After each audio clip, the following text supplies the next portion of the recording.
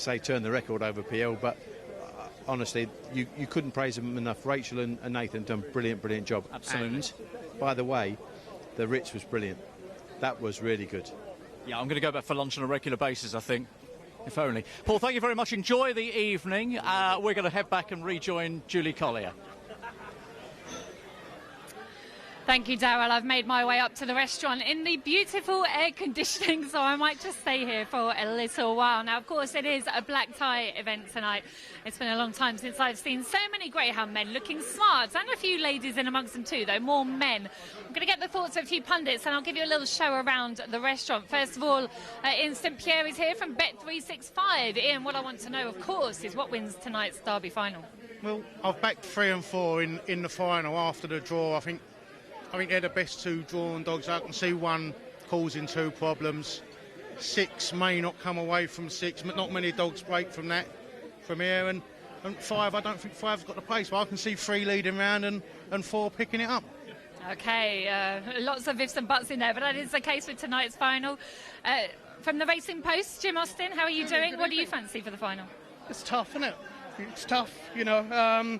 I think whoever wins will certainly have, deserved it. It's been a tough whole competition, but I'm going to side with Trap 3 Priceless Blake. I think this the way the derby's been going has reminded me of the old Romford, where the middle trap seemed to come away a lot better. If Magical Bow starts, he should have too much early pace for these and will probably just go off the front and win. But, he's the best price around a 6-4 chance. Not really for me, so I'm looking for a bit of value. And Priceless Blake, I think, he's a dog that may just get the start. If there's a bit of trouble on the inside, he may just be away and gone. And what sort of kind of worse training than Paul Hennessy in your Camp Cup derby final.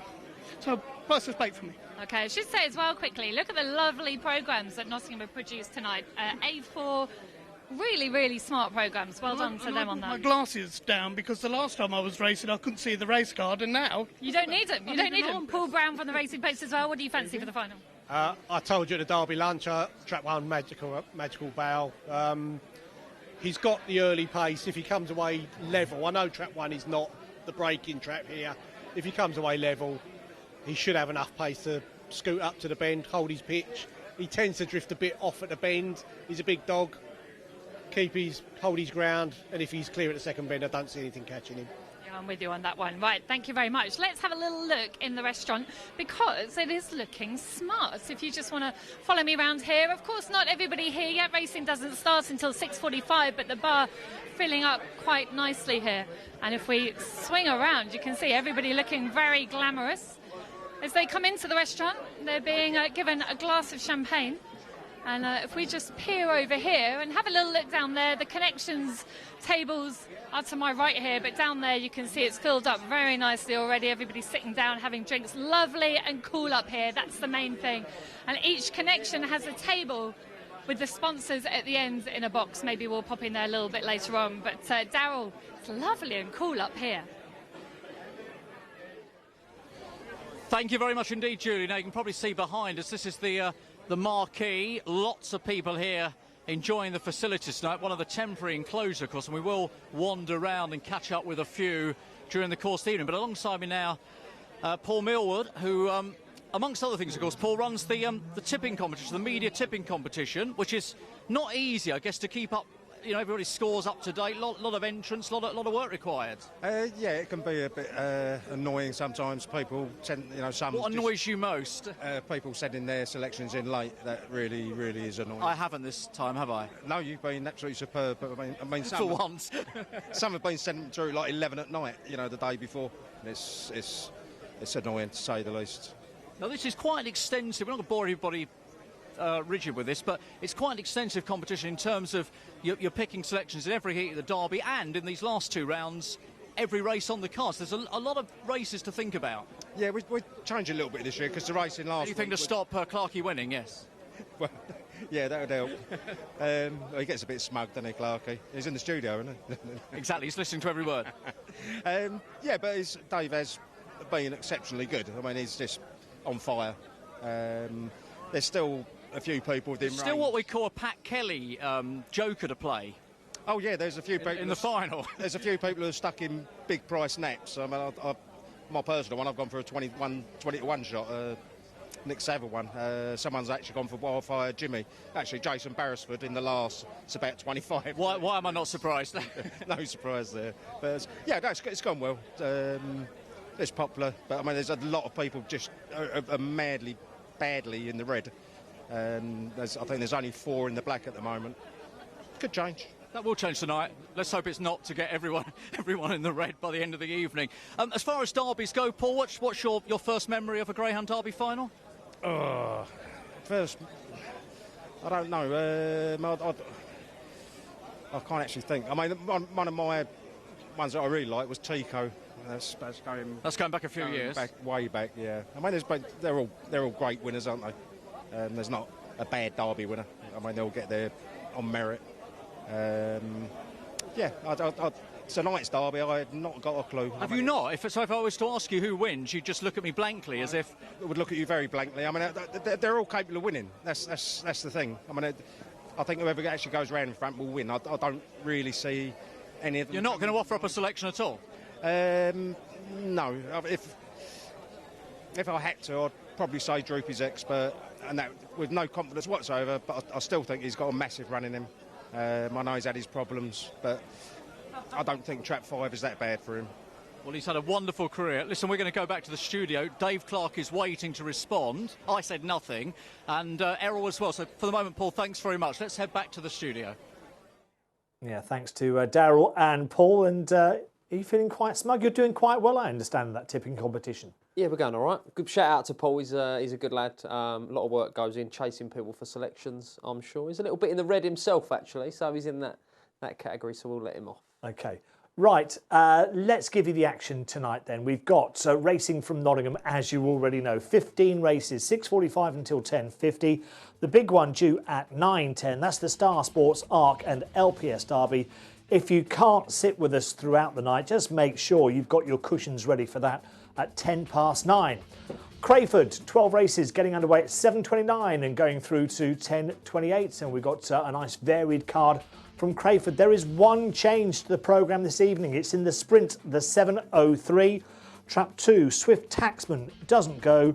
And the reserve is Tis But a Dream. It's a middle seed. It's quite important. Tis But a Dream in Trap 2 is a middle seed. And that does change the sort of complexion of that sprint, the 7:03. Get in touch. We want your feedback. Come on, I know Twitter's been buzzing along quite nicely during the early part of the programme. Email us at rpgtv@racingpost.com. You can tweet us at rpgreyhounds. And don't forget, when we go off air... When do we go off air? Join us on YouTube for all the features, replays, etc. And we'll try and get tonight's action up there as quick as possible. Trap Challenge looks like this. Trap 1 leads the way with the bookmakers by some margin as well at 11-8. The funny thing is, I don't think I've gone for many Trap 1s tonight, so I don't know what paper or form I've been reading. Right, I think it's time to get the tips out here in the studio. Dave, you're doing well in the tipping competition. You're doing all right in the Racing Post competition. What's the nap tonight? We've got a good man in our corner this evening, Errol. One of the very best. Matt Dartnell is to Ella Juliet in the 8:15. That Stayers final. She's in Trap 1 2 weeks ago. Fastest time in the year of her course and distance. She battled hard from Trap 2 last week. Almost picked up Drive on Betsy. She's back in the red jacket. I think she can pop out. Short run to the corner. And then gallop rivals into submission in that 8:15. And then I really like Matt Siders Jet in the 9:47.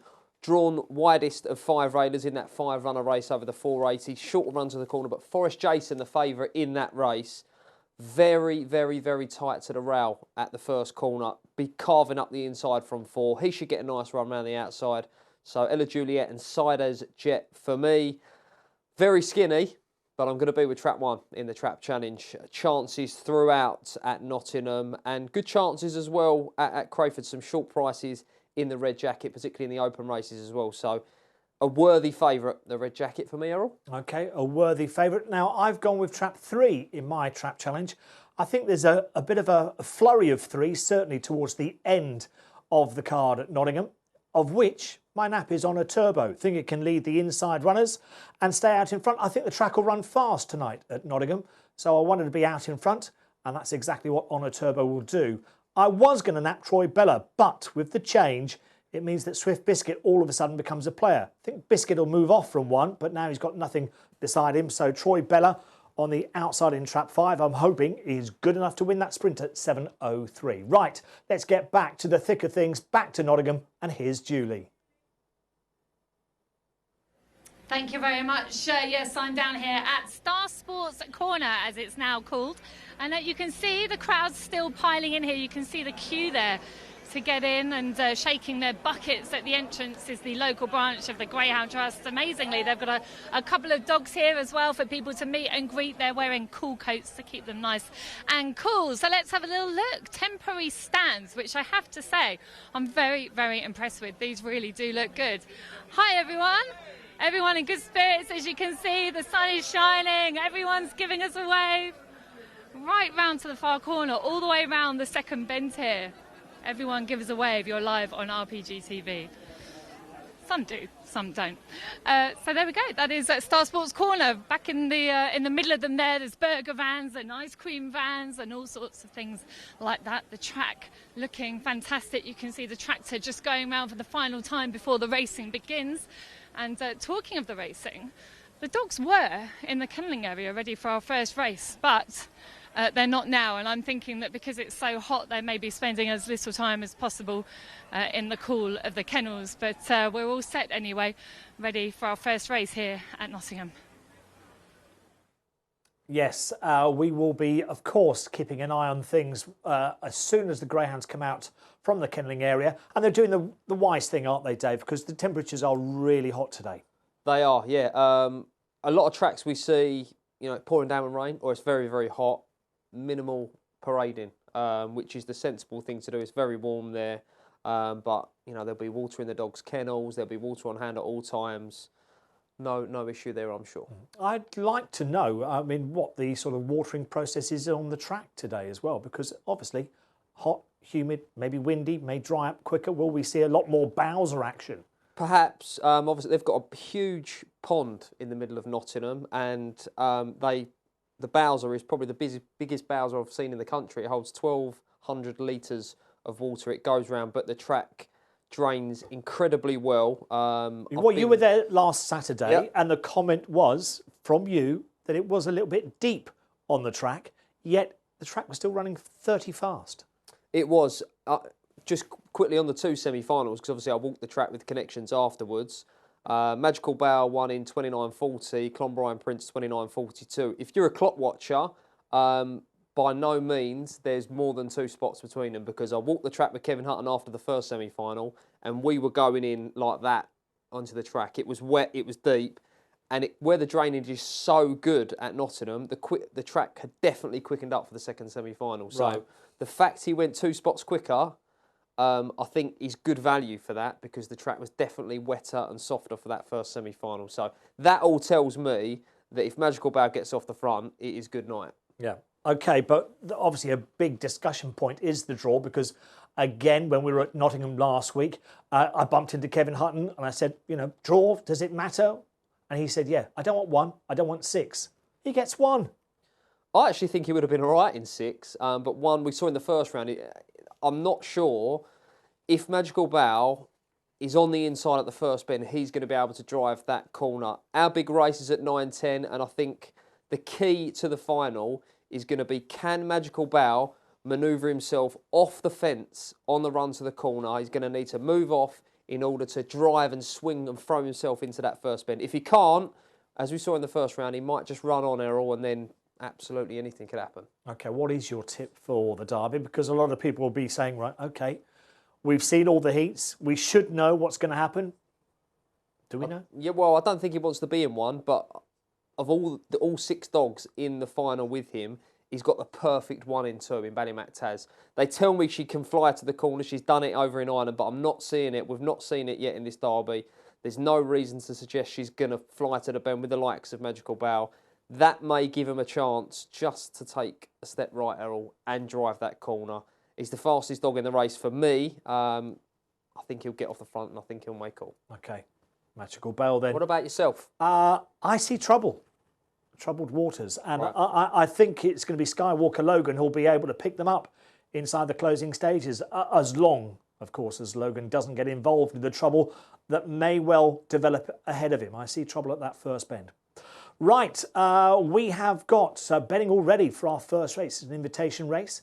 Antigua Rum 5-2, Market Call 5-2, Deanridge Cane 4-1, Addis Abeba, Addis Ababa 4-1. We'll throw everything at that Greyhound. Perry's Choice is next in the betting at 5-1, and Burgess Nick 10-1. You did see the exchange prices there as well.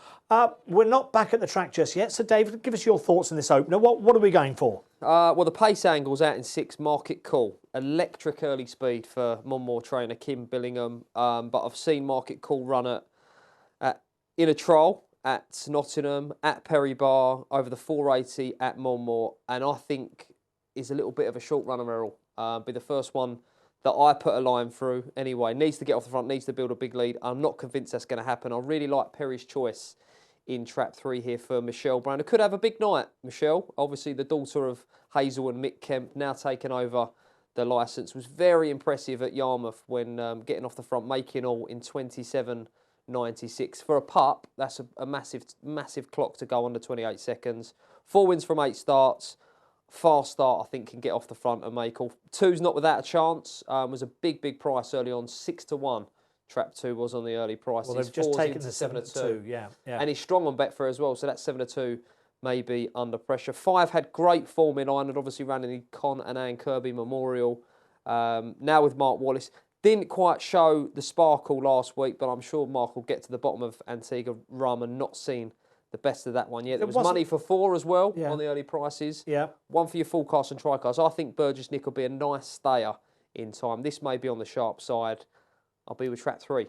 Okay. I mean, between the 5 and the 1, there wasn't much between them last week. Admittedly, I thought the 5 had the roughest of the rides for the pair, but there wasn't that much between them. And you're getting 11-4, 4-1. Sort of. Deanridge Cane, nice type for Alison Kelly Pilgrim and Ray Dean and Mr. Sturridge, Paul Sturridge. But switches from 3-1. I mean, we've said that might be the undoing of Magical Bow tonight because 1 is the hardest box to trap from at Nottingham, and I think that's going to prove the case for Deanridge Cane. I can see him being on the back foot early on, probably moving off as well, and the race might be run before he gets to the first bend. Okay, I've gone with the 2, Addis Ababa, who's back down now to 3-1 for the race. There is the Greyhound, and I'd love to get the right pronunciation. If anyone can find out on track, it would make me happy, make my day for the evening. But you can see the runners are going through the parade. There's Burgess Nick, met the connections of that last week, and they were fairly vocal, fairly buoyant. They'll be hoping for a big run from the boy in trap 4. There's trap 5, Antigua Rum, 11-4, along with Market Call. It's looking wide open. Let's get back to Darryl for the 6:45. Thank you very much indeed. We're just going to show you very briefly what's happening in the paddock marquee. We'll spend a lot of time here later on, but you can see lots of people here, lots of tables around, loads of people from the Champagne Club. We'll have a chat with them maybe before they have their runners in the 2nd and 3rd races. But I love the way they've all got their name badges on, just in case anybody forgets who they are during the course of the evening. Obviously, bar facilities down the end as well. You can get a bet on here, lots of tote facilities. So loads going on. Richard's going to the bar. Look at this, Richard's going immediately to the bar. Richard, stop. It's too early. We're not allowed while we're working. Turn back this way, goodness me. But down there you can get a bet as well. This guy here is going to tell me who wins the first race. Who wins the first race? Have you looked? I heard trap 4 is a good thing in the first. It is, Antigua Rum. Yes. You're not on the rum yet though, are you? It's a bit early. I'm on the drink, I'm not on the rum, no. No, but you might be later on this evening. If trap 4 wins, I will, yeah. Who are you cheering in the Derby final? I think trap 1's going to go well, yeah. You like Magical Bow? I do, yeah. I fancied him, I watched him in the heat, so we'll see what he does in the final. And are you a regular Derby, do you come to the Derby final? Remind me. Yeah, so I work for Matt Johnson now. I'm just finishing up this week. Sorry, boss. But yes, so new to the dogs. Fantastic. Listen, well, Mark had dogs, of course, didn't he? So tempt him to get a few more. He was great at that. Yeah, I think he had a few winners and did all right with them. So yeah, maybe I'll get a few more one day. Brilliant. Okay, good to talk to you. Good luck with Antigua Rum. Let's go back to Julie, I think. Well, welcome back. You can see the money for Addis Ababa keeps on coming. It's down to 11-4 now for this race. Market Call 11-4, 3-1 Antigua Rum, 4-1 Deanridge Cane, 6-1 Perry's Choice, and the outsider Burgess Nick. The runners are behind the traps. Are we expecting a fast track? What's your thoughts on that? I mean, one of the first things I thought, big night, let's get the track on fire. Let's bring it to its best. Traditionally, tracks on their big nights like to have a fast surface. I think a lot of tracks like the idea of their track records being broken and on held a night by like big race winners in big finals. So it remains to be seen. We'll try and feed through times from the track this evening. Yep. Traditionally, first race of the night, always a quick track, which is why I'm a little bit reluctant to make Market Call my lay, Errol. But I certainly wouldn't put anyone off sort of lane and place lane Market Call, because he's all or nothing. Has to be off the front, but very vulnerable coming home. I'm with 3, off the front, big price. I'm with 2, following the money here on this occasion. The hare's running, and we can join Ian Fortune for commentary. Over 480 metres, and the hare in motion. The runners 1, Deanridge Kane, 2, Addis Ababa, in 3, Perry's Choice, 4, Burgess Nick, 5, Antigua Rum, and 6 is Market Call. Hare coming up behind Traps Racing. Good start by 6, Market Call on the outside, showing fine early speed. Clears the bend from in second 3, Perry's Choice. Back in third is 1, Deanridge Kane, but down the back in 6, Market Call. Leads by 2.5 lengths to 3, Perry's Choice. 1, Deanridge Kane back in third. The remainder will have to fly. Antigua Rum going third, but forced to check up. It's 6, Market Call, going to lead them into the home straight. 3, Perry's Choice, trying its best to bridge the gap, but 6, Market Call leads up to the line. Here comes 3, Perry's Choice, but 6, Market Call will get there from 3, Perry's Choice. Back in third was 1, Deanridge Kane. Well, Market Call threw everything at it and goes on to win here for our opener at Nottingham. Here we go. Let's watch the action again. When they leave the boxes, 5 slow to go. Market Call, no problem whatsoever. Yeah, but as I said, blessed with enormous early pace. Why I didn't lay him is because it's the first track, and conditions will be quick underfoot. You would have thought, and he's seen it out well enough. Brilliant performance. I'm sure Kim Billingham and her team will be delighted, not just to win a race on the biggest night of all, Errol, but what a prospect they have here. Regardless of whether 480, 500 metres is going to be his game, with that potent early pace, he is going to win plenty of races. I think the line's come in time for him. 3's lost nothing in defeat for me, because the dog off the front, as I say, has massive early pace. Nothing else really worked into the race. Deanridge Kane but a in good third. winner. Yeah, 6, 3, 1, Market Call. Kim Billingham winning our opening race. That was the Farlow Verdict Puppy Trophy. Well, we've got the ball moving along nicely. More action from Nottingham after this break.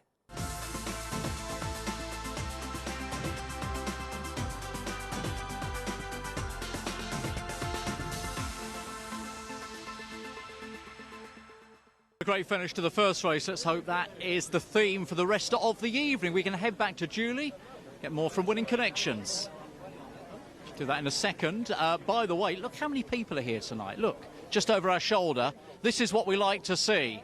Loads of people here, lots of people getting a nice vantage point to watch the racing tonight in the glorious sunshine. We think it's still going to be about 25 degrees when we get to the Derby final itself, just after 9 o'clock this evening. It looks like everybody's trying to get themselves a good position, nice and early, those who are outside. Right, as promised, we are going to head back to Julie, I think, and get some reaction from the first race.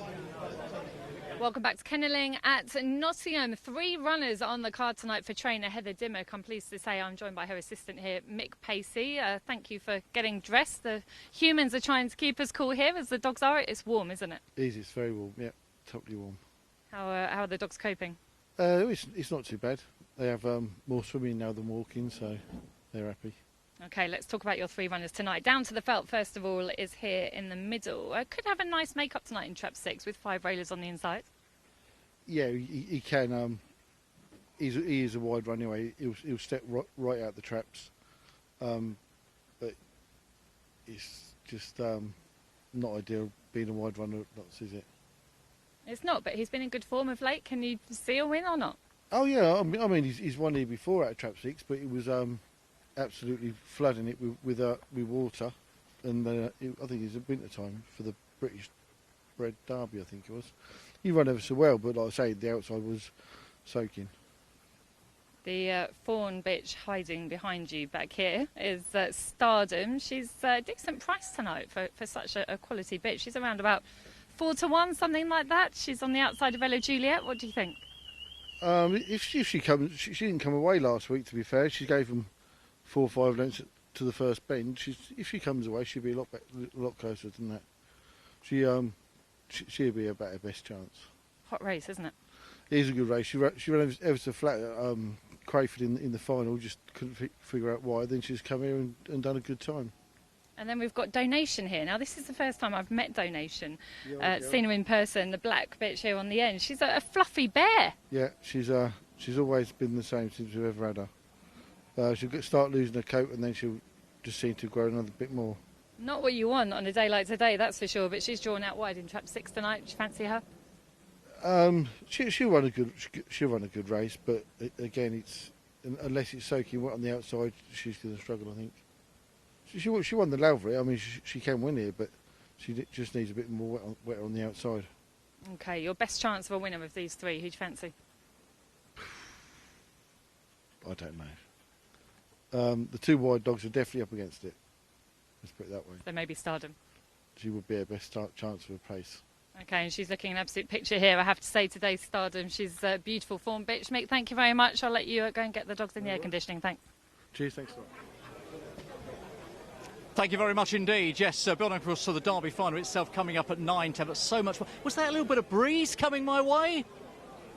No, I'm just imagining things. It is very, very hot here this evening. It's going to stay like this, I think, all the way through and indeed past the Derby final at 9:10 this evening. We will hear more from Derby Connection. Plenty of other people with runners here and those just here enjoying Derby final night, which is what it is all about. Now, as promised, here is more from Julie. Well, I'm pleased to say I'm here with the winning connections of the first winner on what is this fantastic Greyhound Derby final night. This is Market Call. Congratulations to Kim Billingham. What a way to start the night. Yeah, get him down off the podium. That's fine.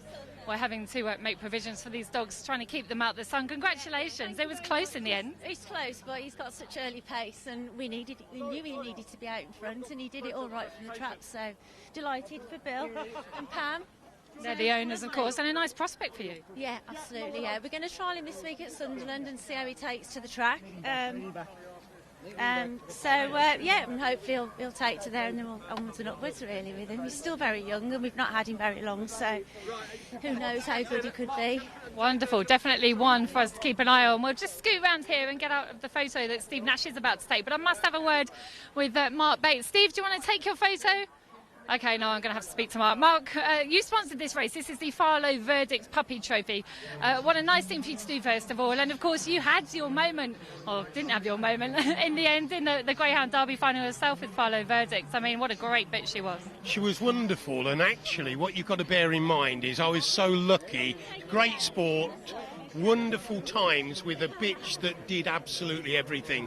Went to win the Scottish Derby, or won the Scottish Derby afterwards, and you have to be happy with that. So it was great, and this is my local track, so to get involved in sponsorship, it's lovely. Really, really good. Brilliant. And you've got Sonic Spur racing for you later against the new Hot Pot Ice on Fire. Any chance? She would have to be in a very good position, because these pups in this race are very, very good. But we're hopeful, aren't we, darling? Yeah. We're hopeful, you know, so we're just hoping that she gets a good pitch and runs well. But we're enjoying the sport and we're enjoying the night, aren't we? Good to see you. Well done for your sponsorship, and we remember Farlow Verdict fondly. Well done. Thank you so much. Thank you. Yes, welcome back, and it was great to hear from Connections Kim Billingham. Well pleased with Market Call, and saying, of course, Sunderland, the classic, probably on the agenda. Yeah, well, absolutely. Why not? I mean, as we saw there, electric early speed, it'll be a longer run to the corner as well. And that is not too far away. They're all live on Racing Post Ground TV. I'm up there covering the heats from Sunderland. Really looking forward to that. And as ever, you get the early birds out the Derby, go to that, along with the sprinting types, early pace. It's a nice mix. Yeah, it's always a great competition. So looking forward to that. And what a great prospect there. Kim Billingham's got on her hands, who herself is a brilliant trainer, Kim, very underrated. She's had some brilliant hounds up at Monmore, and she's got another one on her hands there. Yep, always does well at Monmore, and of course when she travels as well. Right, our second race is not too far away. We'll be over to Nottingham for the 7:03. It's Tis But a Dream is the greyhound that'll line up in trap 2. It's quite an important reserve, isn't it? I think so, yeah. I mean, originally I was actually with Swift Taxman for Lynn Cook, one for the locals. But now coming in, Tis But a Dream, had a good look at Tis But a Dream as well. Been over 2 and 4 bends. Will definitely take a step right. Swift Biscuit on the inside. Very good draw, Errol. Let's take a look at Swift Biscuit in action. Here it is running from trap 3. And this is the action at Yarmouth. Yeah, this was the big sprint on the George Ings St Ledger final card at Yarmouth, obviously being the local track. But this dog has just been exceptional in the last sort of 2 months. I think he's racked up 10 wins, I think, in the last 2 months. So he's absolutely flying. He's chasing a hat trick. He was beaten on Rpgtv a couple of weeks ago by Lazy Man at Central Park. But that is the only blemish on his record in, as I say, the last sort of 6 to 8 weeks. He's flying, Errol. He's flying. What's your selection? Is it going to be Swift Biscuit? Yeah, it is going to be. As I say, I was with Swift Taxman because I don't think Swift Biscuit wants to be in 1. I think he wants to be in probably 3, maybe 2. But because 2's going to move off, Aladale Bruno is middle to wide himself. I think 5 and 6 are probably drawn around the wrong way here. Troy Bedder, a real genuine wide for Dave Mullins. One of the best sprinters in the country. But Bubbly Spark for Paul Young and the Champagne Club. An interesting runner dropping down in trip, got to the final of the Maiden Derby at Henlow and was sent off favourite on that occasion. Electric early speed, but I'm not convinced he's a wide, Errol. He looks more of a middle to me, and I've seen him in his races. Pop out, turn left, he'll be bang middle. 5 and 6 could come together here. So I look towards the inside and we look towards Swift Biscuit. OK, I'm with Troy Bella. More explanations later, but let's get across to Darryl at the track. Thank you very much indeed. Now, we've come upstairs to the restaurant to meet the Westwell Racing Club. Liam's here, and, sorry, young lady, what's your name? Sharon. Sharon's here. Where's the rest of them gone, Liam? Well, they're all downstairs without the dinner jacket on, enjoying the atmosphere trackside. Did you not get the message revised? Well, obviously not. Attire? Obviously not. I thought, come on, let's get it up here and have a great night. We have filled the table, you know, we've got people here, but they're Greyhound people. We're all Greyhound people. So they want to be outside, they want to be sampling the atmosphere. We get that, but it is lovely up here with the air conditioning. What's your take on tonight's racing? Because everybody said, look, he's the best dog in the final, but the draw is not what he wants. What's your belief, your view? Look, my personal view is, he's seeded rails, we've got trap 1. What more do you want? Yes. What more do you want? OK, yeah, he might trap slightly better from 3, 2 or 3, but he's in trap 1. Even if he does a 4.95 or a 5-second split, with his pace to the bend, we're leading around that first bend. And then it's game on. They've got sounds like a plan. And if he does that, of course, he will take an awful lot of catching. But what an exciting greyhound to be involved with.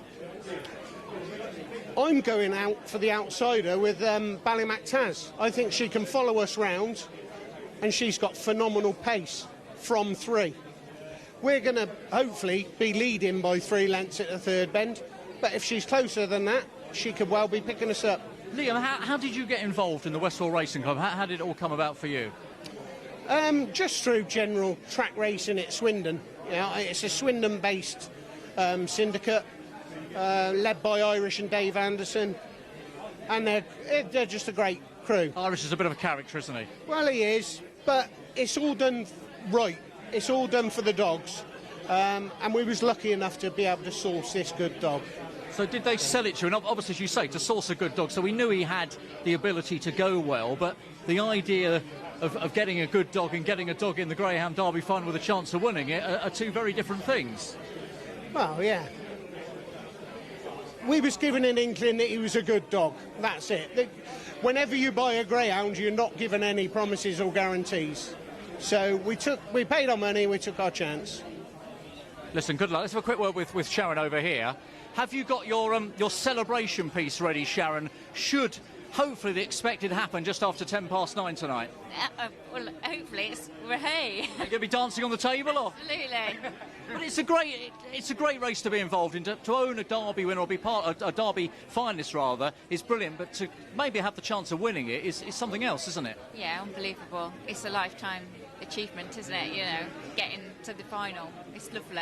Brilliant. Can't wait for Ricky Bell. We're going to wish you both the very best luck, and the rest of your, I dare say, motley crew, but who I'm sure we will catch up with a little bit later on. But good luck, both of you, and have a great derby, whatever happens. Cheers, thank you, Darryl. Thanks very much indeed, thank you. Well, welcome back into the studio here, and I can tell you that the sprinters are heading towards the traps. Just to remind you, 'Tis But a Dream, the reserve in trap 2. Got some betting? I have, yep.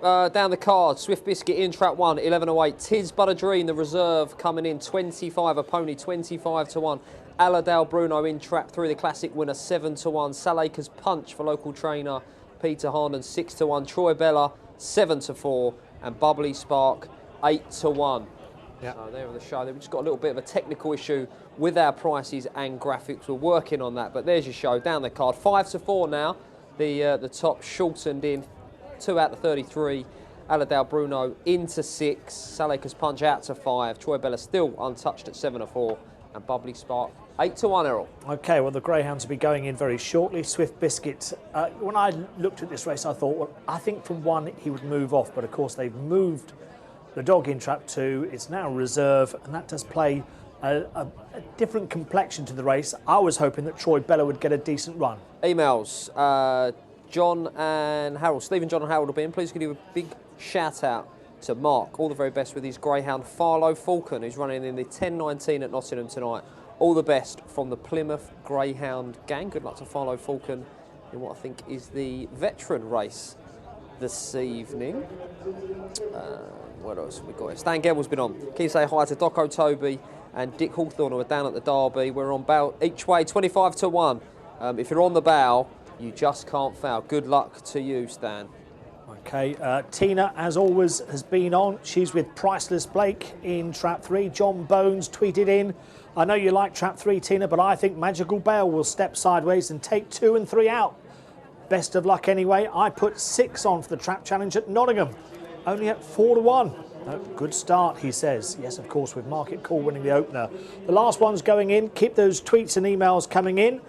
We will try and read as much as we can out. The hare is on the move. This is the Bresmed Sprint Trophy. Our man, Ian Fortune. Dale Bruno, 4 Salacre's Punch, 5 Troy Bella, and 6 Bubbly Spark. Hare up behind traps. Racing flying start by Troy Bella, leads into the opening turn, already 3 clear of 4 and second Salacre's Punch, then comes 1 Swift Biscuit, but it is 5. Troy Bella by 2 lengths but 4. Salacre's Punch is closing fast up the inside, and Salacre's Punch now challenging Troy Bella, who comes back for more. It's Salacre's Punch to the line, tight! Salacre's Punch and Troy Bella in a photo. Back in third is 1 Swift Biscuit. What a contest! A cracking race, but a photo between Salacre's Punch and Troy Bella.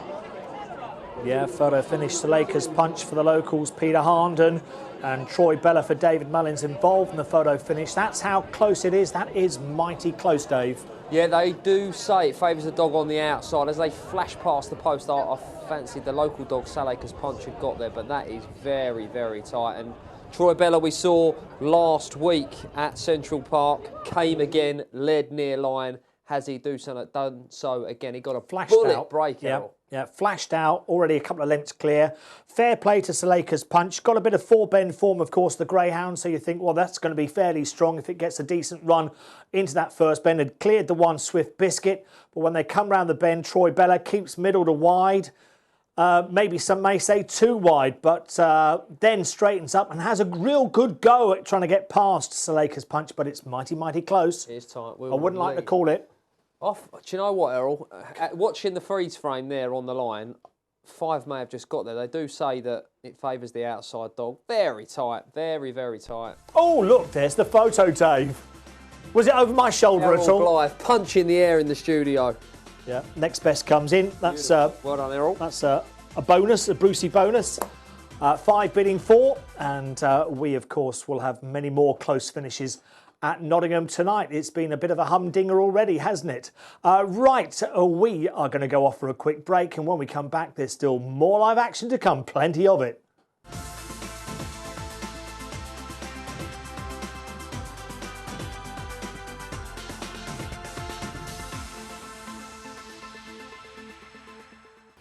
Welcome back to Nottingham, and here at the presentation podium, here is Troy Bella in the hands of Kelly Gottridge, of course, for David Mullins. Congratulations, Kelly. He's a bit of a handful, this lad, when he gets to the pickup, isn't he? Yeah, he certainly is. He definitely likes getting the bunny under the box. He's a very handful. I mean, obviously people have seen him on a Sunday with David trying to catch him.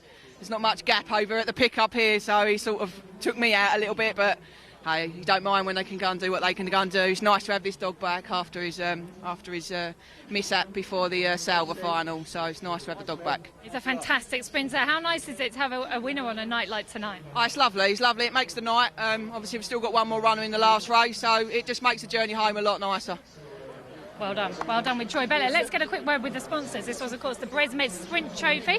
Nick, good to see you here. And first of all, I'm going to start by asking you, Gilo Brezza, racing for you later in the sprint final. What do you think? Yeah, I think he's got a chance. He's not quite done what we expected him to do yet in the sprint well, but we got high hopes for him. So hopefully tonight will be on a bigger stage. He'll show what he can do. Named after me, so he owes me one. So a little bit disappointed for you guys as well, of course. Gilo Blissful was meant to be racing tonight, but she's coming season. What were the plans for you, Carl? Will she be heading for breeding, or are you going to bring her back? No, it's her first season, Julie, so she'll have a good break and she'll come back later on in the year. Towards the end of the year, we'll see what's about, if there's an Oaks, and then we'll concentrate on next year with her. Gutted for you, she couldn't race, but she's all good. That's the main thing. We'll see her on the track again. For now, here is Troy Bella. Beautiful, big beast of a dog. Welcome back. Young man alongside me is Ray Patterson, who is a very lucky man because he owns Skywalker Logan. Good to meet you, Ray. I mean, what a greyhound. You too, you too. I've had some good greyhounds. Won the Derby, the Oaks, the Ledger, the Laurels, Dundalk International. Logan's up there with all of them. Yeah, very special dog. You tell me you've travelled up from Devon. Thankfully, you took the train as opposed to the poor souls who's driven up, because apparently it's been a horrendous journey from that part of the world. But you were watching from home, obviously, the early rounds. The first round, what was your reaction when he broke the clock in that first round? Couldn't believe it, couldn't believe it. Pat trialled it the week before, and he said it would break your track record in the first round, and it did. Pat thinks in the second round, had it not got clipped on the bend, the track was really fast then, he thought it would have broke his own track record then as well. Wow. Yeah. What do you make of tonight's race, the make-up, the draw? Is it what you wanted? Are you excited about it? No. Pat's all right with it, but I really wanted trap one. Wanted it on the inside round the bend, because it does tend sometimes to miss its break, and then it gets all the trouble on the bend and has to do it the hard way. But the thing with him, though, Ray, of course, is that everyone else will be looking over their shoulder, won't they, to see where Logan is. I mean, that semi-final run last week, another stride, and he was up, wasn't he? Yeah, if it's anywhere within 2 or 3 lengths around the first bend of any dog, Logan will pick it up around the last bend. No doubt about it at all. Is he the most exciting greyhound you've ever owned? Beyond any doubt, beyond any doubt. I love dogs that got that power there to come from behind, get up on the line, and he's got that. Last year he was the fastest dog around Shelbourne, so he has got that early pace. No, we mustn't forget that. No, that's right. Fastest dog around Shelbourne. Is that what you try and look for with your trainers? You're after that kind of greyhound, that exciting greyhound? There's not many around, but that's what I'd love to get. Yeah, and Logan is that. Exciting. And nearly all your greyhounds are in Ireland, aren't they, Ray? Is there any reason these days why they are racing out there? Not really. I've had a lot of dogs with Jimmy Fennick. Jimmy's a really good friend of mine, a really good trainer, and I will be putting more dogs back with Jimmy. In fact, I spoke to Jimmy about 2 weeks ago, and all lined up to put more dogs back with Jimmy. That's exciting. That's good. And he's having a good run at the moment. Of course, he's got some nice dogs. He is, yeah. Jimmy's a good lad.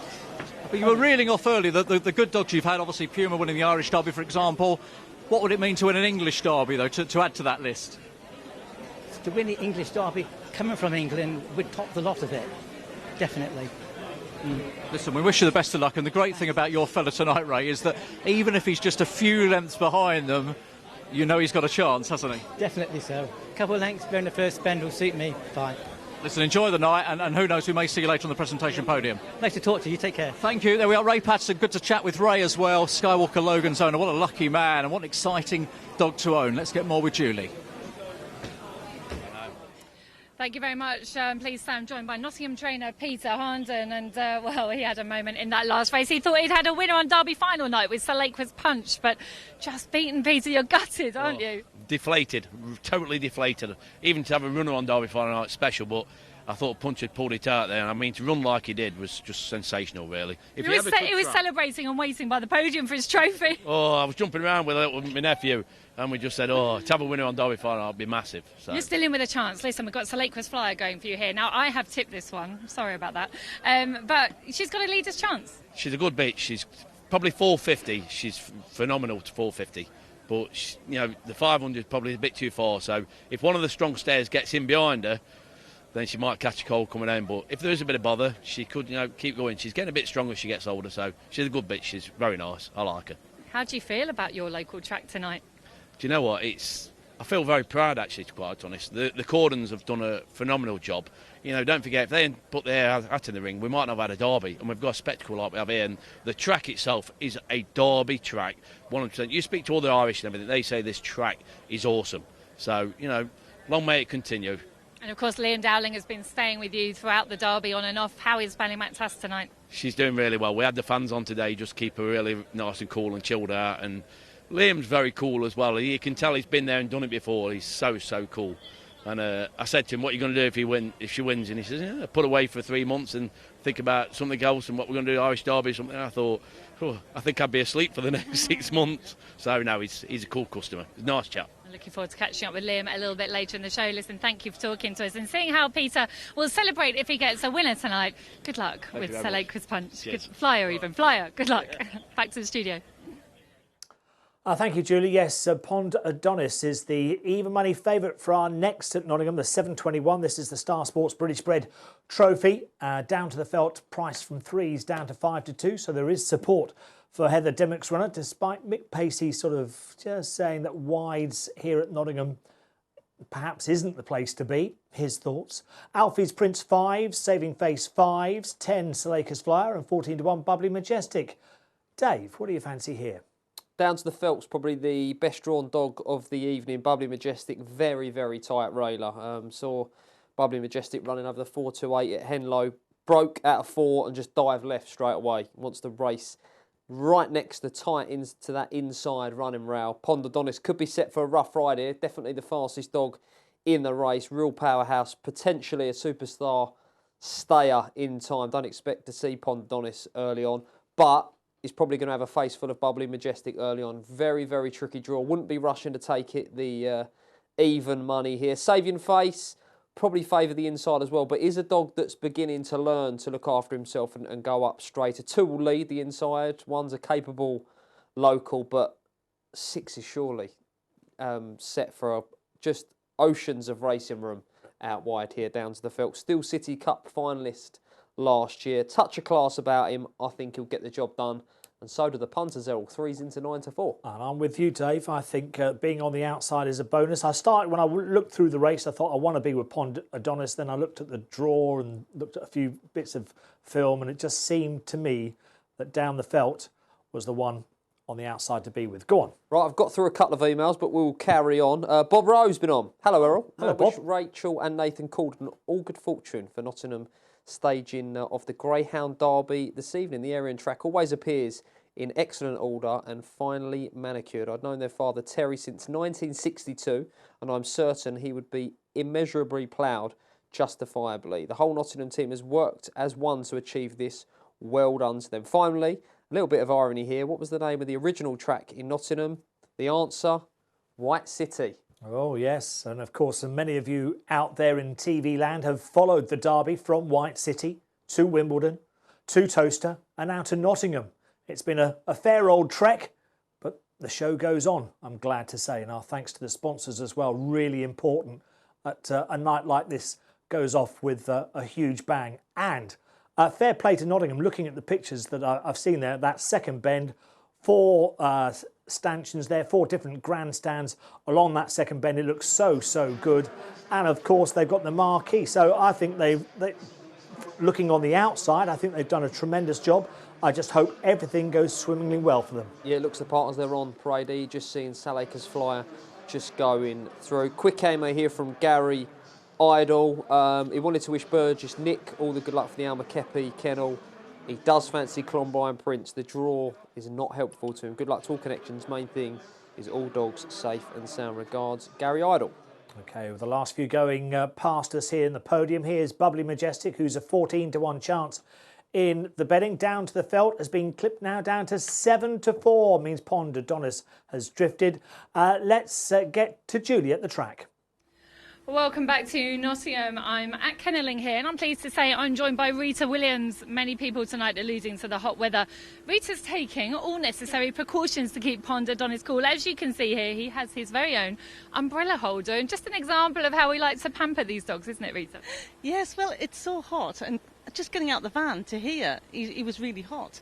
So I know I probably look stupid, but it's the dog's welfare. And I mean, once it gets to 34, they're supposed to cancel the meetings. So, you know, it's 32 at the moment. So let's hope it drops. I think it should drop from here. We should be okay. Tell us about this dog then, because he's clearly full of speed. He put in a great trial before the derby started, but he has to do it the hard way, doesn't he?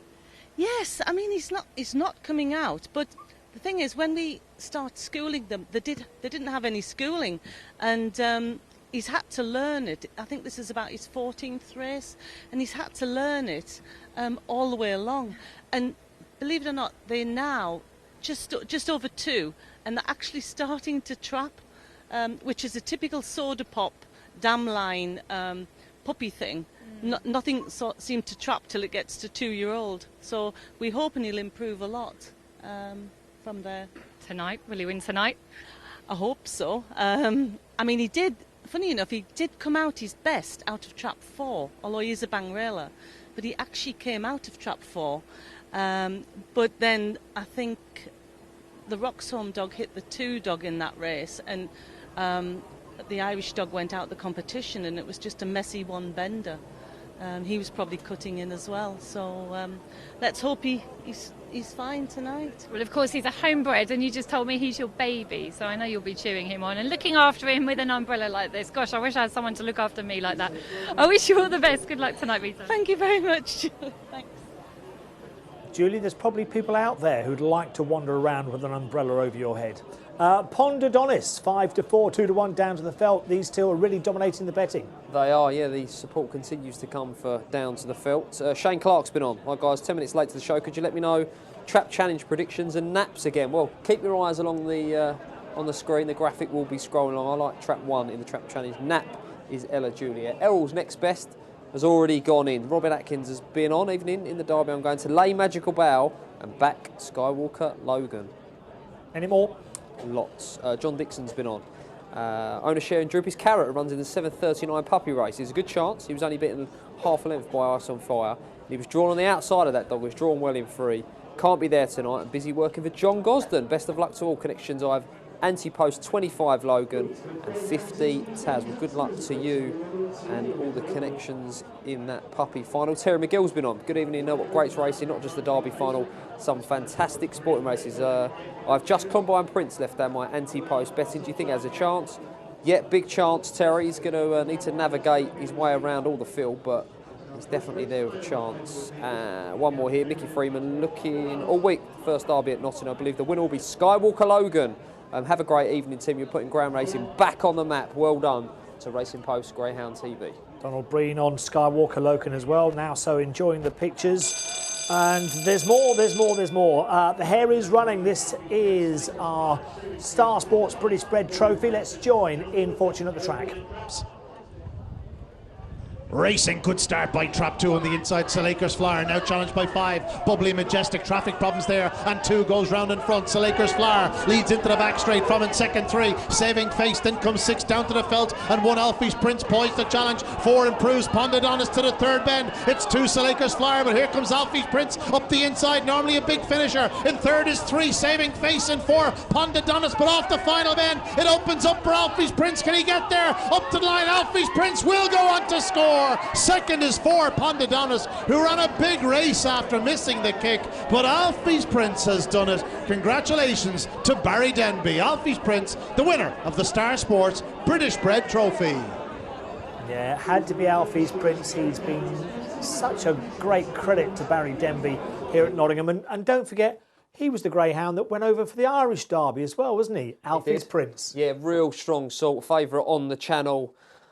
Races Mondays and Friday nights, because he's one of the graded dogs there for Barry and always last to first. But look at that local knowledge. Yeah. Look at the local knowledge from Alfie's Prince there, biding his time, Yeah. glued to the rail. Pondodonis, without question, the fastest dog in the race, but no room at the inn at the first bend, no room at the inn at that third corner either. But go back and watch him to the drop rail. This is going to be a superstar stayer, Pondodonis. But nice to see the locals notch one on the ball tonight. Barry Denby strikes with his Alfie's Prince. Well, I hope there's more. I hope there's more. Alfie's Prince is the winner, and a real drop of the hat for second. Looks as though 4 Pondodonis has probably nicked second and tied her for third, but we'll get the full clarification of that a little bit later.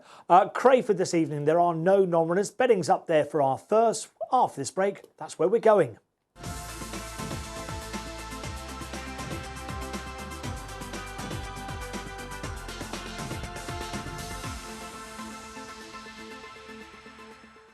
Welcome back, and you can see we've got betting at Crayford. They all go Crayford, and we're going to start off with an A9, but things do spice up during the course of the evening. I'm glad to say we do have opens to look forward to as well at Crayford. For this very first race, Trap 2 has taken off the mantle as being the 5-2 favourite and being well supported as well. Was 4-1. It is my pick. Dipping our toes into the water with an unknown quantity really, just going on trials, but a sudden improvement on time there, 24.52 on its last trial, went slowly away, finding trouble. I'm hoping that somehow or other he's a 0.10, so he should be trapping far better than the 3.89, the 3.94 and the 3.89 he's done so far. So I'm hoping that tonight he does decide to trap and put it all together. There's certainly improvement coming in those trials. They always improved on the clock. He turned in trap in his first trial at Crayford and been very slow to go. So he can only improve out the boxes and the money's down. I was just going to take a very, very small chance on one at a huge price here. Fat Ollie in trap 5, who's 9.6 on Betfair. I think it's 4 out of 6 on track. Been finding all sorts of trouble in this grade. Was a winner in A10. By just a short head back on the 1st of June. But Julie Luckhurst, very, very shrewd handler. And already the little hand slip over the sticks, that little switch, might prompt a brighter exit, switch Fat Ollie on. And at a big price, small stakes, I'll take a chance that Fat Ollie can come alive after that hurdle trial. Helen's been on. Really looking forward to this evening's coverage. I should be there working, but unfortunately 2 accidents resulting in broken wrists. I must say I'm very proud of my track, Nottingham, and all the hard work that everyone has put in preparing this whole event. Well done. Enjoy the show, and wishing good luck to all involved. A fun and safe evening. Phil Milner came on. I'm still cheering Logan here. Anthony Boucher says, you know, when can they call off the Derby due to heat?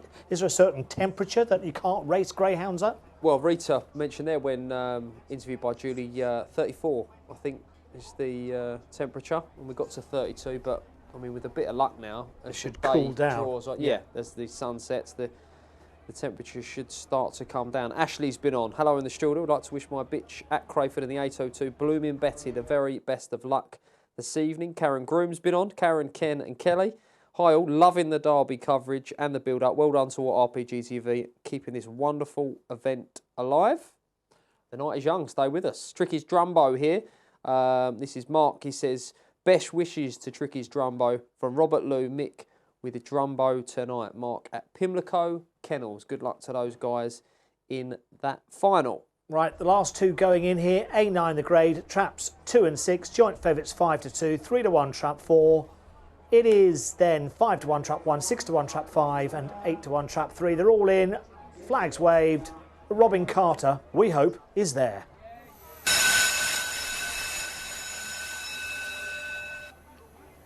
Roger, traps of race 1, get ready to see your selections. Here are the traps.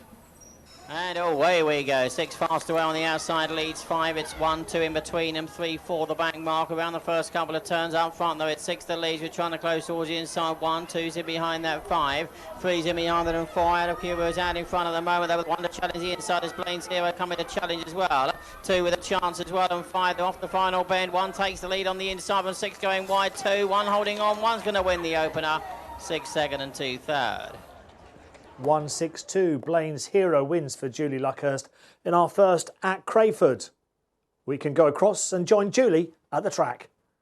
So a bit of a surprise to a lot of us there. Alfie's Prince winning the Star Sports British Bred Trophy, but maybe not such a surprise to the kennel. I've got Trevor Jeans here with the dog and Richard Genders, who are both kennel hands to Barry Denby. Congratulations, and not a surprise, I'm told. No, to say he's coming up for 5-year-old, he's performing every week, he's just as good as his dad, Droopy's Alfie, but it is just a phenomenal dog to have in the kennel. He's never far away, where every race he just runs his heart out for us, and I just love him to bits. He's absolutely amazing dog to have in the kennel.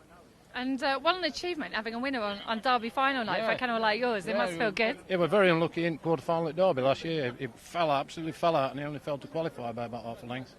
But if it opens up for him off that third bend, he'll catch out in country. He's run a cracking race tonight. So Bob Gilling is also here. Of course, he's part of the British Breeders' Forum. Nice to see you, Bob. I guess the dream is to finally get a British bred into the Derby final, isn't it? Well, that's what we try and do. We have done it in the past. Yes. You know, we did. I mean, when we first started asking for money from the fund, they said it's all right giving money for the fund, but when are you ever going to have a Derby winner? And after that, we had 2 on the bounce with Westmead Hawk, and then Westmead Lord. So they had 3 on the bounce after that. So we have got them there. So, but I must say about this winner just now, it just shows you with the welfare when you look after these dogs of that age, they can last a lot longer, can't they? Absolutely. A veteran, of course, he's in August 14. He'll be 5 in August. Good to see you. And congratulations to the Denby Kennel with a winner there in Alfie's Prince. Yeah, wonderful scenes there at Nottingham. Hopefully everything is going tickety-boo and people are enjoying themselves. And there's a lot of people who'll be hoping to start their accumulators, I believe, on Ice on Fire in this puppy final, sponsored by Racing Post Greyhound TV. We're going to look back at the heats from last week. So let's begin with Droopy's Carrot's win last week when running from Trap 4. It's got Trap 3 here. Sparta Master was in 5, 4 and 5. Yeah, got a really bright start from the boxes, vacant box inside. He was just able to clear at the corner. I thought 5 did a lot of running. Sparta Meister, keep your eyes on that one. Stays really, really well. We actually saw Sparta Meister up at Shawfield during the Scottish Derby, running there.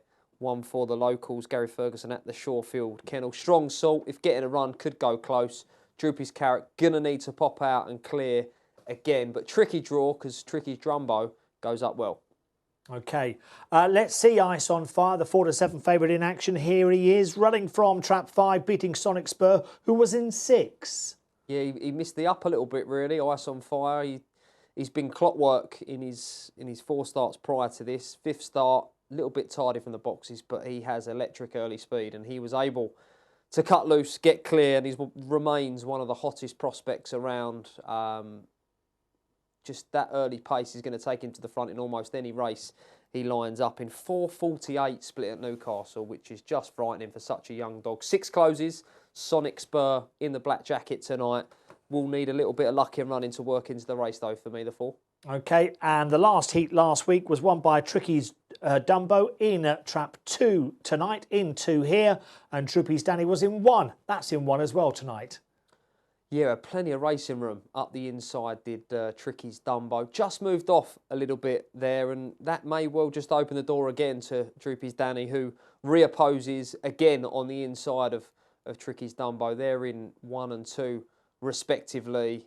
He's on the slide, the favourite, Errol, but I just feel that his electric early pace is going to take him to the front. He will come over at the first bend, but that can work in his favour. He may cause a little bit of trouble in behind with that manoeuvre, but I think he gets to the front. I think he stays there. Yeah, I'm with Ice on Fire as well. I think Sonic Spur and Sparta Master seem to be average boxers. Well, seem to be average trappers, and Ice on Fire goes up so quick.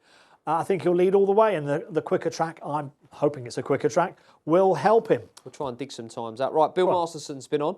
Hi, Dave. I know it's not a big difference, but William Hill, a 6-4 magical bow to win the Derby, and 7-4, he does the fastest sectional in the race tonight. One would think, should he lead, he would win.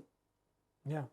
I like the sound of that. Yeah. No flies on Bill. He's very shrewd at Crayford as well, and there's a couple of graded races there, so maybe pick us out a winner or two at Crayford as well, Bill, if you're watching. Sarah Kinsella, the lovely Sarah Kinsella, has been on. Lad, you look tremendous in the tin of fruits. Enjoying the show, and best of luck to all the finalists. Come on, Magical Bow. Good luck to you, Sarah. One more from John Bates. Bow all the way. He's at £100 at 7-2. Great show as always. All the best, John Bates. Derek Reynolds says, Skywalker Logan to win by 2 lengths or more, says Derek. Christopher Michael says, well done to Jenny and Kev from Greyhound Trust Skegness, who are raising money at the track today, Nottingham. Hope there's plenty of generous racegoers there, and so do we. You can see that the parade has begun. There goes Droopy's Danny in trap 1. Tricky's Dumbo in trap 2's just whizzed past us. There's Droopy's Carrot for Angela Harrison in 3. Sonic Spur in 4 for Chris Akers, who ran such a big race behind Ice on Fire, 6-1. There's 5, Sparta Master at 8-1, and the favourite's just about to come in front of us. That's Ice on Fire for Jimmy Fennick, a real prospect. No doubt they thought that the Puppy Plate at Sunderland was going to take place, and they probably wanted to go there. But let's get back to the track and join Darryl at the circuit.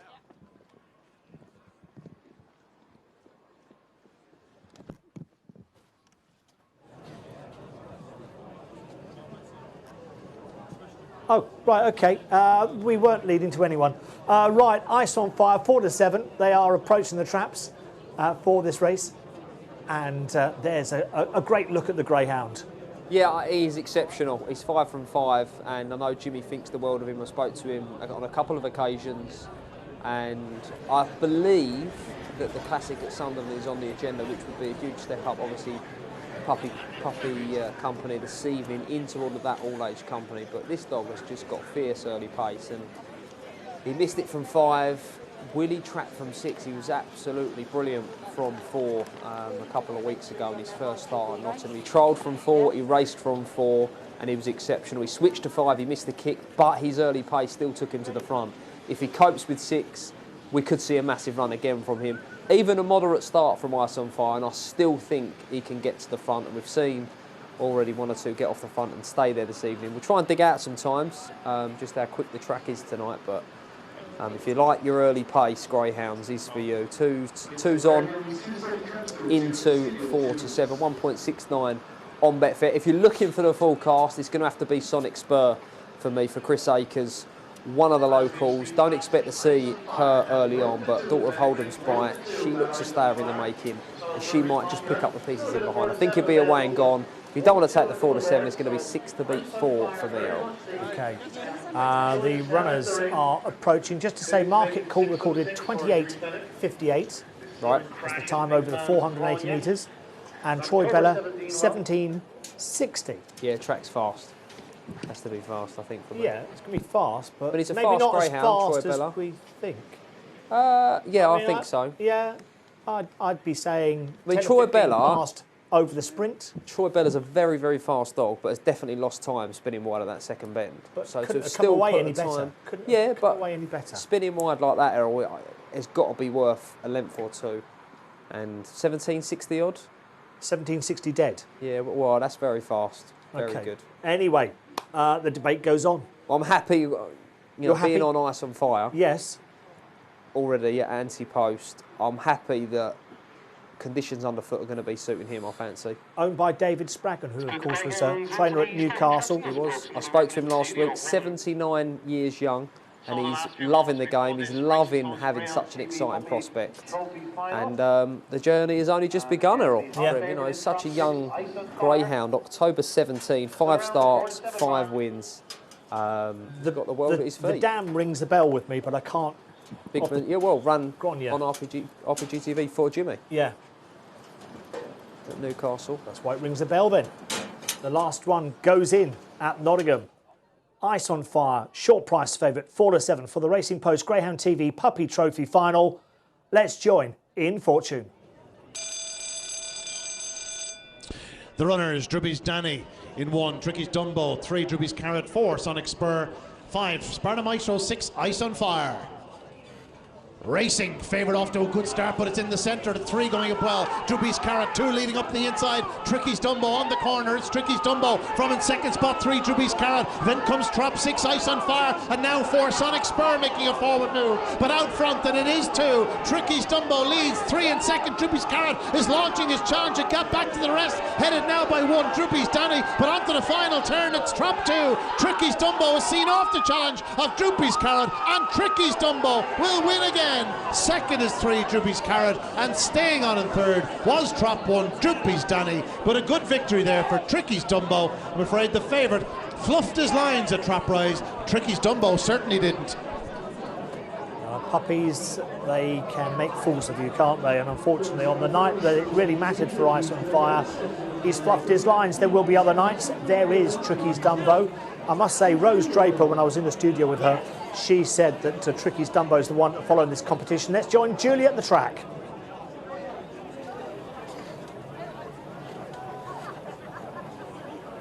Welcome back to Nottingham. Winner there in Tricky's Dumbo. This is Linda, did you say your name? Yeah, I work for Robert. Congratulations, a winner on Derby final night. I think we can, do we walk this way or around this? We can walk this way. Well done, what a run that was. Oh, that was brilliant, wasn't it? Exciting stuff. He's only a new dog for us, but Robert's training him well, so we're, you know, over the moon. I'm a bit nervous. So. It looks like a really promising prospect for you, just in August 17, absolutely ping the lids, and that's 2 out of 2 now. Yeah, it is. He's likely, you know, he's only had a little race in Ireland, and then he got the bug, and then we've got him, so fingers crossed he's going to be a nice little open dog for us. Well done and congratulations. Thank you very much. Yeah, nice little open dog is, you know, maybe an understatement on the Greyhound's qualities. We saw him come back and beat Drubby's Danny last time. He had a bit of a flat spot, I thought, in the heats last week, but no flat spot here. He didn't even trap that well himself, Errol. This was a really good performance from Tricky's Dumbo. A little bit flat-footed from the boxes. 1 was slow to go. 3 wasn't coming over, so there was plenty of room for Tricky's Dumbo, but needed no second invitation. Flew to the corner, got up the inside of 3. They didn't do themselves much favours in behind, Errol, but this was a really taking performance from Tricky's Dumbo. And Robert Holt, Sheffield trainer, be absolutely delighted to have struck in such fine fashion on the biggest night of them all. Yeah, and the favourite Ice on Fire, basically average start, below average probably for him. He didn't want to be on the outside, did he? He looks left straight away out the boxes as well, and you can see him on the running. He's going to be a tricky dog in terms of, you know, finding his box, because when you're seeded middle like he is, more often than not, you're going to end up in 5 and 6. So he's going to have to learn how to break and look after himself when drawn out that wide. Yeah, and that boy, of course, Tricky's Dumbo, did power on. And 500s, no problems for him. No doubt, if he stays sound throughout the year, he might be one to just put in your back pockets. Unfashionable trainer for next year's Derby. We will see. Right, Crayford won't be that far away. We're going to open racing here at Crayford. Pat Janssens has decided to bring some of his string to Crayford tonight, and he's got a Fleck Lady in this first race, which is a very short price at 4-9. It seems to be the obvious selection. Yeah, I mean, running the British bred St Ledger at Central Park on Rpgtv, this is a massive draw, Errol, because I've seen Black Quartz run a number of times and certainly won't be looking for the inside out of trap 2, be steering off. Trap 5, as the market suggests, is the other runner, Sporting Gringo for Katie O'Flaherty.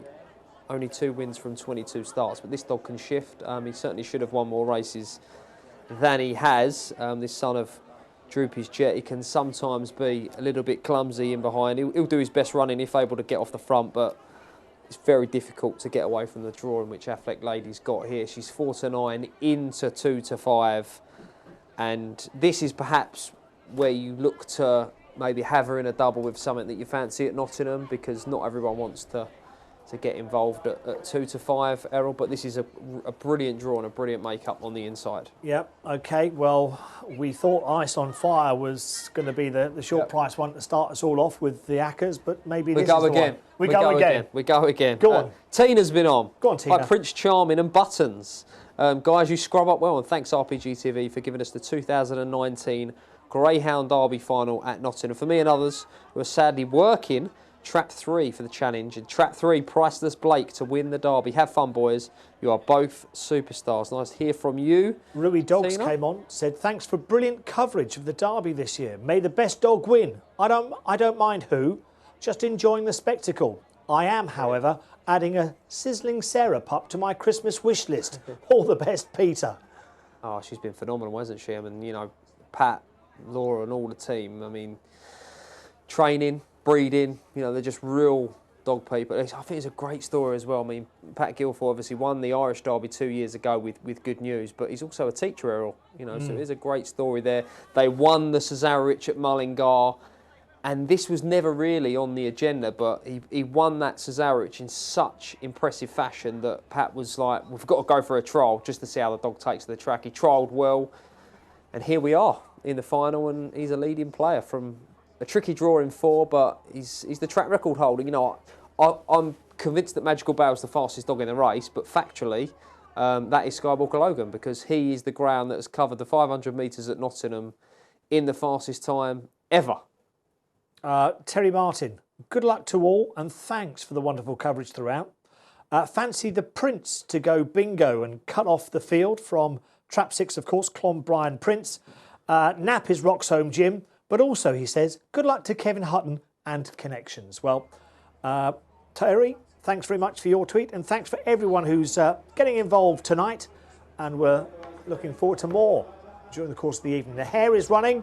We're racing over 8 bends, maiden open, 714 metres. Robin Carter. 1 metres, 2 complete circuits of the track. Get ready to G on selections. Here are the traps. And away we go. 1 broke well on the inside from 2, 4, 3, 5 and 6 towards the outside of the run to the first bend. Setting the pace out front, and Affleck Lady leads there with the 2 in chase, and second is Black Quartz. They're clear 4 in behind that Cush Girl. 5 is making progress out wide, Sporting Gringo. 3 the inside is Grow Lane Actress, and towards the back is Manic Gal at this early stage. But 1's clear at the moment, then and passes with a lap to go. On to the final lap we go. 1 the clear leader, 5 is closing slightly now. Trying to close it behind that 2. 3's next and 4, but up front though Affleck Lady. But Patrick Jansen is still out in front there with 5 still trying to close it. Sporting Gringo, Vicario Flatterty. These 2 have gone clear of the others. 1's the clear leader still, though 5 close in behind that 2 trying to make progress, and 3 they're off the final bend. 1 alone in front. 5 is still closing slightly but never going to get there. 1 beats 5 and 2 third. 152, a Fleck Lady brings home the bacon for Pat Jansen and all of those who took the short prices. Let's get back to Julie to join winning connections of our previous race. Well, congratulations in order to Robert Holt winning the Rpgtv Puppy Trophy final, and certainly not what most of us punting on that race expected. Of course, Ice on Fire, the red hot favourite, but he's beaten them away and won it well. Yeah, we were just hoping he were going to trap tonight like he did in his trials. He's come away well, helped bench for us and stayed on, so he's run well for it. He's been in kennels a few months now, and that's his 2nd race for us.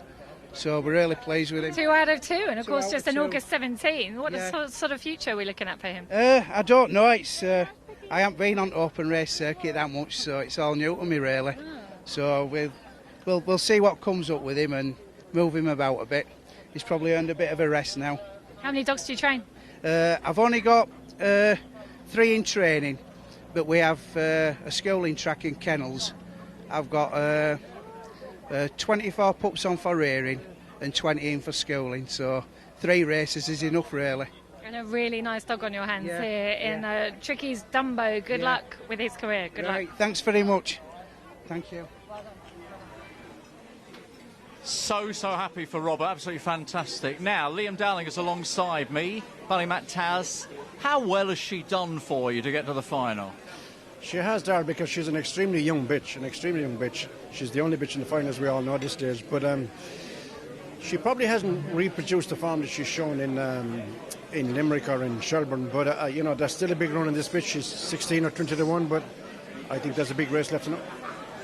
She's only got to get it right once, of course. And when I say get it right, we know her from Ireland with the ability to come out of the boxes. That hasn't quite happened thus far. Tonight would be a good time to put that right. It would be, you know, we're all hoping that one will miss it and that three will run a straight line. Listen, she was well capable of breaking in Ireland, but, you know, just probably getting used to the track here, getting used to the boxes. But, you know, that can happen tonight. I won't say it won't happen, but we're all hoping that it will.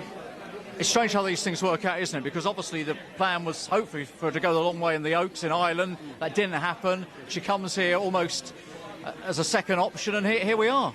Yeah, well, we originally entered 5. 2 of them got little niggles, so we withdrew those, and we were left with 3. The first dog went out in the first round, and Anton went out in the third round, I think. So we were left with this lassie, and we were probably holding on by the skin of our teeth for several weeks. But you know what? She's ran so gallant. Ran good dogs down, never really got a clear run, to be honest with Darrell, but you know, she's a very, very capable bitch. Maybe she's probably punching above her weight at this stage, but look, the England ladies are doing well, Katie Taylor's doing well. It could be a year for the girls. It's strange, isn't it, the fact that we've had so few bitches progress to this stage, even in the derby. It's a very difficult task, bitches taking on dogs, you know, size-wise and all the rest, but is still quite capable. I mean, I don't rule her out. I expect a big run from the bitch. You know, a lot will depend on trap rise, and maybe the draw has thrown it open a little bit because some dogs haven't probably drawn in the boxes they want to be. We want to be close to the rails, which we are, but there's no saying she's going to trap, but she's in brilliant form. She's probably the best she's been in. She's got to know the track. This is her 6th look at it. We've no excuses. Listen, we wish the best of luck. Let's get a quick word on your very, very good dog, Cooper, out there in Ireland. You know, everyone's talking about him as if he's going to be the next big thing, and they're right to have that view, aren't they? Yeah, well, you know, he's a very good young pup, but at the same time, he's won the stake in Kilkenny. He's a very green pup now, to be honest about it. We took him to Dublin. He did a phenomenal trial. He's won his first 2. He's running again tonight, but listen, he's going to make mistakes along the way. We seeded him wide just because he seems to run a straight line. He has to learn his course. Again, he's a very, very young dog. Look, there's a big future ahead of him staying sound. That's the biggest problem in this game, is keep the dog sound, but we're looking forward to him too. Absolutely. Good luck tonight. Thank you, Liam. Thank you, Darrell. Let's head back to the studio. Yes, welcome back. That was Liam Dowling, of course, talking about the chances of Ballymac Taz, the big race due off at 9:10 this evening, the Star Sports Arc LPS Greyhound Derby for 2019. Cooning Jack is the 7-4 favourite for our next at Nottingham. So we take a look at Cooning Jack in action for Jimmy Fenwick, running from trap 3 in the early rounds of the Derby. Yeah, you can see him just steering off a little bit there from 3, and he's got 1 tonight. But he drops in trip. The 480 is obviously 20 metres closer to the first bend. He's a big old unit as well, almost 39 kilos, Cooning Jack. But he's really got a touch of class about him. He's you know, set the early rounds of the Ground Derby alight. What you're seeing here, he's a finalist in the Scottish Derby as well. Brilliant race up in the at final. Shawfield. Yeah, he's a class act, and you know, I don't think he wants to be in one, but I'm not sure they're going to get round him early on, and because he is that 38 kilo monster, I think he can use that to his benefit. Hold his ground, turn left at the corner, and then be away and gone. I totally agree with that summary as well. But you know, the field is littered with interesting runners. Ballymac Reds, for instance, Angie Kibble's runner, has run some scorchers there at Nottingham.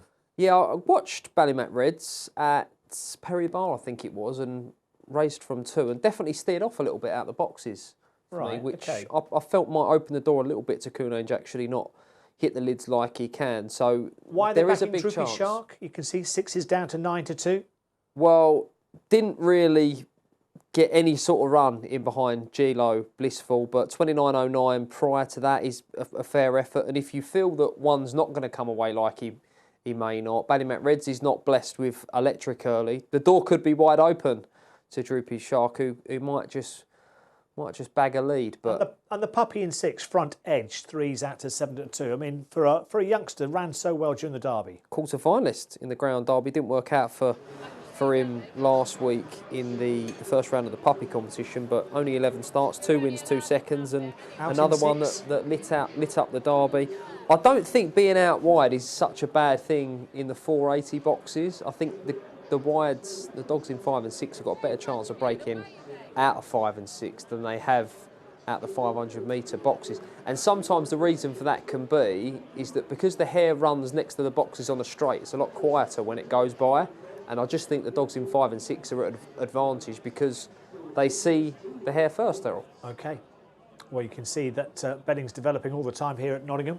Really coming for Cooneen Jack on the inside. Yeah, down to 5-4. Early pace, big heavyweight. Let's hope he gets away. Any emails? Yeah, we've got a couple in here. Tony's been on. I've had plenty of graded dogs in syndicates, but people aren't keen on investment. I appreciate the price of dogs coming up pups is much more than graded. Okay, let's get to Julie on the track. Thank you very much. I'm joined by Jimmy Fennick, who of course had the red-hot favourite in the last race in Ice on Fire. Not what we expected of that dog, just missed the kick a bit and then tried to move middle, got himself in a few problems. Yeah, he missed his break and then he said trap 5 should away and he's gone straight into the middle at the first bend, but he's a dog that needs to be in front of the first bend. He's not going to come from behind, so at the bend when he was in line like 3rd, 4th place, I knew a race we weren't going to win. But as long as he's come off all right, that'll be the main thing. Absolutely. You've still got a good chance of a winner tonight in Cooneen Jack in the next race. He's a massive dog, almost 39 kilos. Yeah. And we are expecting him to move off a little bit from trap 1, aren't we? He'll probably, from trap 1, he'll probably move a little bit middle, go to the bend, and he'll rail at the first bend. You know, that's one thing he does. He maybe go from maybe 1 to maybe box 3 in the home straight, then cutting the rails at the first bend. That's what he does. But he's nearly a veteran. You know, if we'd been in 2 days' time, he's into 4-year-old, but been a great dog for us, and he's still run against the good dogs, and he can make a good account of himself.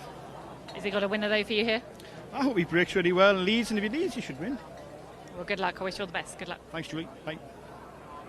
Yep, 11-8, Cooneen Jack, 7-2, Ballymac Reds, 9-2, Droopy Shark, 9-2, Front Edge, 7-1, Kalara Tame Bow, and 21 Boyle Sports. Boom, Ian Brindle tweeted, easy to say now, but earliest thing I was told about punting opens was that pups and odds on can equal peril.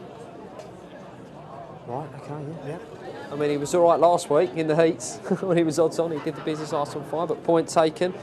Troy has been on all the family round. We've just had a Chinese, and even the trap challenge is given a return. I wedged on Skywalker Logan for anti-post offerings based on the showing in his quarters. Honestly, I believe he will be on the bunny as he's well boxed and will oblige with the pill well beyond connections. Rpgtv has covered the derby superbly, and well done to Nottingham. Troy and the family in Autumn Broad, and they've had a Chinese, feet up, probably a few drinks in as well, Earl. Just loving life. Just loving life. Well, the Greyhounds are just about to go in here, 5-4, Cooneen Jack. 7-2 Ballymac Reds. Keep those emails and tweets coming. We're here during the course of the evening. We've got some. Go on, Dave. Yeah, got a couple more while they're just going in behind the boxes. Stephen Andrews has been on. Evening, guys. Very smart tonight, but not as smart as Trap 5. Droopy's Trapper will be out and gone. 2-1. I am on. Good luck to you there. And Jim Parker. I hope you're well. Jim's been on. He says, what a night. Looking forward to a super night on RPGTV. What a great start with Troy Bella winning the sprint. Really happy for his owner Mick and Dave Mullins, who have had a nice week away with a legend that is Linda Mullins. I'm on Columbine Prince in the final at 20-1. Bet the night, Ella Juliet. I do agree, Jim. Hope you're well and good luck this evening. Yeah, Neil Hine came on regarding Ice on Fire. Did it well from 5 last week. Tonight's the first time it's missed a break. Shouldn't judge too much on that performance. Right, the hare is running. You can hear the bell. This is the Aston Lark Trophy. Let's join our man, Ian Fortune. Front Edge, hair up behind traps. Good start by the middle runners. It's 4 Kalara Tame Bow and 3 Droopy Shark into the bend. Droopy Shark trying to clear the bend, takes a bump, and 2 Ballymac Reds tries to sneak 2 on the inside. In third is 1 Cooneen Jack, but it's 3 Droopy Shark by about a length and a half down the far side. Now 2 Ballymac Reds charging through on the inside. Can't get through the gap. 3 Droopy Shark cuts him off and goes on by 2 lengths once again from 2 Ballymac Reds. Cooneen Jack is next with 6 Front Edge, but up the line it's 3 Droopy Shark digging deep on the line. Droopy Shark and 2 Ballymac Reds. 3, 2 and 1. Droopy Shark, Ballymac Reds and Cooneen Jack. Well, well done to the Scots, because they've been backing every runner, haven't they? Addis, Abiba, who ran earlier this evening. They also lumped on earlier, what was it, Spartan Master. They backed this Droopy Shark, and this time they're at the pay window. Well, yeah, it was, what was it, 6s into 4s, I think, last show. One was slow to go or moved off. He missed the kick, and he couldn't just able to wrestle the lead off of Ballymac Reds was Droopy's Shark for Gary Ferguson, and they'll be absolutely delighted there to be heading back up north with a winner. Yeah, absolutely, and they've really come down with a strong hand of greyhounds, and no doubt we will keep on seeing them during the year, but this Droopy Shark has run really well and stayed on because Ballymac Reds is no back number, especially here at Nottingham. No, very strong over a 4-bend trip. Raced many a time over the 509 at Swindon, which is one of the most testing 4-bend trips in the country, and was absolutely flying home at Droopy Shark, but wasn't to be denied the white jacket. And the inside boxes dominating there. Errol, 3, 2, 1. 3, 2, 1 were the boxes that mattered in that Aston Lark trophy. When we return to Nottingham, we'll be there for the Racing Post Greyhound TV Stayers Trophy Final. Nap time for me there. But yes, remind everyone. Ella Juliet in the next at Nottingham, trap one. Trap for one. me. Yep, good stuff.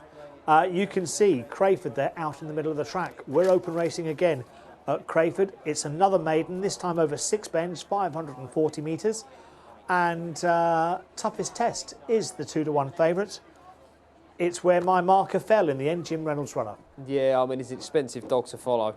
There's no two ways about that. Toughest test for Jim Reynolds. Only 3 wins from 22 starts, 7 seconds. But this is a dog of a fair amount of ability. He can sometimes just be his own worst enemy at Lids Rise. He can sometimes be on the back foot, but big chance here. I think he's been going to the corner okay off moderate starts.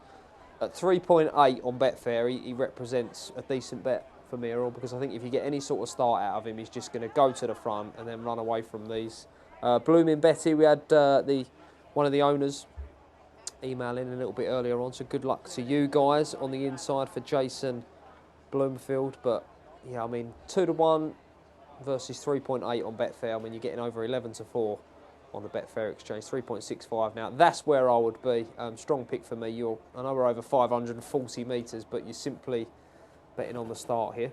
All right, 9-4 toughest test, 3-to-1 Blooming Betty. They're the front two in the betting. 4-to-1 mintbet.com, 5-to-1 Fleetwood Cane, 6-to-1 Surprise Blaze, and Craney's Windmill 7-to-1. Right, just one email here. Stephen Gooden's been on as usual. I've had silly bets. I backed 8 at the top of the market and 7 outsiders. Got 5 through into the final. Only one I didn't was Ballymac Taz, who had a saver on her, which means quids in whatever. Great coverage, loving every minute from Steve Gooden. Thank you, Steve. Well, we're enjoying your participation. Keep on telling us what's going on out there. We're enjoying it. We're loving it. Wendy's been on, Wendy Matthews. Just to say thank you to Rpgtv for the brilliant coverage of this year's derby. Also thanks to Skywalker Logan, who I've backed very early doors. I'll be calling him home tonight. Hopefully be on his toes from the boxes, drive the corner. Job done. Looking forward to seeing him, one of my favourite dogs, later on tonight. Toto's Park. I think he's boxed for a good run. Enjoy the evening, guys. Wendy Matthews. I have to agree with that because Dower Rory is a little bit slow to go, and he does dive left as soon as the traps open. He's in 3 and Toto's Park's in 4. So you might be onto one there, Wendy. Connor Byrne tweeted in, getting Derby ready, he says. Blake and Logan reverse forecast, and he's got the bottle there. He's got our coverage there, and he's got a glass that looks tempting. The hair's running here at Crayford. Let's get to Robin Carter. Right, the traps of race 3. Get ready to your selections. Here are the traps. And away we go. 5 broke round from 2. 1 the inside. It's 3, 4 and 6 in line at the back. Round the first bend. That's Craney's Windmill that sets the pace out front at the moment. There were 2 in chase. The second is Fleetwood Cane. They've gone a few lengths clear. 3 Midbeck.com towards the inside. Making progress towards the outside. 4, 6 is in behind that. Down the back straight we go for the final time. 5 still holding the lead from 2. It's 3, 4 in behind that and 6. And 1 towards the back. Down towards the Penoida where it turns though. Craney's Windmill for Nick Carter still holding on out in front. But closing slightly now. It's Fleetwood Cane towards the outside. James Turner. 6 has made several places from the back. We're holding on out in front. 5 does enough to win. Yeah, 5, 2, 6 by the looks of things there. Trap 5, Craney's Windmill for Nick Carter, the locals. Running S4 goes on to win a maiden open this time round. Let's get back to Nottingham. Another presentation, another Julie, and it's Droopy Shark. Well, I'm joined now by Gary Ferguson, who has had a winner here in Droopy Shark, and I'm pretty happy with this one because I tipped this one, and it's sort of not a surprise to me. I mean, he showed terrific pace last week. Aye, terrific pace. He's just a bit unlucky what happened to him, but we're happy this time. Beating away. You keep bringing these good dogs here, and now you've got a winner on the big occasion. What does it feel like? It's good, aye. And Billy keeps on buying the good dogs. It's good to get a winner. Good feeling, eh? What's the future for this one? Well, he's still young. He's not had a lot of racing, but he'll come good. He'll come good. Aye. Don't know. See how it goes. I really like this dog. He is just a January 17. Billy is the owner. If I can reach over, what did you make of that run? Oh, very good, fantastic. There was about 4 or 5 years down here to Scotland, and we're all rowing in the Star box, the Star Sports box. And they've been really good to me, giving me best prices. Really good company, Star Sports. And, we're all shouting on them. Wee dog ran great. I bought him for Pat Buckley. Oh. So I phoned Pat today to let him know the dog's running tonight. I don't know whether he's bet it or not what he's done, but I bet it anyhow. Fantastic dog. I'm sure Pat is watching. Congratulations. Well done. Well done. Yeah, great scenes and well worth the journey down, of course, with Droopy Shark winning the Aston Lark Trophy. Coming up very shortly, we have got the Racing Post Greyhound TV Stayers Trophy Final. It's your nap, Ella Juliet. Is. Yeah, early shout for Ella Juliet, trained by Matt Dartnell, Ladbroke Summer Stayers Classic winner last year, 15th of June, 2 weeks ago. Fastest time of the year so far, 41.44 off the front. She's back in the red jacket tonight. I thought she'd run well in defeat out of trap 2. And yeah, she's naturally quite trappy. Short runs of the corner here. I think she can just pop out and boss things out on the inside. Yep, I'm with Ella Juliet. I think she's drawn perfectly well, of course, with Stardom being more modestly away. We will talk more about this race. You can see the betting's up. Ella Juliet 6-4 favourite. Antigua Fire 5-2. Bigger prices the rest. Let's return to Julie, who's got this interview that was recorded earlier this evening. Welcome back to Kennelling at Nottingham. I'm joined by Kevin Boone, who has 3 runners on the card tonight. And Kevin, I haven't seen that much of you through the Derby. You've been quite quiet this time of year by your standards. Yeah, I've had a bad run with my dogs. I lost one style in the Derby, which is my best dog, and I was hoping he'd go all the way, to be fair. But unfortunately, he broke his stopper bone on the first bend and on round 3.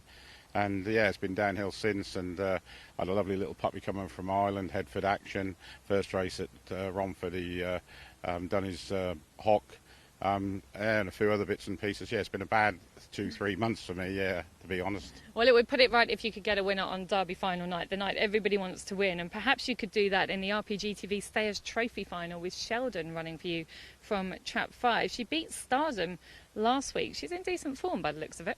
Yeah, she's a great little bitch. She's beat some great dogs and bitches through the year. I mean, she's final of the Regency final, and unlucky to get beat in that. To be fair, just by better dogs at the time. Yeah, she's a great. I bred her myself, so well, she's bred in Ireland, and I had her back over at my bitch, and I had her over at 15 weeks, and we've looked forward ever since. And that's the only thing what I missed with the Greyhound now, because I think that's the best way to go after you see Wednesday's TV programme. I think it's breed it yourself and do them yourself. That's the easiest way. Lucky enough, I haven't been caught with any dogs in Ireland. I've got a great friend, Kenneth, who's sending me dogs, and they're all sound and genuine, and I think that's the best way to go. OK, so Sheldon goes for you, and then you've got 2 more chances. Headford Morris, is that a winner for you? Yeah, he's a great dog. I mean, I think 7:30 might stretch him, but if he can get on the bunny first, he got on the bunny at Monmore a few weeks ago, and he's done the quickest time in 2 years. But that was over 6:30. But yeah, he's another one of my sort of great dogs who's come along, he's come from nothing to be a good open class dog, and that's the way I like it. Yeah, you can't argue them more. I mean, he's in on the wide, and so I think hopefully will get the first run. If you lead round the bend, he'll make them go. But you've got Slippery Maggie and that, who are very, very good dogs, and more than likely come and pick us up if we're leading.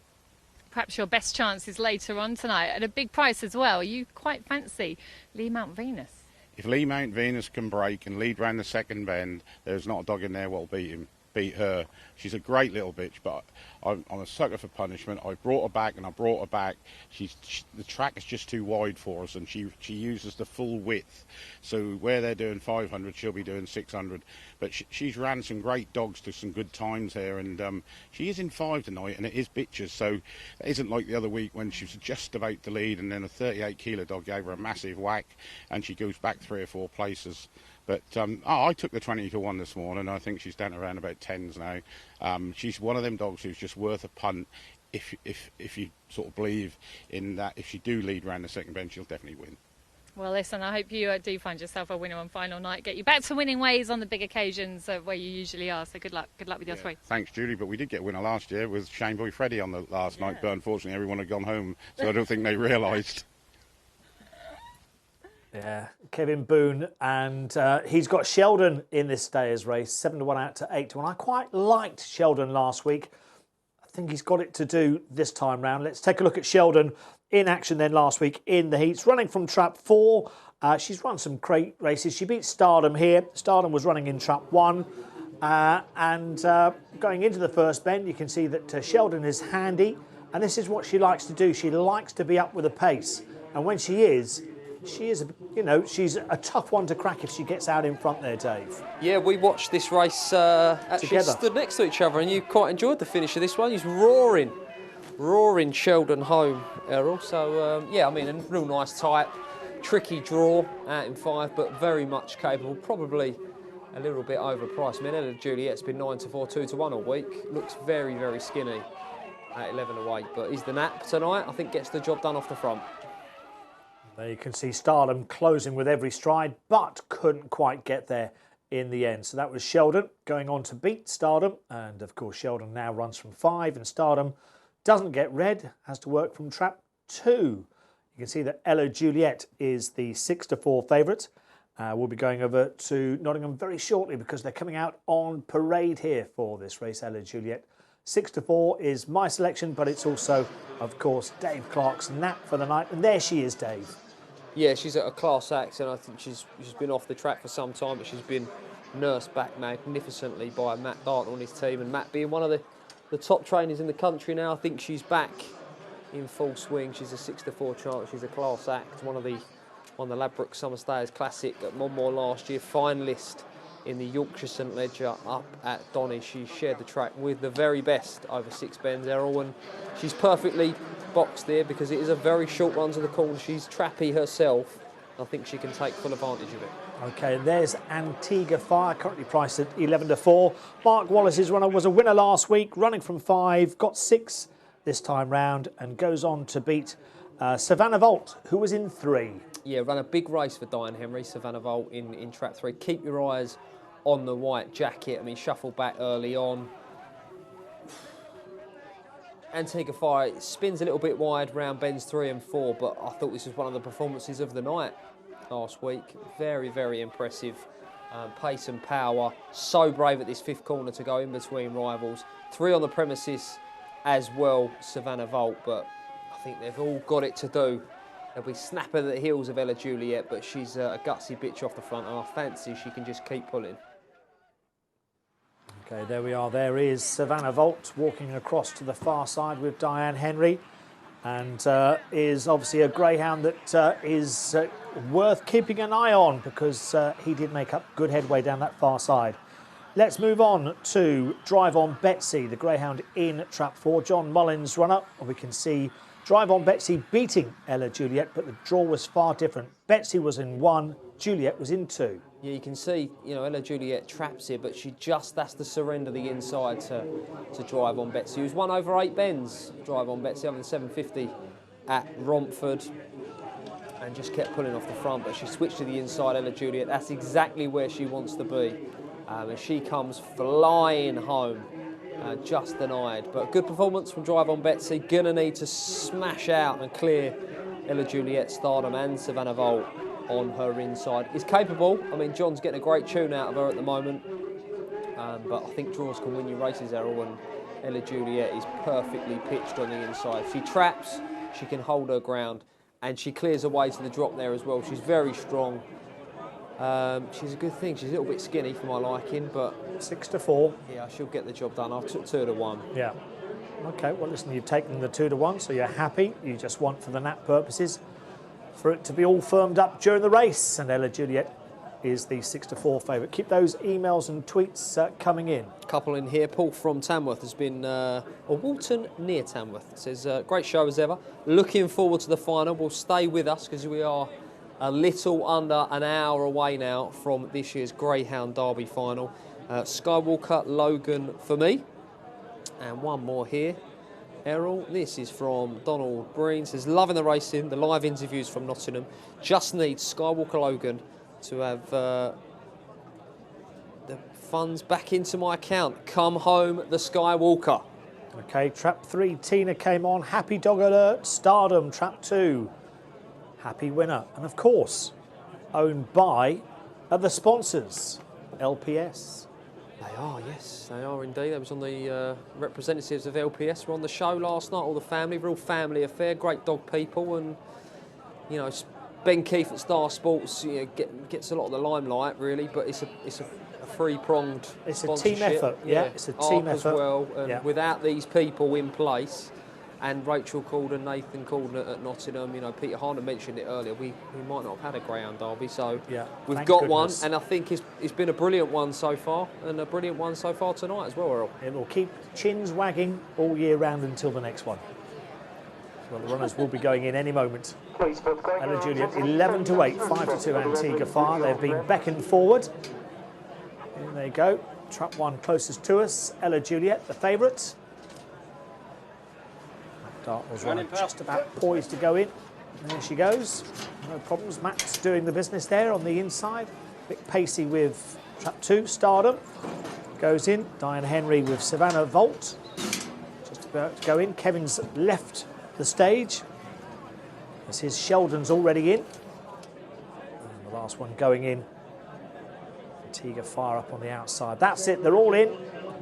This is the Racing Post Greyhound TV Stayers Trophy Final, 680 metres in Fortune with the commentary. Ella Juliet into Stardom, 3 Savannah Volt, 4 Drive on Betsy, 5 is Sheldon, and 6 is Antigua Fire. Here coming up behind Traps.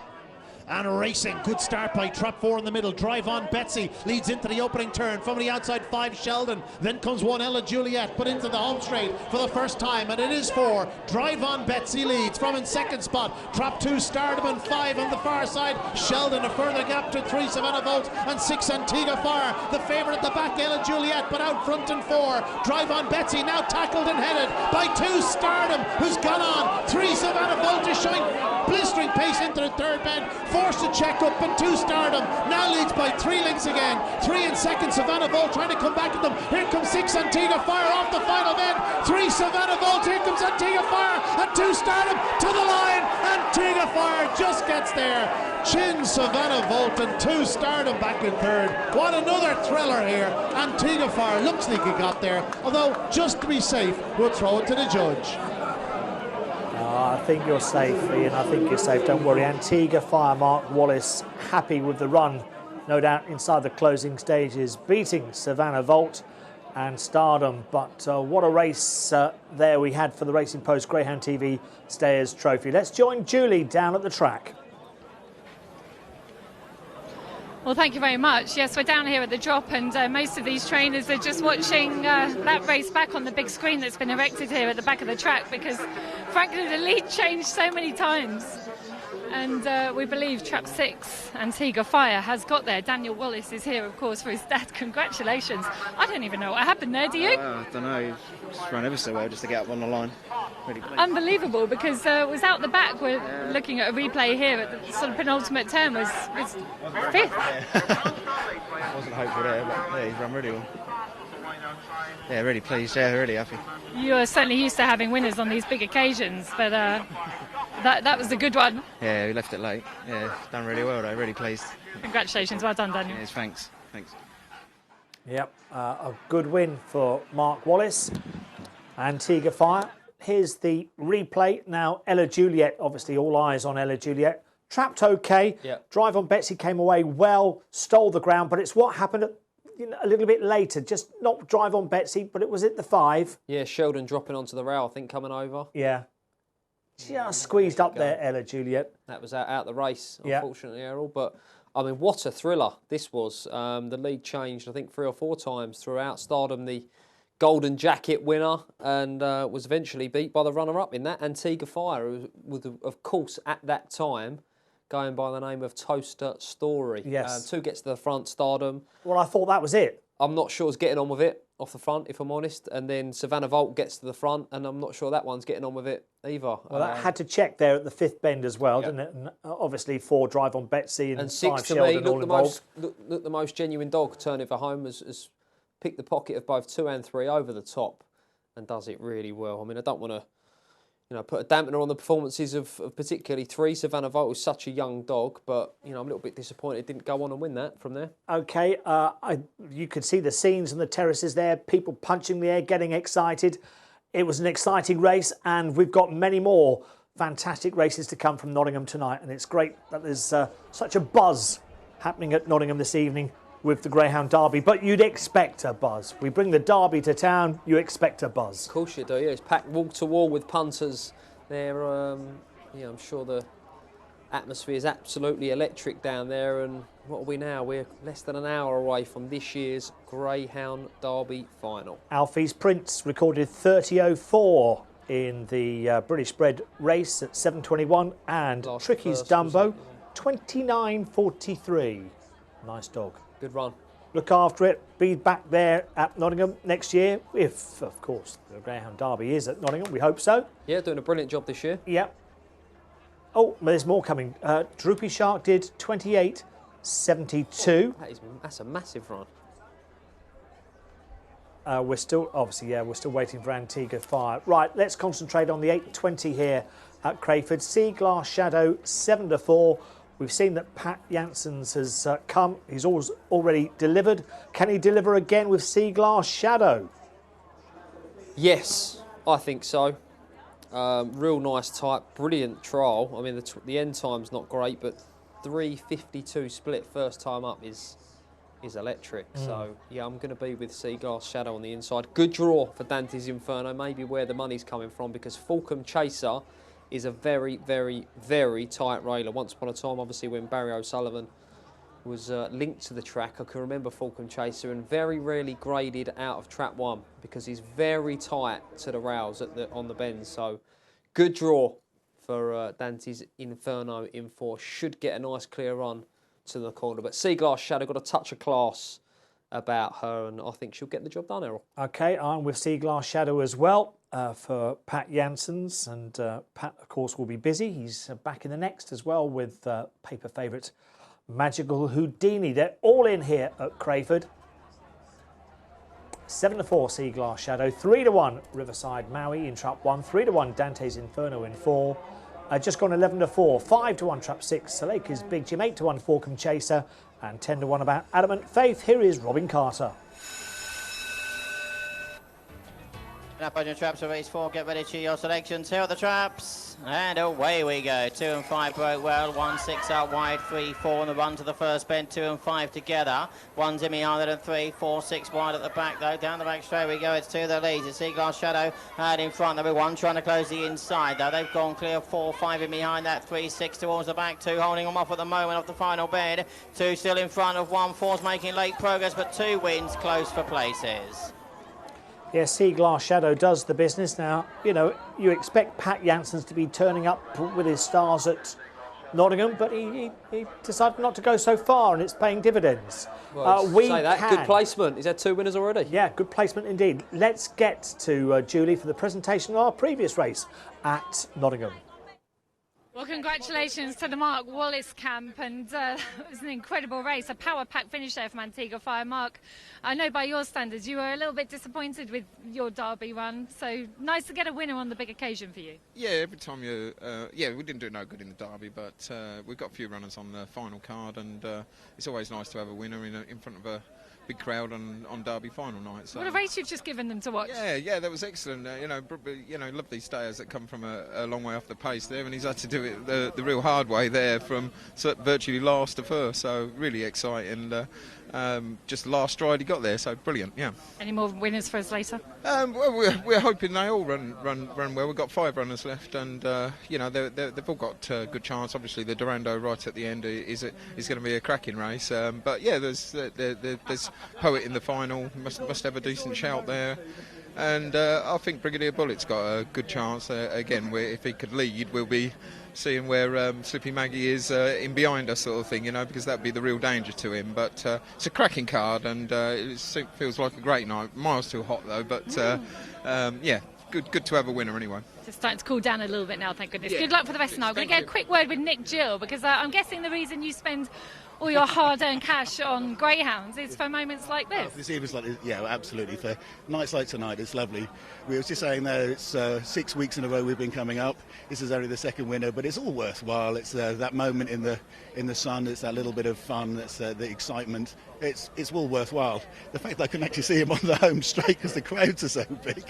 Even if you could, the lead was changing hands every second of that race. It was incredible. It was a great run. It was a good run, because up the back straight I kept saying to Amanda, he's close enough, but it was such a good race. And to pick Stardom up was in fun. You never normally pick her up. So very impressive. Mark's got the dog running really well.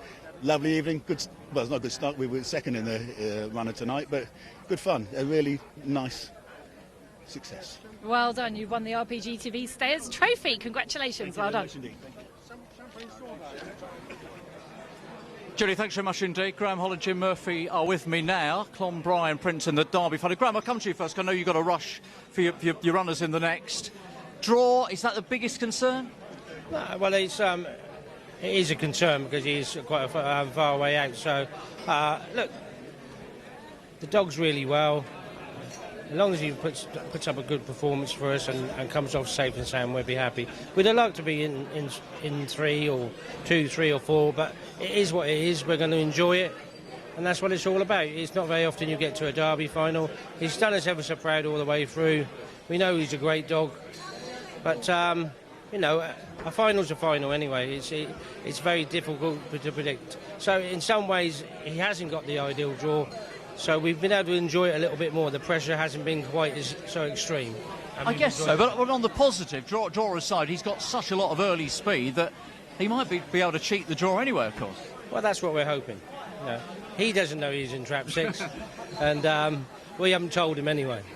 Sounds like a plan. Listen, good luck for late. I know you've got to get off, so we'll let you if you need to. Jim, represent your wife, Kay, who we were trying to persuade to come on, but she wasn't too keen, was she? She might come on later on and say if we're lucky enough to get... On the winner's podium? Perhaps, yeah. I think that may happen. What's your take? I mean, Graham, understandably, he's seen the negative side of the draw, but... Well, let's see how it goes. I suppose the race will be decided at the first bend. If we're anywhere close to the first bend, and like Prince is inclined to take a step left and then go straight, like, you know. So if there's not too much argy-bargy, I think we have a good chance. Like, he's a greyhound that's taken to this Nottingham circuit almost from day one, hasn't he? As Graham has said, he's grown up this year. Like, last year was a bit more tense. Like, you know, I was a bit apprehensive before coming here that he wasn't running the bends great. But the last 2 races in Dublin, 3 races even, he started to drive the bends, and he's taken here to this track really brilliantly. Like, you know. And Kay and yourself, how do you go into races like this? Are you quite relaxed about them? Oh, of course, yeah. No. You have to be relaxed, otherwise the dog mightn't be. Like, you know. So we're thrilled to be here, and we'll just take it on the chin. You know, we're sports people at heart, like, I mean, and you don't know what the result will be until it's all over. And I guess if I ask you as to what you've made of Nottingham as a venue for the Greyhound Derby, you'd be very positive. Oh, it's fantastic. Like, I mean, it's a great test of a dog. Like, there's a good straight at the beginning, and there's a great straight in the back. So, if, like, you have to get into position, you'll have a great chance if you do. Like, you know. And to reach the Derby final, it's, you know, for a lot of owners, it's the pinnacle, isn't it? I mean, the only thing that gets better than reaching the final is winning it. Exactly. We were lucky to reach the Irish Derby final last year, but Clonbrine Hero will be cousin of Prince, and this year we have Prince, so we're thrilled, absolutely. So when those traps open, I'm guessing you'll know your fate relatively quickly, won't you? As long as we're within reach, I say, we'll be sort of, you know, positive. You know? It's a nice laid-back attitude, Jim. I think it's the way it has to be. Well, it has to be. Like, I mean, it's like any sport, you know. There's only one winner, you know. Listen, we wish you the best of luck, and hopefully, all being well, if he does come home and win, we'll get to hear from Kay a bit later. We'll have a ball, let's say. Thanks for the chat, and good luck. Thank you, Jim. Thank you. Let's go back to Errol in the studio. Yeah, Jim Murphy there speaking to Darryl Williams, owner of Clonbrien Prince. Drawn in trap 6. The Derby's not that long away. 9:10 for the big one here on Racing Post Greyhound TV. Before that, we're sprinting.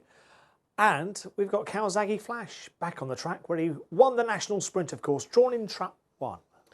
Yeah, I'm not convinced this is exactly where he wants to be, Errol, but he's the fastest dog in the race. They'll all have to get round him, and should he come away, I think he can afford to move off a little bit at the corner, ride a bump or two, and he'll be away and gone. 10 wins from just 22 starts. He's right up there with as good as there is around at the moment over 2 bends. Yep, absolutely. Kawasaki Flash, of course, for Ted Soppit, lining up in the red jacket. But there is an intriguing couple of runners here as well in the shape of Treetop Jet for Julie Bateson. That's going to be my pick for the race. Comes into this racing in great heart, having whizzed round Sheffield 1580 times. They're good. Yeah, very good. Very, very good. Good strike rate as well. Another one with 7 wins from just 15 starts. And the Greyhound to flag up without question, backed on the early prices, was Bramble Milburn. Yes, Trap of course. 5 for Stephen Anderson. There were some big prices taken about Trap 5 here. But on track, Errol, they want to be with the 6. Yep. Gilo Brezza, another Sheffield racer, of course. Carl Perry's runner. Lining up with the stripes, sole wide seeded runner, and we will get a look at them on parade very shortly. More emails. Got a couple here. Yeah, Michael Kelly's been on. Can you wish a happy birthday to Mark Diljo's watching on from County Kerry tonight? Is the birthday money on Magical Bow in the big one? Well, good luck to you there. Cole Collins has been on. Super coverage tonight throughout the competition. Just want to say thanks to Stan Kennett and Mo Newman for their hard work sorting us out 2 sought-after pups today. There's several calls. A deal was agreed. I keep hearing Dale Rory mention, yes, he's slow away and he veers left, but he ran his best race in defeat last week, so he was banging form. People taking him on. They had best hope for no crowding at that first bend. And one more email, Errol. Go on, yes, please. This is from Ian and Tony Tungott. Nice to see the Derby live on RPGtv. Just got back from racing at Henlow with 2 winners. Now settling down to watch the Derby. I'd like to wish all the finalists good luck and a trouble-free run. Also, when is Maurice Newman's charity night? He's still doing a great job with the Great Ormond Street charity. How he manages it all at his age is a miracle in itself. Long may he continue. Bless Ian and Tony Tungott. Well, Morris will be on the show, I think, next week or the week after. Keep your eyes peeled. And he has got some brilliant lots up on his auction, which will be live on Racing Post Ground TV, with proceeds all going towards Great Ormond Street. So if you do nick a few quid tonight, keep it in the pocket until Morris is on and bid up like there's no tomorrow on his lots and raise that money for that brilliant cause. Kawasaki Flash out to 9-4. There's Friday's golf, Geldof at 6-1 for Jonathan Blenko. Treetop Jet in trap 3 with the white jacket, Julie Bateson. Julie's got another interesting runner a little bit later on. Deadly Act comes into the lineup here in trap 4. And backed, 12's down to 8, so they're getting stuck in, aren't they? Bramble Milburn, as you mentioned, for Stephen Anderson, has been backed earlier today, and Gilo Brezza completes the lineup for Carl Perry at 7-2. Right, let's take a look at Kawasaki Flash in action, winning the national sprint, but this was from trap 3. Yes, where I think he wants to be, down the middle, Errol, so he'll need to trap well tonight. He's on the slide, 7-4 out to 9-4. But this was a great performance, and you know we must remember that the Troy national Bella was sprint, in 5. Yeah, the national sprint is the big competition of the year. It may not carry the most prize money. I mean, the Bresmed Sprint at Sheffield is the most lucrative one, but the national sprint is the most prestigious one for me. It's the one they all want to win, and Kawasaki Flash was able to do that. I'd probably like to have seen him drawn the other way round to Friday's Geldof, who, as we've mentioned, owned by or part owned by the Evans, part of Team LPS, the Derby sponsors, so we certainly wouldn't begrudge them having a winner on Derby final night, Errol. No, absolutely. Well, the runners are approaching. Kawasaki Flash 9-4, 3-1 Treetop Jet. It's 7-2 Gilo Brezza, 4-1 Bramble Milburn, 6-1 Friday's Geldof, and 8-1 Deadly Acts. No doubt there's plenty of money flowing there at the track. We saw the terracing on that second bend looking fairly packed as well, or I should say the grandstands, of course. And are hoping that everyone's enjoying themselves. You're pointing out something. Is it the big screen you're enjoying? Yeah, I'm liking that. I was at the track on Thursday, and there was horse racing on. Yeah. And the big screen was obviously over by the grandstand, and I spoke to Rachel and Nathan. They said, you know, we're bringing that over, and it's brilliant. You can see all the tote dividends there. And Watch the replays. We saw the handlers of the Stayers race watching it on the One thing replay. occurred to me that the people on the second bend would love to see the big screen. I'm hoping that they can see it and get an angle on what's happening at the final end of the race, because you know if you're placed out there, okay, there's no room and that's where you've got to be. You've got to be there. You want to soak up the atmosphere and enjoy the night, but you still want to be able to watch everything, don't you? I can't answer that question. No. If they can see it or not, Errol. I hope they can. Yeah, we hope they can. Yeah. Right, they're about to go in. Won't be long here, 305 metres. And a good sprint this is. I like the Oh, 305. It's a great pull to the corner. Oh, I see. I thought you were just saying quality-wise it's a good sprint. I thought, well, that's undercooking it a little No, I bit. think it's, in terms of the sprints we have, 305 is just all speed, you know. It's a long run to the corner, similar to the one at Central Park, the 265.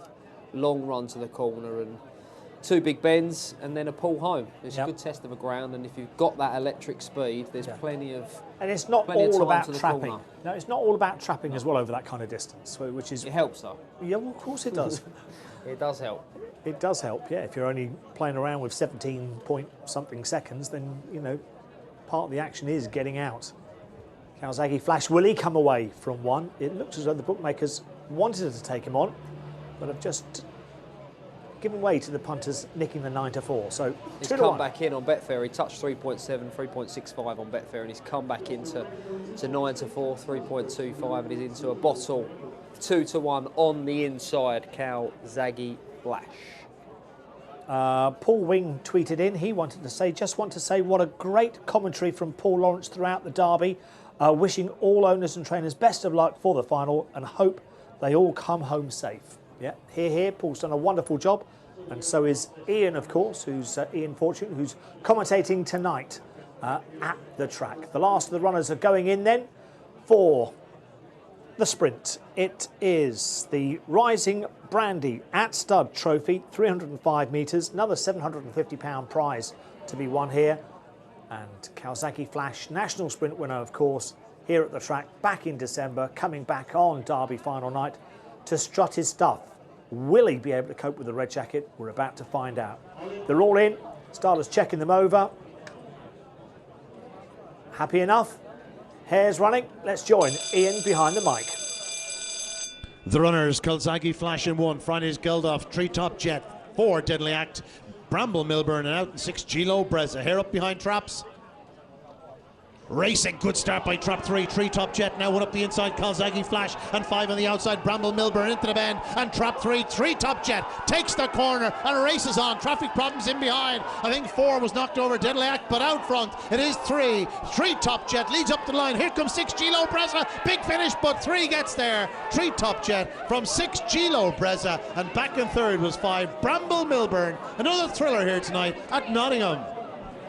Yes, the Rising Brandy at Stud Trophy, won by Treetop Jet, who trapped well. So did Kawasaki Flash, rushed up. But I think where they're, you know, when they go into this first bend, Treetop Jet's going to run the bend better than Kawasaki Jet because Flash, because he's stuck on the inside.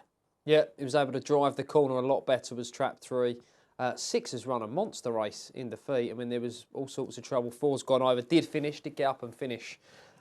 Deadly Act will be checked over when getting back to the kennels. Absolutely flown home as Gilo Brezza, but really good performance from Treetop Jet. Very professional, out the boxes, out and gone. Okay, 365. Treetop Jet, the winner for Julie Bateson. We'll get the SBs to you eventually. Quick look at the Trap Challenge. Sees that Trap 1 is leading the way. Nothing from 4 at the moment. Early days. Magical Houdini, short price favourite, 4 to 6. Is it another winner for Patrick Janssens? I think it's got to be. Errol, it looks just phenomenal pace. Last week was just exceptional to pick up Giselbertus, and I think can do so again. Okay, I'm going to take a chance with Union Jack. This form may have sort of disappeared a little bit, but... Golden Sprint winner. Exactly. Secondly, has been here at Crayford before, admittedly a long time ago, of course, when Gene was associated with the track. So that's what it takes. Yeah, I'm going to take your Union Jack, and I'm going to make it my lay. Are you? Yeah. Okay. Because he's not buzzing at the moment. Magical Houdini is electric to the corner, and I Yeah. think he's probably going to move off. Yeah. So poor old Union Jack might be set for a rough ride here. Okay, 4-7 Magical Houdini, 3-1 Union Jack, 3-1 Gizzlebertus. It's 10-1 Dean Ridge Ivan, 12-1 Skip Mayo. A lay from Dave here, Union Jack, who goes out to 7-2. They're all in. This is the Ladbrokes.com Crayford Summer Sprint, 380 metres. Hares running, Robin Carter.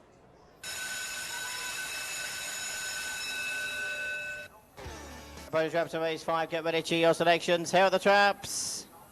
And away we go. A pretty level break. 2 maybe just the leader from 6 out wide. 1, 3, 4. They're all in line around the first turn. A bit of scrimmaging in midfield, but 1's gone round the outside. So is 6, 2, 3, 4 in behind that. 1 the leader there at the moment. Magic Houdini there, but 6 down the outside to challenge. There is Skip Mayo. 2 trying to make progress. Union Jack. They're clear 4 and 3 off the final bend. 1 out in front now. It's gone a few lengths clear and going to hold on to win. 1 beating 6, 2 third. Yeah, Magical Houdini comes up with the goods. It's another winner for Pat Janssens. Let's get back to Nottingham and hear more from Darryl Williams. Hello. Just called me out for a moment there. Racing Post Greyhound TV table, the official one. Let's have a look and see. Can we see who's on the official Racing Post Greyhound TV table tonight? Mr. Millwood, look, with 3 puddings, look. But perhaps more importantly, Kevin Moretti is here. Good evening, Kevin. Hello there. Hello there, Darryl. How do you get an invite to the official table? How does one get an invite to the official table? Well, if you watch the show and you're in the industry and have a real interest, then just email me and you'll be in consideration. But next year we will invite some people viewers from the show, no doubt, to the table, because what we want is enthusiasts, because it's a fantastic atmosphere. That's such a good answer to a ridiculous question that I threw your way, but thank you for answering it so well. What a good night, and what a great position to be. What a great view of the track you have from here. Wonderful track, top condition, and a real buzz down in the ring. Lots of people. It's wonderful to see a greyhound track with a good audience. Don't you agree? Yeah. And as far as Racing Post Greyhound TV is concerned, so good for us to be able to bring the Greyhound Derby to everybody at home. Yeah, fantastic. We struggle every year to try and put on, the 3 big derbies, the Irish Derby final, the English Derby and the Scottish Derby, and fingers crossed we've kept to that mission, because it's what our audience want. It's top quality racing, and it's wonderful, a wonderful atmosphere at all those events. Fantastic, Kevin. Now, alongside me, talking about who's on this table, the Derby King, Charlie Lister. Charlie, so good to see you. How are things? Oh, lovely, thank you. Yeah, enjoy not doing anything, but, That's good, Charlie. Honestly, it's good to have a chance to relax and take it easy, but Derby night must bring back some wonderful memories for you. It does, doesn't it, It's one of them nights where if you're a trainer, in any case, it's one of them nights. There's only one derby, isn't there, you know what I mean? And it's nice to win a derby, so I've been lucky enough to win a few, so You managed to win 7, which is not bad, and in amongst those Derby successes, did you have one that was, you'd call your favourite, or...? Yeah, I always thought Some Picture was my favourite.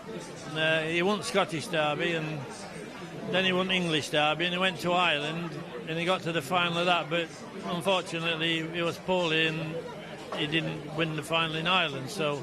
But he was nice. He was a lovely dog, good dog. And what about tonight's final? Have you got a fancy? It's a dog you like? There's 2 or 3 dogs in there. I think it's one of them sort of races where there could be a bit of crowding into the bend and one could cut loose and get away. But I think who would you like to be trained? If you could train one of them, who would you like to put a lead on? I would like to have the one dog. I thought you might say that. Yeah. Magical Bow. He's pretty good, isn't he? Yeah, he is good. Yeah, he's a nice dog. He's good. And there's some good dogs in there. And as I say, I think if any one of them dogs got loose, they'd be hard to beat, wouldn't they? You know what I mean? At the corner, like. Well, Bale is a good example. Very speedy dog. If he gets loose, hard to catch. But how are you enjoying your new role as kennel hand to Chris? I'm all right. Yeah. If he wants me to go over, I'll go over. And I see him every day. So no, it's nice. Charlie, so good to see you and enjoy the Derby final. Chris is doing all right. He's got 1 or 2 fresh dogs coming in, and it'd be nice for him to get 1 or 2 more decent ones, It'll be all right. It'll be all right. Charlie, good to talk to you. Have a great night. We're going to head back and rejoin Julie. Thank you very much. Yes, I'm pleased I'm joined by Kevin Hutton now, who of course is hoping to keep the Derby trophy in his kennel, and will be defending it tonight with Magical Bell in Trap 1. Before we talk about that, you've got Ballymac Osby going for you in the next race. He's inside of Wolf. It's a great race with Nice Charmer, Roxhome Jim. How do you rate his chances? It's a very hot race, isn't it, for a Derby plate? You'd probably expect that, but no, this is very good. He needs to trap better. He doesn't always trap particularly well from these boxes here, but if he were to reproduce his Central Park trapping, I think he'd have a good chance. He's a good dog, this, yeah. Now, Magical Bale, of course, in Trap 1 for you tonight. Not the box you wanted. Have you come to terms with it, and how is the dog? Absolutely, yeah. Listen, the draw is what it is. We'd have probably preferred 3 or 4 for breaking purposes, but I think in the makeup of the race, 1's probably not a bad place to be. So, no, it is what it is, and the dog's absolutely perfect. We've had a great week with him, so no excuses whatsoever. We're here to hopefully finish the job. If you could keep that Derby trophy in your kennel, albeit with a different dog, in a way that's an almost bigger achievement, what would it be like for you guys? It'd be amazing, wouldn't it? To win 1 Derby in your career is fantastic. So to think we, got a chance of doing it twice in succession would be, really would be a dream come true. But listen, there's 6 top-class dogs in there. We've still got our work cut out. Hopefully it's a clear run race, and listen, best dog on the night wins. It's a crazy bunch of guys who own him. I think it'll be a big party, won't it, if you do win? It will, yeah. I think Irish will probably go on a week's bender, I think, if we were to win it, so we won't see him too much. But no, they're a great bunch of people.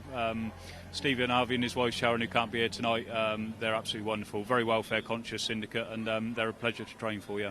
Well, lovely. I wish you all the best with Magical Bell. Going from Trap 1 in tonight's Greyhound Derby, and of course, the defending champion, Devoted Wildcat, will be leading him out. You're probably wondering why he's not racing. He'll be heading back to the kennel after the parade, but we're looking forward to seeing him here at Nottingham as well.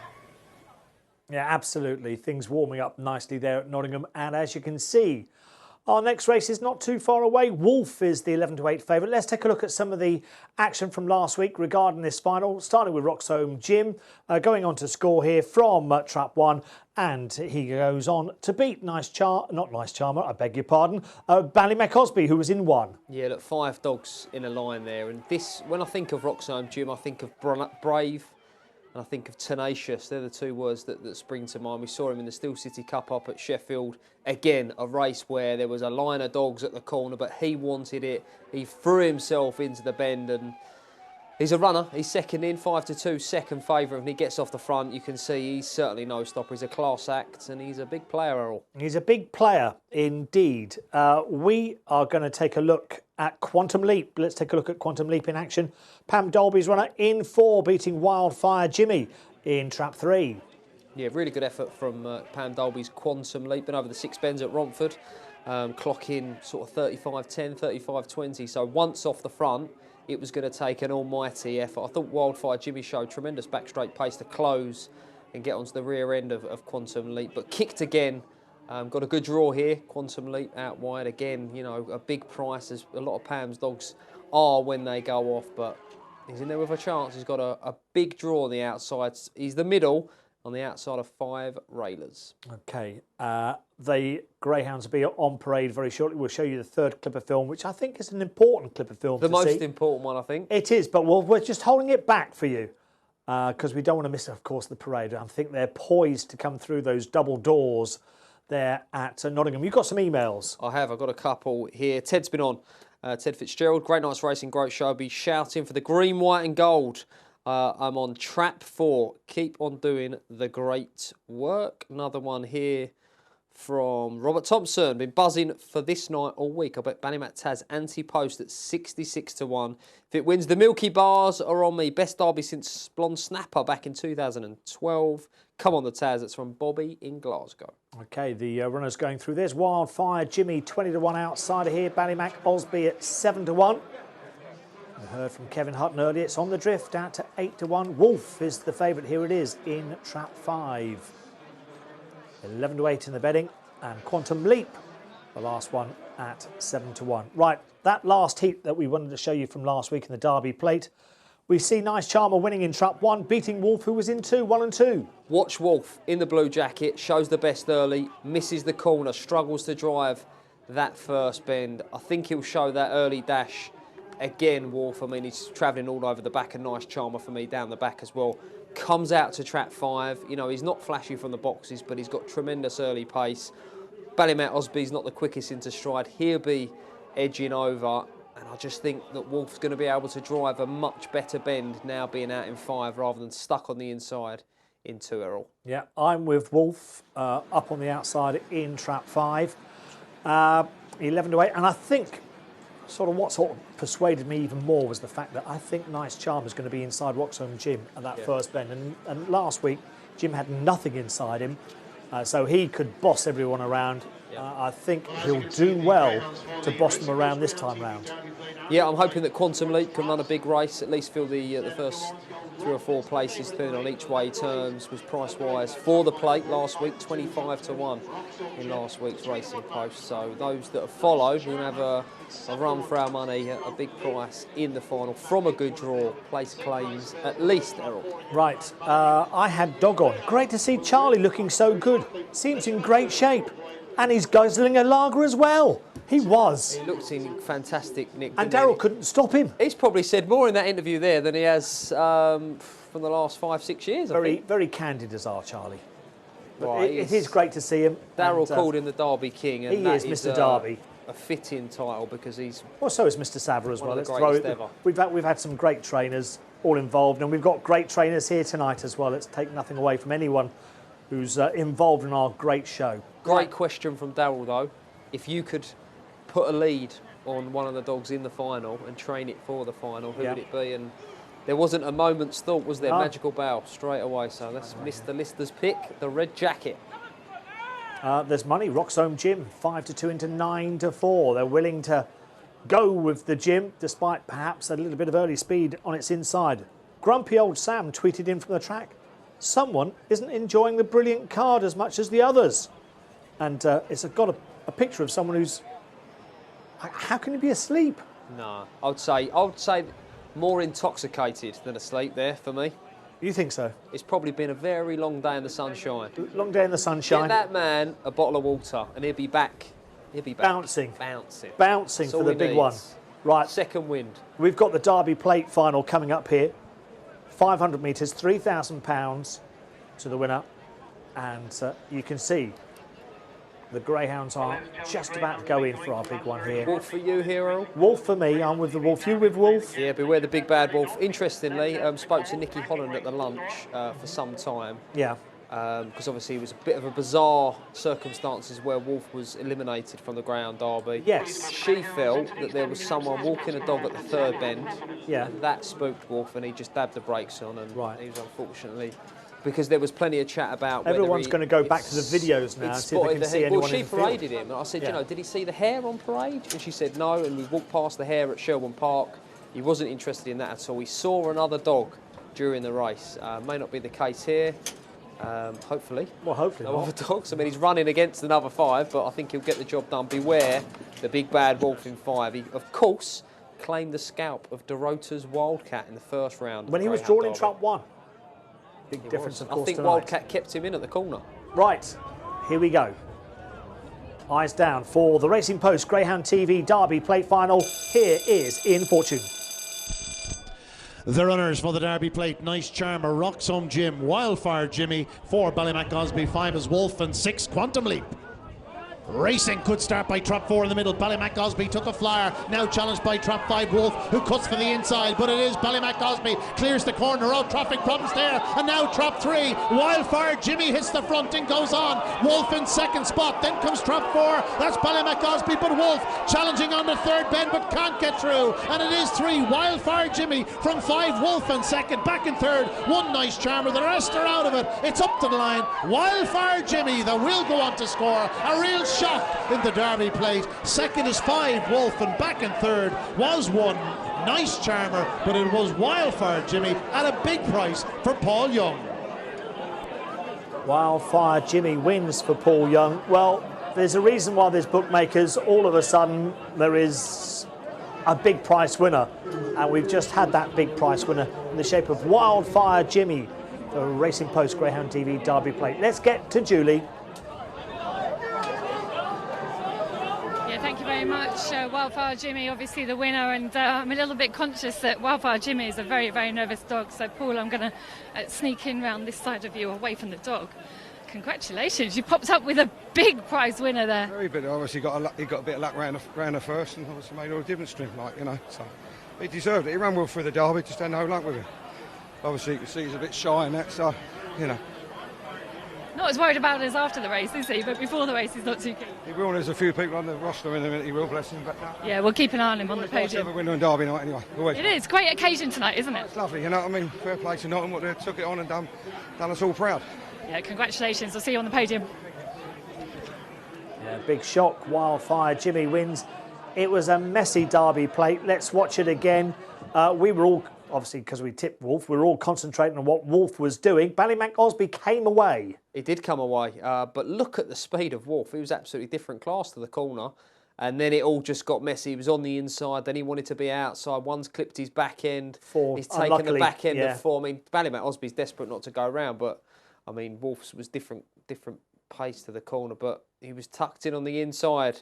Wildfire, Jimmy, and, you know, he's a strong dog. We saw that in the heats last week. He flew down the back. Yeah. And then it got messy again at the third corner. It looked like, you know, 5 was going to get up the inside of him, but he's come across, drove the corner, come across 5, and that was that. Intimidated him, Even more carnage in behind. And Wildfire Jimmy, at a huge price, has done the business for Mr. Paul Young, who's popped up on the derby final night. Yeah. Well, which is good because, you know, he's got a great association. Slippy Blue, of course, winning his derby a few years Paraded back. it, didn't he, for Kenny Lindsall? Yeah. Right, Shotgun Bullet, even money. It seems a big price to me. Greyhound who loves being at Crayford. I know Shotgun Bullet, of course, isn't getting any younger. October 15, but it is a track that he loves. 2.66 along with Goldie's Hotspur. Pat Janssen, I know he's having a great night, but yeah, can it continue? Not for me. I'm going to be with Shotgun Bullet here, who is not getting any younger. That's what I just said. But, there's a but for mine. His record at Crayford is absolutely phenomenal. Yeah, absolutely. Tell us. He won the 2018 Golden Jacket. Correct. Off the front, didn't see another rival. Yeah. Got to the final this year. Yeah. Couldn't quite cut loose. He won numerous trial stakes and one-offs along the way. He just loves the tight bends and short, sharp. Well, they're not short straights. They're quite long straights. But he likes the tight track that is Crayford. And this is a match, definitely a match. Your evens against 5 to 4. I just fancy Shotgun Bullet can get off the front here, and 4's not guaranteed to turn second or third dog. Got to mention Trap 1, May's Dream Catcher, 12 months ago, was winning which race, Errol? You tell me. Was it the Durando? Right. Yeah. May's Dream Catcher. So lines up at Crayford this evening over the 714. Perhaps Connections didn't fancy a go at this year's Durando. 905. 714, it's a lot more testing, isn't it? He won the Durando, of course, off the front last year, so perhaps they felt it was stretching him a little bit. This is a good little race, though, Errol. Great race. It's a cracking race. I fancy Shotgun Bullet. Yeah, I'm with you. Shotgun Loves Bullet. Crayford. Let's see what happens. They're all in then for the Tommy Clark 90th birthday stakes. Congratulations, Tommy. Great age. And the hare's running is Robin, who's a little bit younger.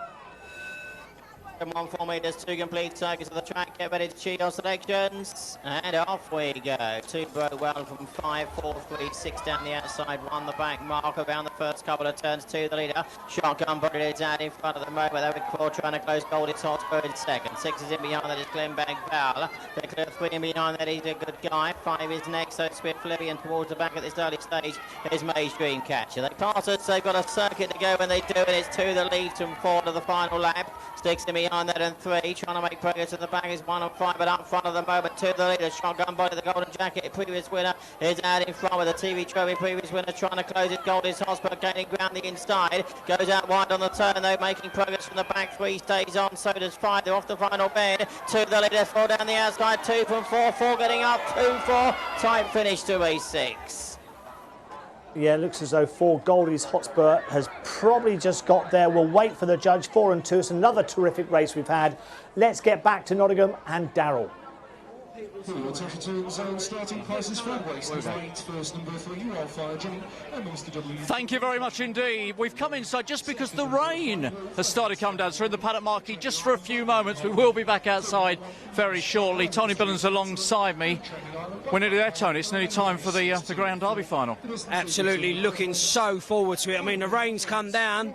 Is there going to be a storm on the track? Hopefully so, because all six, you can make a case for all six of the finalists. Magical Bow, how will he cope out of trap one? I think Liam Dowling's expecting a big run from Ballymac Taz. Look at the following Salah Dodger's footsteps, winning the final when it matters most, but so looking forward to the race. Who is your idea of the winner, though? That's what we need to know. Well, I think if Magical Bow continues to trap in the fashion that he has, I mean, he was beaten in the first round, but absolutely flawless since. I think he leads round the second bend and wins. Priceless Blake for Paul Hennessy, I think he's got a good draw. Ballymac Taz hasn't really been going to the bend brilliant. Skywalker Logan been a little bit hit and miss. I think one leads, three could be the fly in the ointment, but I was speaking to Graham Holland earlier. Clonbrien Prince, first time out of the stripes. Everyone's been going, you can't win out of six. He's in the right hands, and it wouldn't be surprising to see six flash the lids and make goal, and everyone goes, oh, we'll have the Derby at Nottingham again next year. They seem to be playing their chances down, but maybe that's the best way forward. But look, as you say, all six have got a chance. We're going to have a little wander around, Tony. Thank you for the moment. In the marquee, find out what people fancy and see here. This is the place to be at the moment. Let's get a view on. Gents, you got a view on the Derby final. Who's got the Derby winner for me here? Track one. Track one, Magical Bow, yeah? Yes. Ping out, Michael? Yes. That's the way forward. What about you, sir? I'm not sure, I don't know. You don't know. You need to find out. You've got about 15 minutes to find the winner. Keep studying it. Keep studying it. Let's come around here, have a word with the guys over here. Need Derby winners, gentlemen. Who wins the Derby? Clonbrien Prince. Very good shouts. I'm going to come round here as well. Who'd you like for the Derby final? Skywalker Logan. Skywalker Logan, who's probably going to have to do it the tough way. And we get one more view over here, sir. Who wins the Derby? I'm going to go for number 6. Number 6, Clonbrien Prince. Let's go back to Julie. Thank you very much. Well, another really nice touch here at Nottingham now. They are going to now parade De Rota's Wildcat, who is here alongside me, the defending Derby champion, for the crowd to see in all his glory. The lady who loves him the most, Donna Witchells, is here. And I think this is going to be a special emotional moment for you, Donna. Oh, it's very sad it's over, but wow, what an honour this is. So, yeah, really happy. For the crowd here, look, appreciation for a fantastic champion. This is De Rota's Wildcat, just saying hello to one or two people as well. He's friendly but aloof, isn't he, Donna? Sorry, he's a friendly dog, but he can be a bit aloof as well. No, he's actually thinks this is all for him and he's loving every minute of it. So yeah. Everybody wants to get a little stroke of him. There you go. Wonderful scenes. Seeing De Rota's Wildcat parading for the crowds. I'm so lucky to have got up close to this dog many times. But for all these people, what a treat. What a treat. There he is. What a great champion he's been.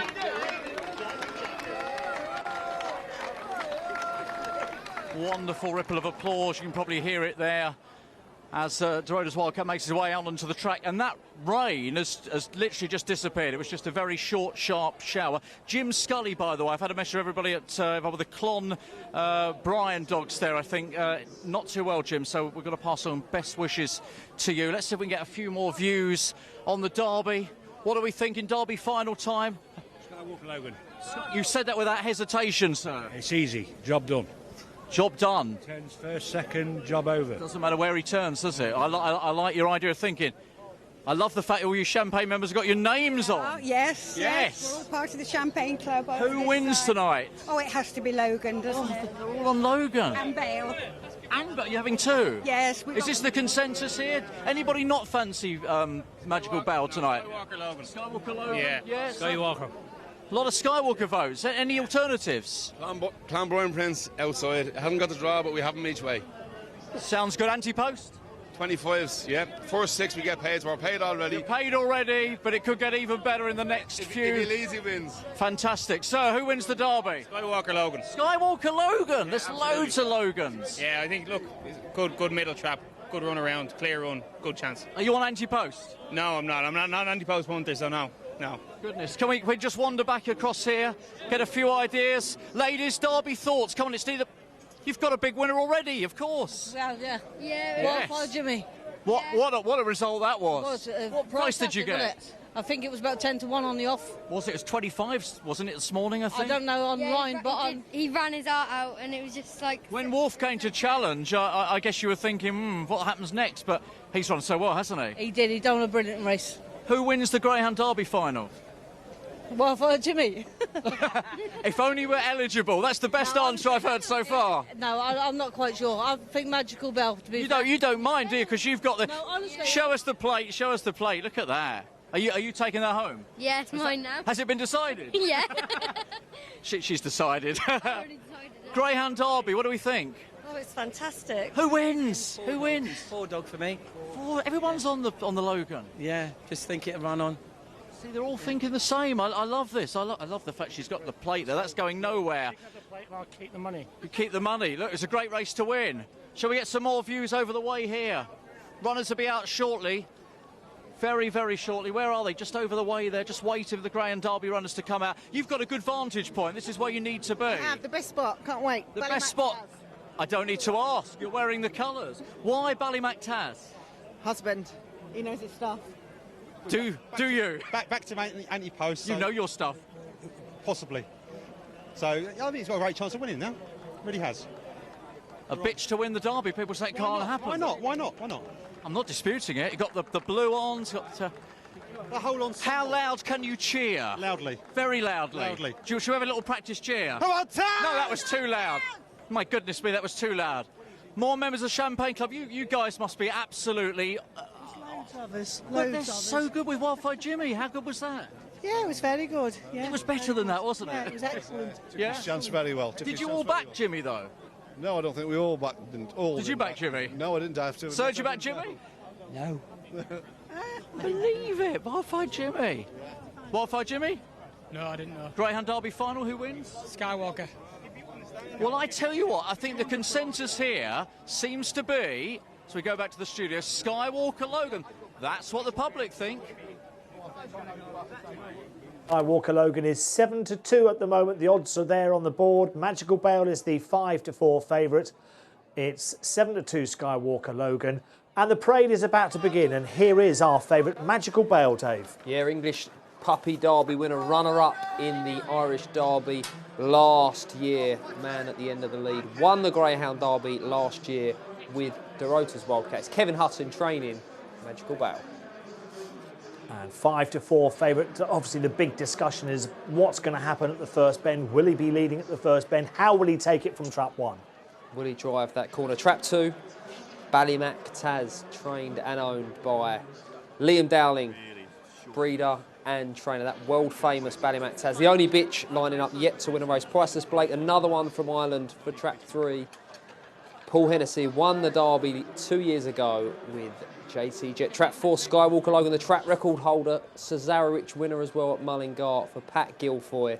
Strong salt, starts and he stays. Real powerhouse in the black jacket. Trap 5, Droopy's Expert, owned by the Conlon family. Neil Conlon, massive supporters of Greyhound racing in the North East. Angela Harrison, the trainer at Newcastle. And finally, the boisterous Clonbrine Prince, trained by Graham Holland, paraded by wife Nikki. Starts and he stays. He's another powerhouse. He's another Irish raider in trap 6. OK, Magical Bale then heading the betting at 5-4. There's been a move on track for Priceless Blake. The 7s has been taken. It's down to 6-1. And as you can see, the runners are going into the sort of the quiet area, the centre of the track, keeping away from the crowds at such a vital stage. Indeed, I'm sure there'll be a huge roar going up as well. We approach that just 3 minutes to the off now. The big one, £100,000 up for grabs this year's Greyhound Derby Finals. Why owners own and buy dogs, why trainers train dogs, why breeders breed dogs to win the big one, Errol. The big one indeed. Now, just very quickly, we are going to record the 9/11 at Crayford and show you later. Of course, we're cleaning the boards, clean the boards, we're wiping them out, we're moving them along, and we're saying it's all very Derby, quick Derby. selection for that. I like Salt Hill Romeo, well drawn on the inside. Running well of late for Dave Lee, and good draw on the inside in trap 1. I went with Simply Wonderful in trap 3 for Katie O'Flaherty. Very quickly, the 9.27, I went with 2 Buddy Ab, because it's a good chance we'll be recording that as well. Buddy Ab in trap 2 in the 9.27. Trap 6, Swift Nadia for me. Good strike rate, 10 wins from 34 starts. Good draw with 5, edging over. Good draw in 6. OK, so the runners slowly making their way towards the traps here at Nottingham. Ballymac Taz there, poised. And of course, bitches don't win derbies. But could Ballymac Taz? This one may do. She's here. She's in with a chance. It's an interesting story, really, in that the plan was the Oaks. She was knocked out of that, and she lines up in the derby. You see there, Priceless Blake. If you like your early birds, this could be the one for you. Paul Hennessy, the last Irish trainer to win the English Derby back in 2016. The last derby at Wimbledon was won by Paul's JT Jet. 4 on parade there: Sky, Walker, Logan, the track record holder, winner of the Cesarewitch at Mullingar. He starts and he stays. Yeah, of course, Paul Hennessy, you mentioned, has been to our derbies for many, many years, hasn't he? If you go back through the years, Zulid Connor, Tyra Kieran, Tyra Laurel, Barefoot Bullet have all reached derby finals as well in the past. And you mentioned, of course, his glory with JT Jet. Right, let's get back to the track and hear more from Darryl. West Wales Racing Club members amongst me. You guys are spread out all across the home straight here, but we've just seen him walk past. He looks ready. Are you guys ready? Yeah, I think we are. I think one, they keep talking about one being a negative, but it isn't. It really isn't, because you've got all the class and quality on his outside. He's going to clear TAS, you know, and he's going to clear it, and he's then going to take his own room. He's going to go around the first bend. Then I think he'd be followed by Prince, because Logan would be... I love the way you've worked this out. It's almost second by second. Well, there's no need to do the race. We just go and get the trophy, I suppose. Make your way to the presentation immediately. Good luck to all of you. Let's head back to Julie. Yeah, I'm down here at the traps, and it's quite eerie, I have to say. Intense is the best word I can use to describe. The crowd have been so full of life tonight, just really quiet while the dogs were on parade there. You can see Magical Bell looking an absolute picture. Kevin, cool as a cucumber. Droopy's expert is certainly cool as well. Kevin Hennessy just rubbing the back legs of Priceless Blake. Clonbrine Prince was probably the one that was pulling most to get to the boxes. Skywalker Logan looking super alert as well. And Ballymac Tass, Lynn was almost playing with her in the middle of the track there. We're all set. The Greyhounds are heading towards the boxes for the 2019 Greyhound Derby final. Magical Bell 6-5 just before the off. 11-10, late money. 11-10. Just very quickly, Dave, your selection. I'm going to be with Magical Bell. I think he can escape on the inside. I think he can make all. He's a runner-up in the Irish Derby last year. I think he goes one better in the English Derby this year. I don't want it to happen, but I think there may be trouble at the first bend. I think it will play into the paws of Skywalker Logan, finishing strongly for Ray Patterson, of course, the owner of all these Skywalker Greyhounds. 3-1 out to 7-2. And Pat Guilfoyle, the trainer. Right, the last of the runners are going in then for the 2019 Star Sports, ARC and LPS Greyhound Derby final to call them home in fortune. And there's the bell. The runners in traps now for the final of the Star Sports Derby. Magical Bale, Ballymac Taz, Priceless Blake, Skywalker Logan, Droopy's Expert and Clonbrine Prince. Racing, good start by trap 3. Priceless Blake flying out of trap 3. Up the inside one, Magical Bale showing plenty of pace, but Priceless Blake takes the corner and goes on from in second 2. Ballymac Taz, then comes 4. Skywalker Logan and Magical Bale. A further gap to Droopy's Expert and Clonbrine Prince, but it's Priceless Blake at the third bend. Leads for Paul Hennessy, Brian Murphy and Kay Murphy onto the final bend. 2 Ballymac Taz is trying to close, but it's 3 Priceless Blake and Ballymac Taz. A 1-2 for Ireland. Priceless Blake will get there. Second is Sickler, 2 Ballymac Taz, and back in third was 4 Skywalker Logan. A 1-2-3 for Ireland, but it's Priceless Blake that wins for Paul Hennessy. Out and gone, that's what it's all about. Yes, Paul Hennessy with Priceless Blake. Great start, early pace, and goes on to win. It's a second derby for the Hennessy's with JT Jet back in 2016. Let's return to the track and hear from Julie. Ready, ready. Wow, Priceless Blake has won the Derby final. I think you might have seen what it means to Kevin already. Oh my God. Kevin, we have to go this way. That is what so many people predicted would happen. You were thrilled with the draw. Look how he's done it. We're just watching the replay here on the big screen. Yeah. Oh, when Jet won the Derby, I thought he finished third. It was impossible to see from the middle. And Taz came at him. She's a superstar. I don't know how he held on. He's the heart of a lion. He did have them all coming for him. I think Skywalker Logan was just behind Tass as well, and he held them all off. They all came at him. I said during the week that if he ran over 750 at the moment, I think he'd stay. He's just running out of his skin. I've never seen him run as well. Oh, thanks, Nathan. Give me that. We've got Tina Turner, Simply the Best, blaring out at the track here because tonight Priceless Blake is simply the best. Kevin, what does it mean? How does it feel? I could enjoy this one. He led down the back, like I said, with Jet. I was heartbroken at the escape. I thought he was third. And then I found out afterwards. I enjoyed that one going across the line. It was special. But listen, this is a team game. I only come home from the travelling. I work for Wild Sports Monday to Friday. Mick English, Decky Thompson, all the lads at home. Martin Lanny, lads that go through the dog. They're the lads that, and the big man inside himself, I don't know what more I can say about him. Like, I'm obviously biased, he's my father, but Jesus, he's some man to train a Greyhound. Unbelievable. The Hennessy's, of course, won the last Derby that went back to Ireland 2016, the last Derby at Wimbledon with JT Jet, and they have now won it with Priceless Blake. He is your Greyhound Derby winner. Did you hear that? Brilliant. Look, this is the Sarah Hennessy. Sarah, your emotions tell it all. He's my dog in Ireland. I walk him when he's at home. Well, he's coming back to greet you. He is coming back.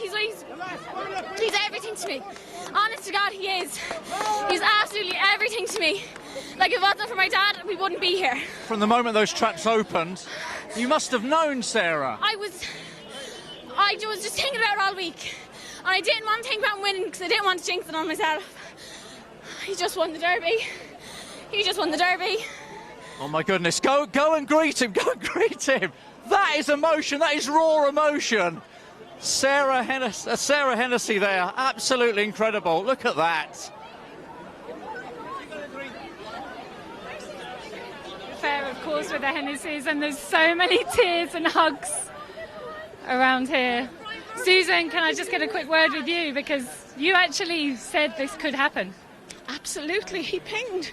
He did what we hoped he would do. He pinged, and he was brave, and he repelled. I was watching the in-laws or the outlaws coming behind with number 2, but he ran his heart out, and we're so proud of him. But this night is all about Brian and Kathleen Murphy, who have been stalwarts of our kennel for so long. It's a dream come true, and I'm so happy that we were able to win it for them. Does it feel as good as the last time? Absolutely, yeah, it does. It's very, very special.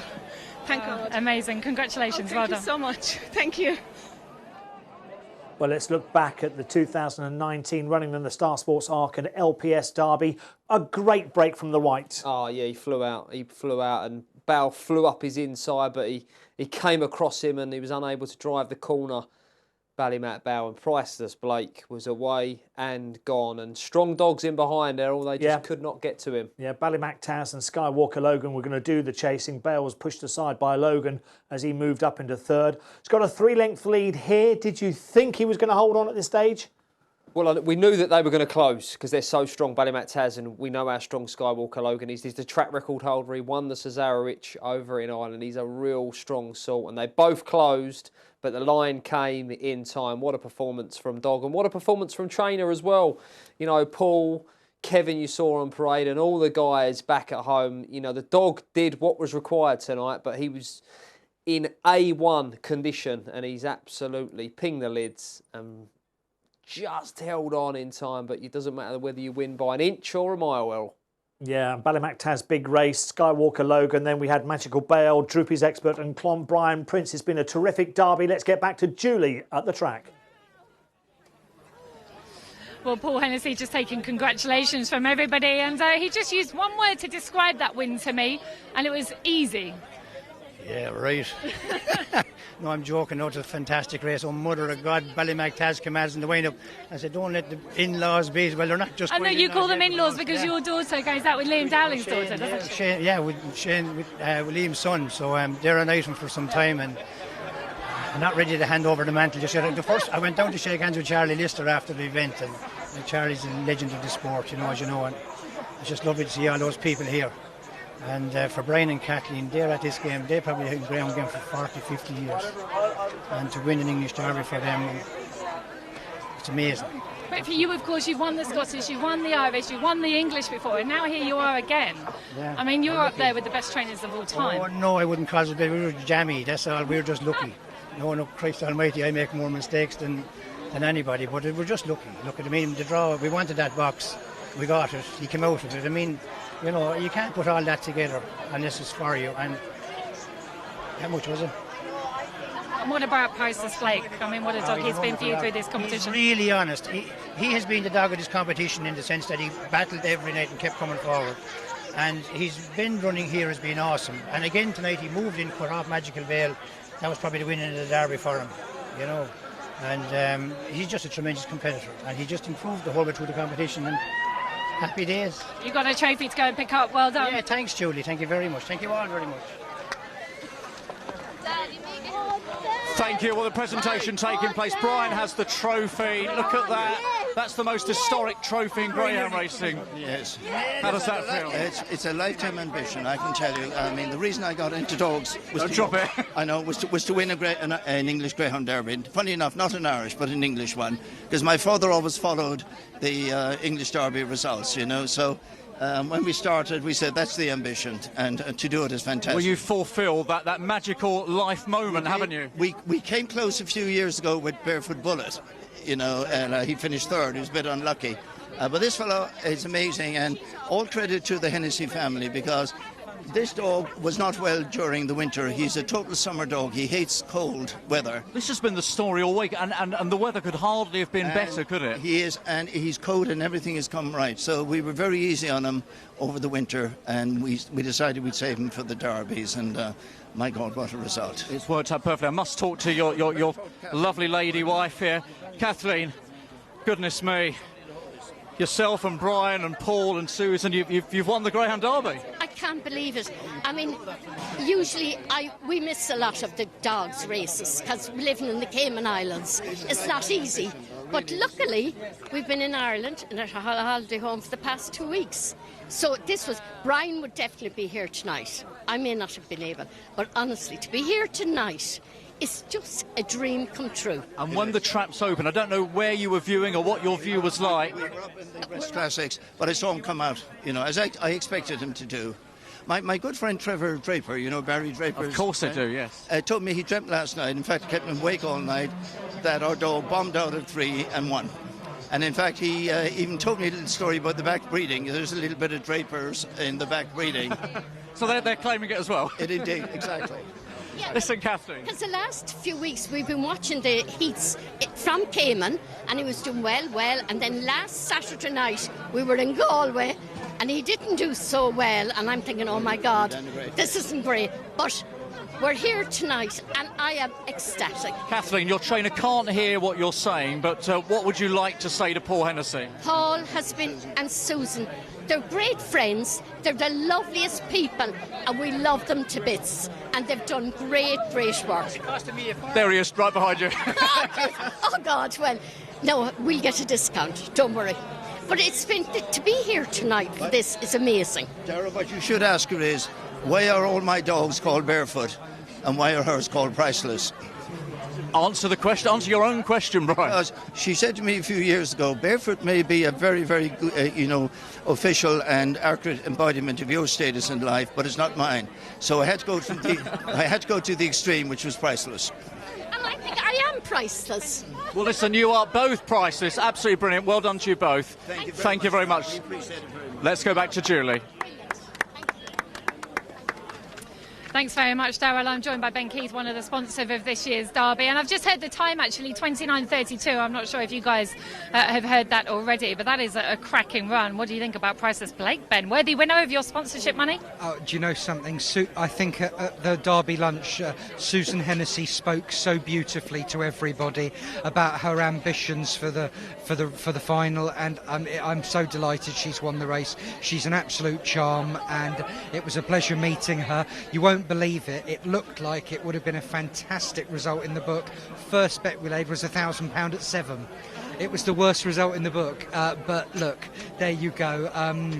It's been a great night here. It's always wonderful to be busy in the betting ring, especially in a dog betting ring, and there's lots of togetherness.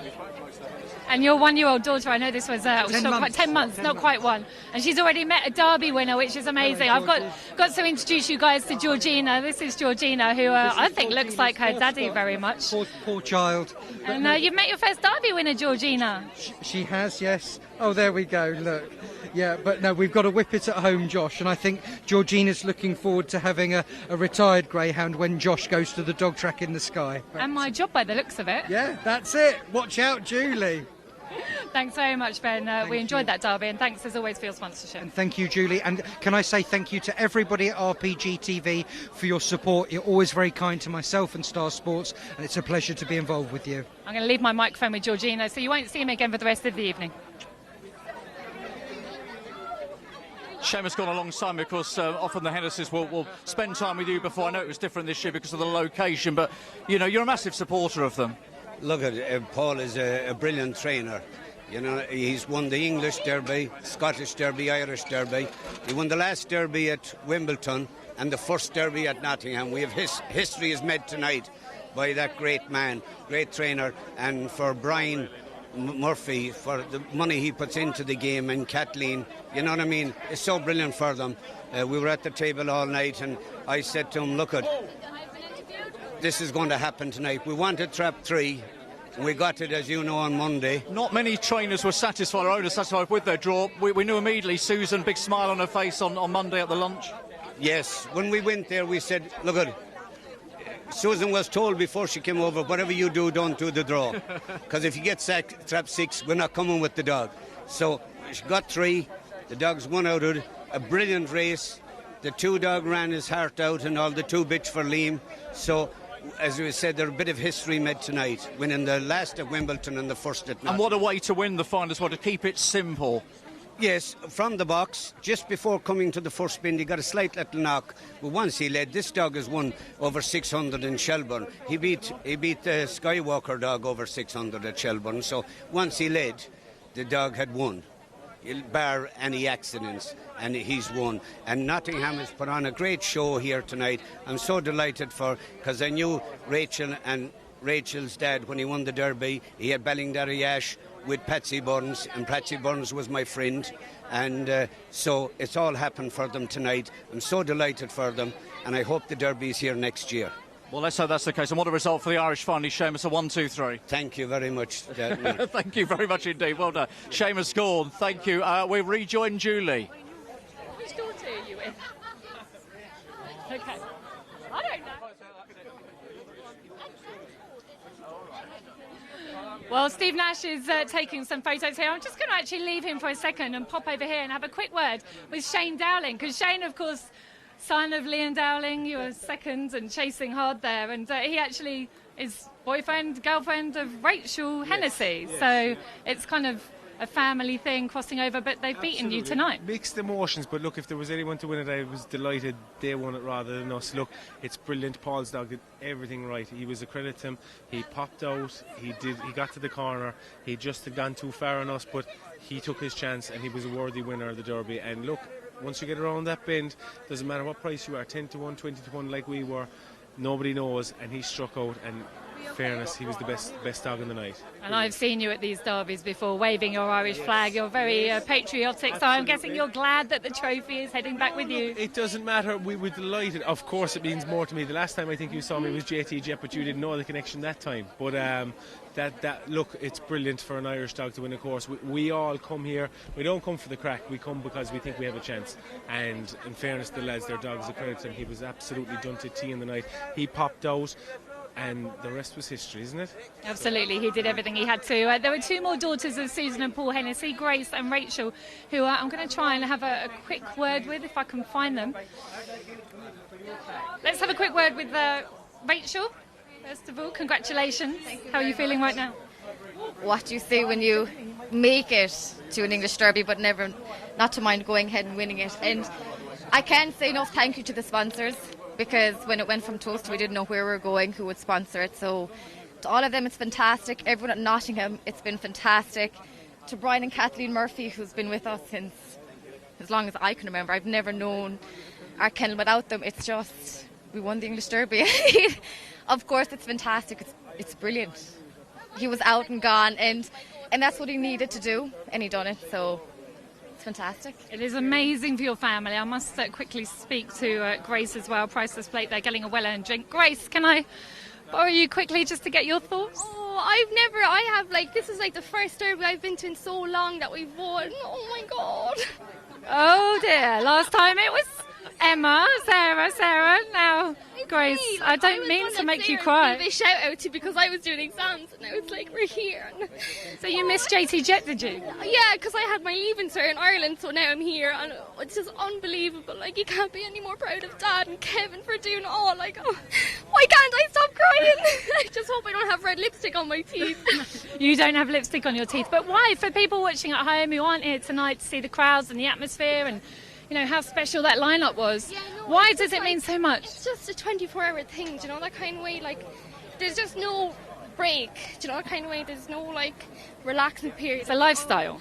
Absolutely. Mum walks him every single evening with Taylor, and do you know what, it just doesn't stop. The going gets going, and it's just so nice to see, all the payoff. It's kind of like, oh my God, it's all worthwhile, do you know, that kind of way. Because we let them out in the evening every single night, and even for everybody here, it's just such an honour. It's just amazing. The atmosphere, the feeling right now, it's there's nothing that could beat this.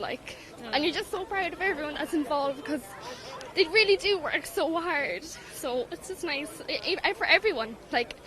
Everyone is just amazing for getting this far. All the dogs. So fair play to everybody, not just good old Blake. Oh, I'm such a crybaby. You're not. You're emotional because it's special. So well done. Special. Enjoy the night. Thank you so much. Thank you. Yeah, great emotion there at Nottingham coming through from the Hennessy's and winning connections. And, of course, the celebrations will go on all night. Priceless Blake saved the best until the Derby final night. 29.32. That's some run. Yeah, brilliant. He just was so professional at the boxes, made the bend. And he was the first person that was interviewed there at the drop with the dog. Kevin. Yeah, he deserves a big mention because he has done near enough all the travelling with the dogs. Not just one dog, they had a team of dogs. It was a small team, but they travel and they mean business. They don't come over to make up the numbers. And he's put all the miles in, all the hours in with the dogs, looked after them all the way through. It was quite fitting that he paraded. He was there to get him at the drop as well. So I know it mean the world to him. He's a good lad, Kevin. And yeah, well done to him and the whole family. What a family occasion. They're all there. And I'm sure it'll be a brilliant night for the Black and Amber. Yeah, indeed. Right. We've got a race to show you, of course, from Crayford. We're going to go back to the 9-11 from Crayford. And this is what happened. First away from 4, 6, 1, 2 and 3 in line on the run to the first bend. It's 4 that leads from 5 though, with 6 trying to close the inside 2. 1 Jimmy harder than 3, but 4 leads at the moment though. It's Wilson Sarah the side in front, Rudders and Kelly Pilgrim. 5 towards the inside, Nanny Win. 6 is next and 2. 1 Jimmy harder than 3, but 4 leads at the moment from 6 closing slightly off the final bend, but 4 doing enough to win. 4 beats 6, 5 third. Yeah, 4, 6, 5. It was Woodenstown Rara that wins at Crayford at 5-1. Second trap 6 at 2, and third trap 5, forecast 28.69, and the tricast £110.31. And of course, we owe you the 9.27 as well, which I think we may have a recording of. We do. A3, again, let's join Robin Carter for commentary on the race. She on selection, sail the traps. And off we go. 4 fast away from 5 and 6 out wide. 2, 1 and 3 on the run to the first bend. It's 5 that leads from 6 though, with 4 in behind that. It's 2, 3 and 1 though. 5 out in front. Governors Colin leads to Jim Reynolds with 6 in chase, and second is Swift Nadia. They're clear of 4 in behind that. 2, 3 and 1 towards the back, with 5's the one to catch at the moment off the final bend in front, with 6 going slightly wide. 4 sticks inside. They are closing, but not fast enough. 5 beating 6. Yeah. And there's the full confirmation of the 9.27, 5, 6 and 4, 7 to 2 and 5 to 2. Favourite forecast 14.74, and the tricast £46 and 56 pence. Trap challenge. Let's get a quick look at what's going on. Traps 1 and 3 are tying at the moment with 4, but a long way to go. Bull Run Button, they're backing that at Nottingham for the next, running a little bit late. Can I throw in my lay of the day? Droopy's Live before it gets any bigger. Droopy's Live is the lay. It's a very competitive 9.30. Let's go and take a quick break.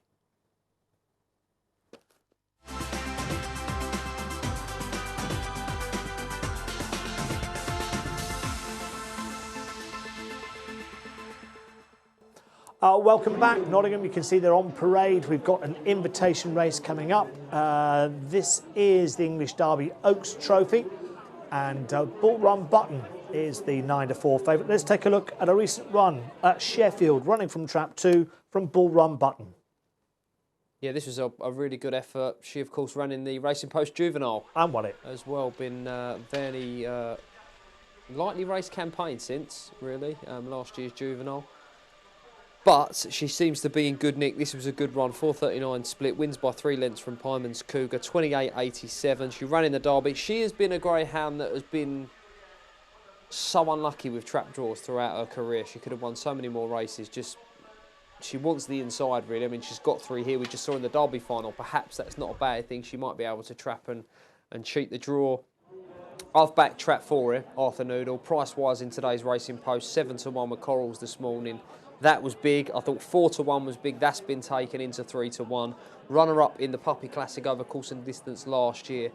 Very much capable of a fast start. I think gets off the front, and I think makes all. Arthur Noodle for me, Errol. Arthur Noodle for me as well. I came up with the same evaluation.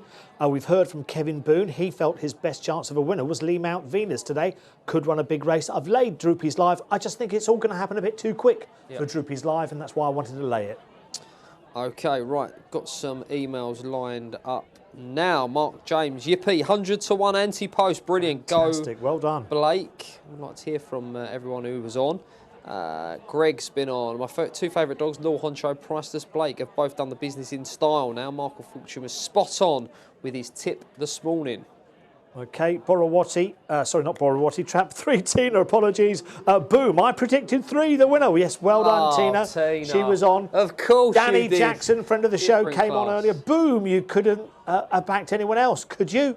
White jacket all the way, says Danny Jackson. Paul Wing, how great the Hennessy's are. Great emotions, many congratulations, says Paul. Yeah, they wear their hearts on their sleeves, don't they? Well, we've got to get some of them into the Racing Post Greyhound TV studio at some point. That'll be cracking viewing. OK, they are going in. Bull Run Button, 9 to 4, 3 to 1, Arthur Noodle, 7 to 2 Donation, 7 to 2 Droopy's Live.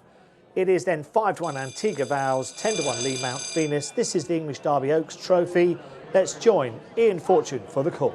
2 Antigua Vows, 3 Bull Run Button, Arthur Noodle, Lee Mount Venus, and 6 Donation. Hair up behind, and away they go in a good start play. Trap 1 up the inside, Droopy's Live containing trap 3. Bull Run Button 5 arrives with a rush. Lee Mount Venus but forced wide, and it's out front. Droopy's Live leads by 2.5. A very strong runner leads out front, but trap 3 Bull Run Button putting in a big charge to the third bend. It's 1 Droopy's Live, 3 Bull Run Button forced to ease off slightly. Back in third, 5 Lee Mount Venus, 2 Antigua Vows in fourth, but off the final bend, it's Droopy's Live in the red jacket, going on to score. 3 is second Bull Run Button, with 2 and third Antigua Vows, but a good winner, Droopy's Live for Angela Harrison.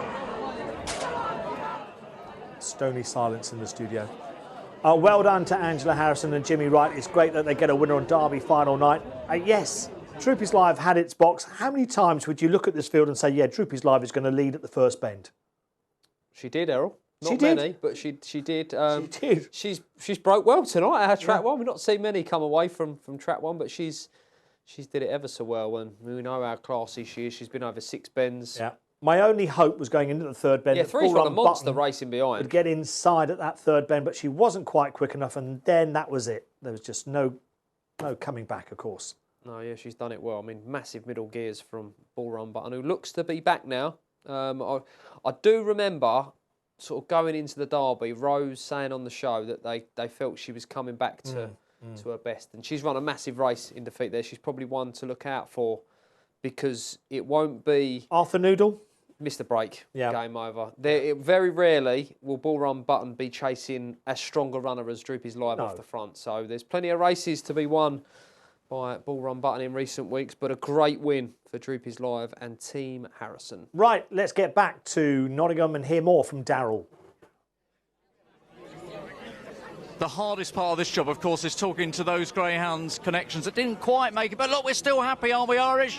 Absolutely thrilled with the fella. Like, listen, dog racing's about on the night and big finals, and the winner was superb tonight. He flew out, he got his job done, did what he had to do, and poor old Bailey just didn't come away. And I think we needed really at a 1. We were worried about 1. We needed really to out-trap the bitch in 2, and we didn't. It was always going to be tough from then. But many congratulations to the Hennessy family. Listen, superb pedigree in dog racing, and on the night their dog was the best. It's taking defeat so well. You're both taking defeat so well. It's hard, isn't it? It's hard, but on the night the best dog won. We couldn't come out of trap 1, and it's just the way it goes. It's dog racing. The dog is off safe and sound. That's all that matters to us. You are so right, and the great thing, of course, is that the roller coaster ride is going to continue where we don't know, but you know what a great dog to have on side. Well, listen, all we hope is that he's safe and sound, as Claire said in the morning. That's all that matters. Like he's come out of the race okay. And we'll have a chat with Kevin and the other owners. But the plan, at this stage would be head back to send him home to the Guilfoyle family, back to where he started, and have another rattle at Shelburne, and we'll brilliant from there. Thank you both very much. Enjoyed it tonight. We've had a roller coaster. It's been brilliant, and well done, Nottingham. Thank you very much. Let's go back to the studio. Yep, of course, there's only going to be one winner of a derby. However, magnanimous in defeat, Irish, and this is Irish, I'm not quite sure, but he's just called Irish. Yeah. We're at Crayford, 9:42. I did ask him his name and asked him to pronounce it as well at the Derby lunch, and we ended up with Irish. Savannah, awesome. Good lad. Even money for our next. It's my pick. Is it your pick? Yes, off the front for me. It was very impressive back on the 1st of June. Over course and distance, 12.71 split, beating Crossfield Vince, who's a very useful sort. Over the 540, I just think Savannah Awesome gets off the front and makes all Errol. Okay. Savannah Awesome in trap 3 here. Even money, Shotgun Express, the nearest one to it in the betting at 9-4. 4-1, Dean Ridge Romeo. 8-1, Leiden Bacardi. 10-1, Bolshoi Bojangle, and 10-1, Burgess Soviet. We are racing over 540 metres for the Ladbrokes.com Crayford Summer Stakes. They're all in. Started checking them over. The hare's running, and here is Robin Carter.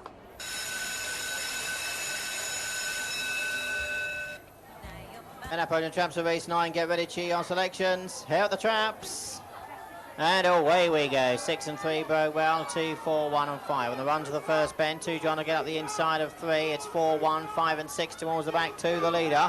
Shotgun Express leads with Derek Nyler with 3 in second. Is Savannah also with a lap to go. 4 in behind it on 1, 5's in behind it on 6. Down the back straight we go though. It's 2 that leads from 3. 4 in behind it on 1, 5 in behind that down towards the penultimate turns. Though it's Shotgun Express that leads with Derek Nyler. Still 3, still with a chance. Is Savannah also towards the inside. They're clear 4 and 1 in behind that. They're off the final bend. 2 the leader, 3 closing late. 2 doing enough to win though.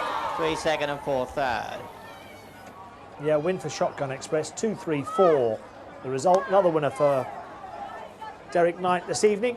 And we must go back to, of course, Julie at the track.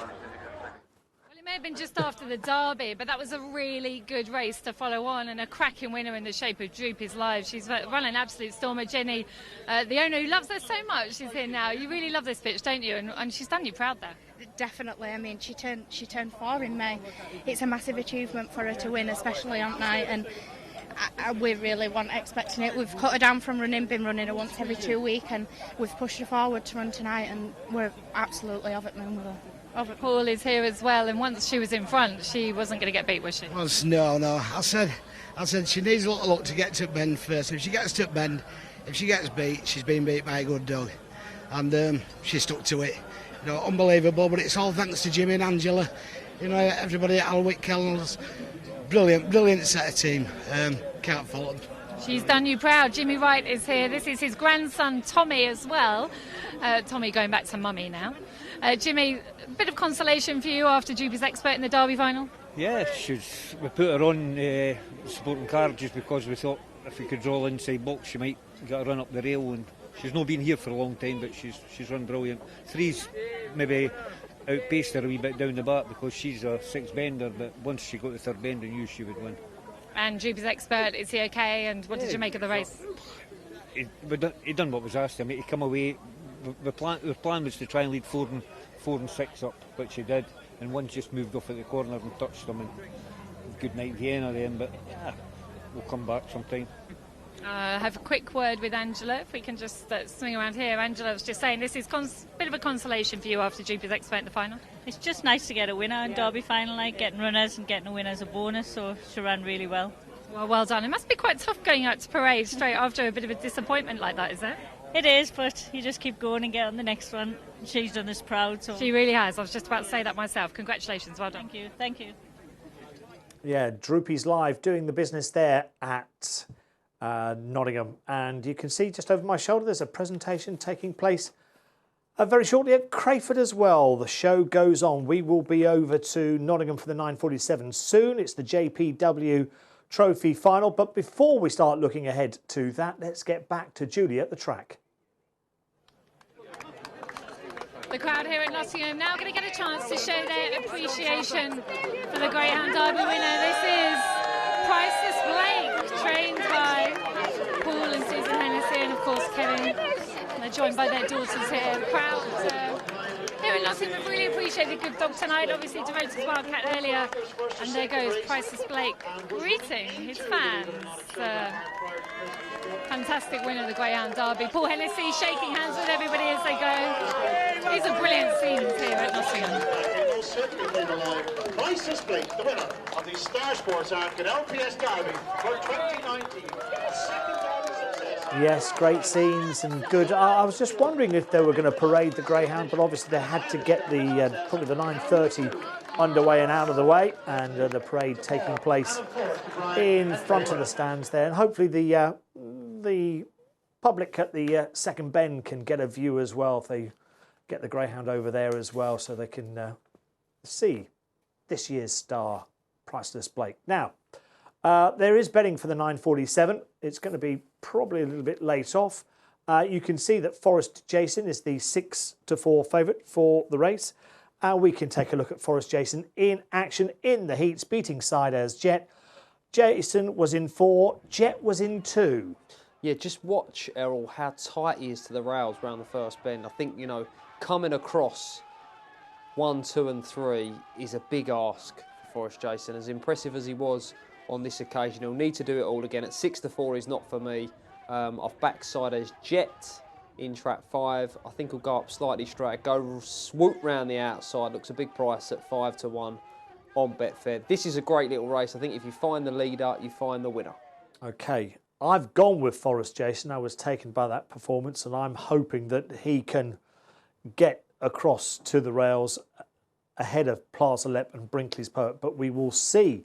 Right, we can now move on to Plaza Lep for this heat. Here is Plaza Lep, 5-1 on the boards. Local winner for Lynn Cook in the heats last week when beating Brinkley's Poet. Lep was in 3 and Poet was in 2, identical boxes. Yeah, you'll see he goes up pretty straight from 3 and he's not without early speed. I think it's going to be a huge obstacle for Forest Jason early on. I'm just hoping that switching out to a trap 5 as far as side as Jet has ever been in his life, in his short racing career. Might just prompt a brighter exit from the boxes from him, and he can scoot round the outside. I just feel he's got a good make-up and a good draw here. You know, for a railer, sometimes being on the outside of dogs going over can be the best thing. 28.69 for Forest Jason. Plaza Lep 29.06. Quite a difference in time. And the last one we can show you is Ballymartin Hero winning and beating, finishing second behind Gilo Blissful. Unfortunately, Gilo Blissful has been withdrawn in season. So keep your eyes on Ballymartin Hero, who was in 1. Yeah, he's blessed with tremendous early pace and was a good winner over course and distance. The week before this, he flies up to the corner, and another big obstacle for the favourite to clear at the first bend. So, yeah, it's all going to happen very early on here, very quickly. Always a very short run to the corner, this 480. And Racing Room will be at a premium. OK. Forest Jason, 6-4, 9-4, Brinkley's Poet. You can see it's 4-1 Side as Jet, 5-1 Plaza Lep, 7-1 Ballymartin Hero. Let's get back to Darryl at the track. Welcome back. Jim Murphy's with me. We're just talking, Jim, Clon, Brian Prince. It didn't happen tonight. I was wondering, is it worse to fish a very close second than perhaps finish down the field? Well, it should be nice to get if you're a follower of sport or any sort of sport, it's nice to be competitive, but we got no shot, no. So once on the outside, like, I mean, if it's a long way in, like, I mean, so he didn't break well enough, no. I think yourself and certainly Graham feared that might be the case from 6. He did. Graham was that bit negative beforehand. He'd be a better reader than I would have. Like, I mean, and in the quarter final, he ran poorly as well out of 5. Like, you know, he broke badly, and at this level you can't afford that. Like, look, let's not get too disappointed, because it's a great achievement to get to an English Derby final, and of course it won't be too long before the Irish Derby gets underway. Well, you know, please God, he's not injured or anything like that after the run, and we'll go for the Irish Derby.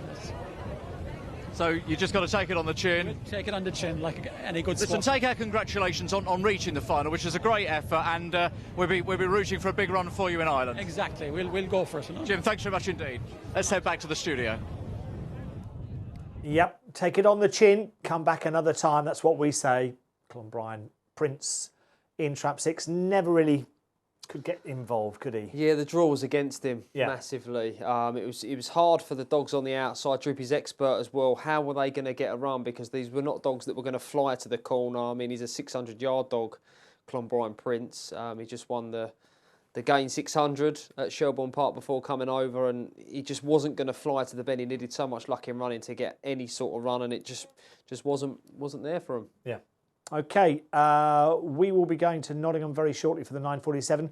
Siders Jet is one of your big bets, isn't it? Your next best. Yeah, yes. I'm quite happy with the price. So you're quite confident of a big it's run. It's more what 4's going to do on the run to the corner. We've just seen the VT. You know, I fancy 3 will go up straight, comes away well, but 4 will be boring in, particularly at the corner.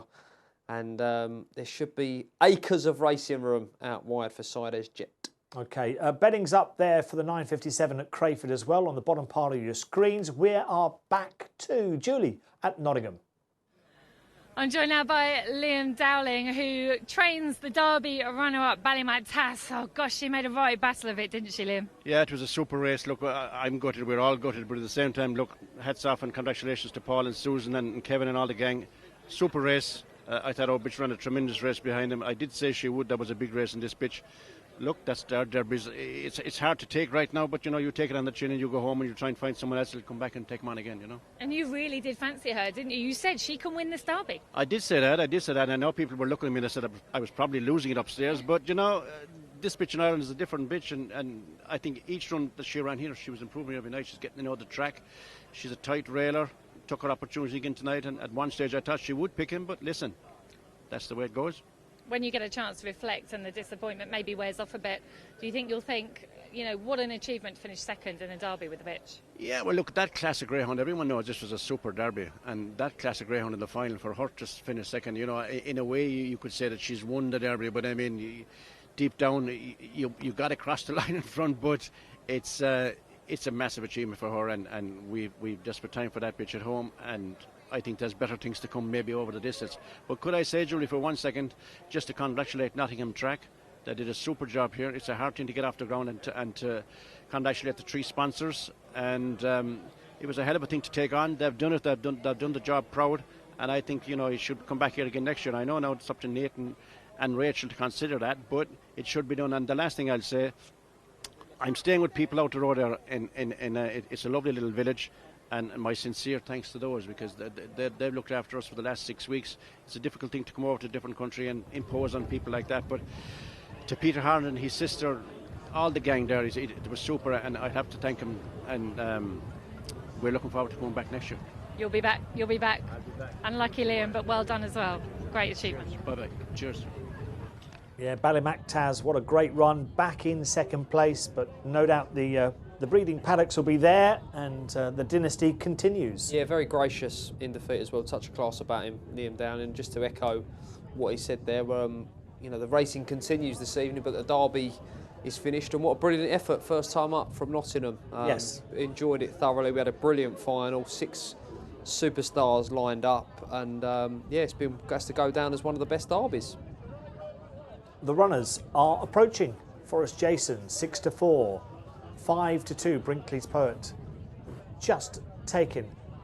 Sidaz Jet falls down to 7-2 here. 11-2, Plaza Lep. 6-1, Ballymartin Hero. As the runners make their way towards the traps, of course, they've had Priceless Blake around the track to applause. And I can tell you they're approaching at Crayford as well. Casey O'Regan's been on. Well done to Paul and Miriam Young and all the kennel. Oi, oi, Jimmy. Winning the plate. Wildfire. Jimmy at a huge price. Christopher Hawke sent in a picture. He's at Nottingham. Priceless Blake parading. I think that's quite a nice photo, he says. I'd agree. You can be happy with that photo. And thanks for sending it in, Christopher Hawkes. The runners are loading for the 9:47. They're running a little bit late. We are hoping to hold back Crayford. We've got 2 minutes to the off there. Should we give our selections of Crayford, because some of the channel sponsors do suspend at 9:57? Why not? I'm going to be with Power Magic in Trap 5 for Samantha West. Been running very well of late at both Central Park and Hove. Yep. Touch of class about him. I think he's got a class edge in the 9:57. And I went with the same. I know I did, although I can't find my paper, but it's here somewhere, just to prove the fact. Power Magic. It's not countdown. You don't need to show your workings out. I'm showing my workings out. I don't want to be people saying, oh, he's just following Dave Clark. I have an opinion. Sometimes it's wrong. Let's join in Fortune.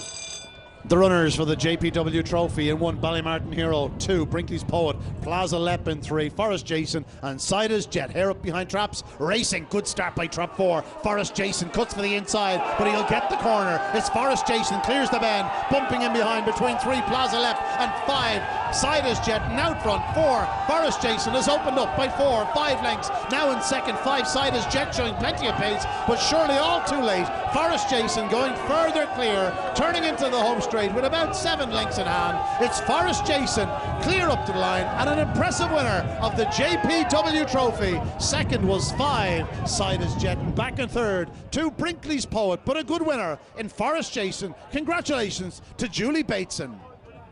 Yeah, well done, Julie. It's been a great night for Julie at the track. We have to go to Crayford because they're about to approach the traps for this 5:40 open race. Maiden Stakes event. Power Magic, just to reiterate what Dave was saying, basically has been running particularly well at Hove. 28.88, scored over 490. That's a good run over that new distance. Was beaten by Droopy's Max in its next start on the 20th of June. Has whizzed round Central Park at top grade as well in 28.78. That is another great time to have on your CV. So Power Magic for me in Trap 5 as the Greyhounds approach. The 4-5 has been swamped. It's now 4-6. Of the others, Canvas Jet shows second favourite at 4-1. It's then 7-1 Trap 4, 8-1 Trap 1, 8-1 Trap 3, 10-1 Trap 6. Any more input from our viewers? There was an email in from part of the Guilfoyle team, Caroline, Ella, Connor and Emily, back home in Ireland. They were wishing Pat good luck. We'll be shouting home Skywalker Logan there, who was not beat far in the end, Errol. He ran a big race in defeat as well, did Skywalker Logan. Okay, well, the runners are approaching the traps. In fact, they're going in here at Crayford, loading up. Best of luck with whatever you're going for. And don't forget, we've still got plenty more racing to come here. We have got the 3 to come from Crayford, and we're here to the wee hours at Nottingham, and we finish, of course, with the Durando Marathon, of which, price-wise, we put up a big one. 40 to 1, mixed little gem. Big Is price. it still at that kind of price? 25. 25s. Still not a bad price to finish the night. That's right. Get it all back. Yep, the champagne corks could still be popping afterwards. Power Magic, though, 4 to 5. Hare's running. Here's Robin Carter.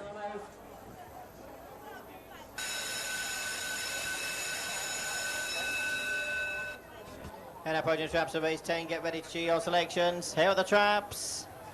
And off we go. 6 and 2 broke well. 5, 4, 3 and 1 the inside. 2's the clear leader though round the first bend. A bit of scrimmaging and trouble at the back of the field, but it's 2 from 1. 3 in midfield. 6, 4 and 5 towards the back. A lap to go. They pass as it's Canvas Jet that's out in front for Katie O'Flaherty at the moment. They were trying to close towards the inside. It's 1 and 3. It's 6 in behind them, but 2's clear at the moment as a healthy lead down towards the penultimate turn. So 3's moving into second. Here's Clongilt up the outside. 1, 6 staying on for the back is Manic Zelda. They're off the final bend. 2 is clear of the rest though. 6 and 3 are gaining ground in second, but never going to get there. 2 wins from 6 and 3 third. Yes, 263 Canvas Jet goes on to win for Katie O'Flaherty. Beats Manic Zelda and Clongiel Dove. Let's look back at the replay. We were all eyes on Power Magic. In 5, break fine, but runs into trouble at this first bend. Yeah, rough ride at the corner, just couldn't. In the pack. Yeah, couldn't clear 4 and 3 on the inside. 2 had got loose, and that was chance over for 5. Actually did well to stay on his feet there. Yep. So he's out the back and out the race. But while all that was happening with a lap to go, Canvas Jet for Katie O'Flaherty, and I'm pretty sure amongst the owners is a certain Maurice Newman. Oh, really? Canvas Jet, and 9 wins from 25. A great strike rate at the track. That's right, phenomenal really, and a good effort. 6 showing a little bit in behind as well, but well done to Morris off the front, and he will be on the show soon with a brilliant auction raising money for the Great Ormond Street charity. So dig deep when he's on. There's some brilliant lots, I'm sure. Okay, 2, 6 and 3 the result. Right, let's show you the 947 from Nottingham now, and Forrest Jason trapped. You were worried about clearing, Plaza Lep, etc., and the rest of them on the inside, but at the winning line first time, had already got a length clear. Yeah, he did it well, didn't he? He did really well because he's rubbing shoulders with 3 for the first sort of 5 to 10 strides, but he still had that burst of pace to get off the front and score. And once doing so, you know, this was a really, really good performance. 5 showing plenty of back straight pace as well. And well done to Julie. Big night for her. And Kenny Glenn as well is a huge supporter of the sport and the kennel. And yeah, you certainly don't begrudge those guys having a winner or 2. No, Treetop Jet earlier, of course, in the sprint at 8:33, and now going in the 9:47 with Forrest Jason. And we've still got more to come, of course, from Nottingham. 4 more races to come. The next will be the 10:03. But before all that, we're having a quick break.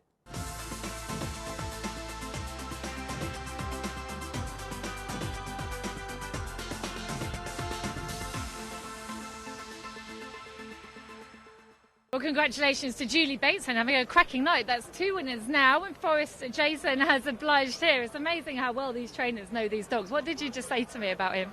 He's such a vain dog and everything's about him. I thought he would stop at the screen to watch himself running. And he was just enjoying the affections of these lovely girls just then as well. He loves attention. It's honestly such a character. He's absolutely brilliant. Fast as well. That was emphatic win. I thought if he repeated last week, he had a chance, but I didn't think he'd run like that. Again, Kenny will be absolutely over the moon. He's up there in Edinburgh. I could hear him from here again. He owns Treetop Jet and Forrest Jason, and he put some good dogs with me. So I'm really chuffed for Kenny. Brilliant. We couldn't go for the derby with him because he had a setback up at Shawfield, so I had to start again with him. Basically, I had to start from scratch with him because he lost all his confidence. but he's come two now. So it's a consolation for Kenny that he couldn't make the derby, but he's won this little competition for him. That's amazing. You've got him running so well, so quickly. Congratulations. Cracking night for you, you please. Yeah, 2 runners, 2 winners. You can't. It doesn't often happen, so I'm going to enjoy it. Well done, well done. Thank you, thank you. Yeah, welcome. Great to see Julie Bateson. I was about to say welcome back. What world am I in? Yeah, it was great to see Julie Bateson having a double on Derby final night. Fantastic. She's lovely, Julie. Of course she is, yes. Been involved in the sport for years. How about that? 2 runners, 2 winners, Errol. Yeah, brilliant. Small kennel, great to have the success. Now here's an interesting race, the 10:03, in the shape that we've got Droopy's Trapper for Angela Harrison in trap 5, 2-1. A lot of talk about Toto's Park, Graham Holland's runner, 9-4. There's money for Macroom Cruise in trap 2, another one of Graham's, 6s into 5s for the race. I wanted to make a case for Dower Rory in trap 3. And then we got Droopy's Gold even to mention in trap 1 and May's Thistlecrack in trap 6. So what wins this? This is tough.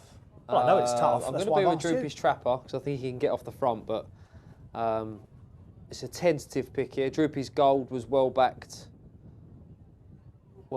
on the early prices. Tinwald Baz will be leading the parade for this race. Lawrence Tuffin's Very runner. poignant because obviously this is the Terry Corden Memorial Yes. Anglo-Irish Trophy, and Terry owned Tinwald Baz, who of course won the Steel City Cup up at Sheffield. After some brilliant ground for Lawrence Tuffin and Terry. Yeah, after some valiant races in big finals. Yep. You know, kept on reaching these finals and eventually it all fell into place. And there is Tinwald Baz. Oh, brilliant. He's been on hand as well for the a lot of the apprenticeship days where there's been sort of talk of anatomy of greyhounds, etc., and vets have come to the track and the apprentices have been learning. He's been there. Right. So, yeah, he's still very much part of the sport. Loved racing, loving retirement. That's wonderful. Yeah, that is wonderful. And it's great to see. Okay, Droopy's Trapper 2-1, Toto's Park 9-4. I wanted to make a case of Dower Rory because I think there might be a bit of bother here. I decided to throw in something that might stay on. Yeah, we will definitely be doing that. And Dower Rory's run some terrific races up the track, hasn't he? Clips finalist. Yeah, last year. We've got a clip of film to show you for this race. Droopy's Trapper in action during the Derby, running from trap 5. He's got 5 in this race. So let's take a look. Yeah, I think this is his boxer as well. He's capable of that fast. That'll go up pretty straight from 5. Toto's Park, he'll need to master early on. He'll definitely have the legs of Dower Rory and Macaran Cruz for me. It'll be all about how Droopy's Gold comes away. If he can trap, he's as fast as any of these. Droopy's Gold, but will he be able to break from the inside? Interesting race. I mean, 6 is not out of this as well. If you think there's going to be trouble, May's Thistlecrack. Some brilliant runs over 4 and 6 bend in the book. I wouldn't put you off chucking that one in the full cast and tri-cast mixer. So, the runners on parade. Here we go. Led by Tinwald Baz. Followed through by Droopy's Gold in 1, in 2. Macaroon Cruise in 3. Dower Rory at the centre of the track there with the 4. Toto's Park in 5. Droopy's Trapper and May's Thistlecrack in 6. Yep, one email in here, Errol. It's from Greg. He says, congratulations to Nottingham and Rpgtv on a fantastic derby and coverage from your team. Our back Priceless Blake at 50-1. Oh, wow, wow. Boom, boom, boom. Happy days. Holiday paid for. Looking forward to the Irish derby now. Regards, Greg in Dublin. That is lovely, isn't it? Your holiday's paid for. You found the winner. You've enjoyed the night. You've enjoyed the derby. And you're going to enjoy the holiday. I wonder where he's off to. It was 1, 2, 3 for Ireland, wasn't it, in this year's derby? It was. 192 went into that first round job. I think there was 43 Irish dogs that were entered. Graham Holland, 11. He got one to the final. There was 4 of them in there in that final, and they've filled the first 3 places home. I did say that Nottingham would play to the strengths of some of the Irish dogs. Lots of parallels to be drawn between Nottingham and Shelbourne Park, and there it is. First 3 home, Errol. And the first Greyhound Derby staged at Nottingham. They've done a Is it a sign of the times? Done a brilliant Are job. we going to have to batten down the hatches?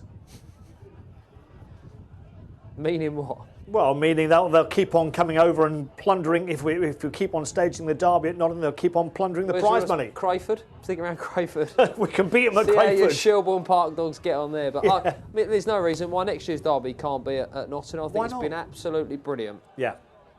Let's hope they're up for staging it as well, because obviously they've probably had quite a fraught time dealing with it all. Rather stressful, I'm sure. Being the newbies, but they might sit back and say, well, look, we've done a It's job been well seamless. done. Absolutely seamless. We can improve on certain things, but hopefully they're getting the good vibes. Crayford, of course, will come up straight after this race at Nottingham. Betting is on the bottom of the screen. I'll be with 6 there, Earl. I like the draw. Okay, and I'm trying to remind myself, is this the A6 race? Let's join Ian Fortune first. And so the runners, Droopy's Gold, Macaroon Cruise, Dowrory in 3, Toto's Park, Droopy's Trapper, and 6 is May's Thistlecrack.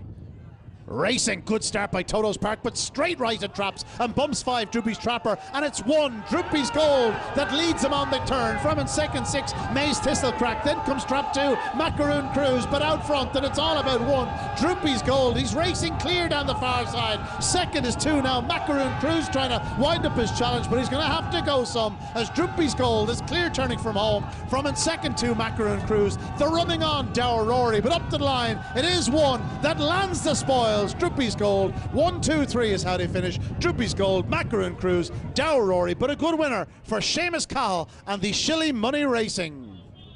Yeah, funny, isn't it? Because Astute Missile winning a derby, of course, recently for Seamus, and here he is on derby final night, picking off the Terry Corden Memorial Anglo-Irish with Droopy's Gold in 1. We go to Crayford. Son of a Gun was my pick in Trap 5. KDO Flaherty's runner. A winner 2 runs back in an A6, back down after a defeat last time in A5.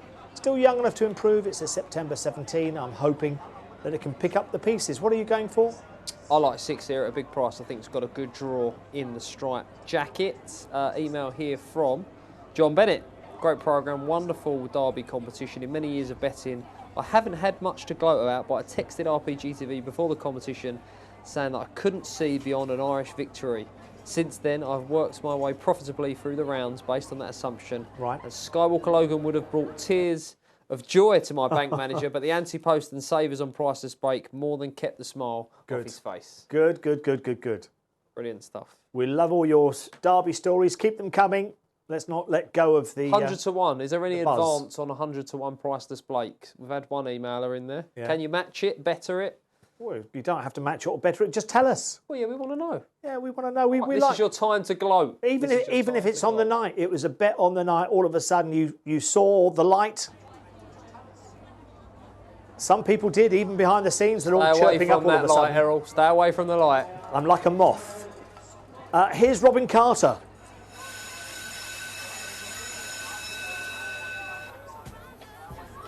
Head up on your traps to race 11, get ready to see your selections, and away we go. 1 leads the inside from 6, it's 5, 2, 3 and 4 on the run to the first bend, 5 out in front, 2 next and 3. 1 the inside, 4 and 6 towards the back, with out in front, Son of a Gun leads. Bacadio Flagging goes another few lengths clear, all Clarence Polly in chase in second, 6 the inside, it's 4 our enjoyment, it's 4 towards the outside, but 5 is clear up front off the final bend, alone in front, Son of a Gun goes on to win 3 second, 4 third.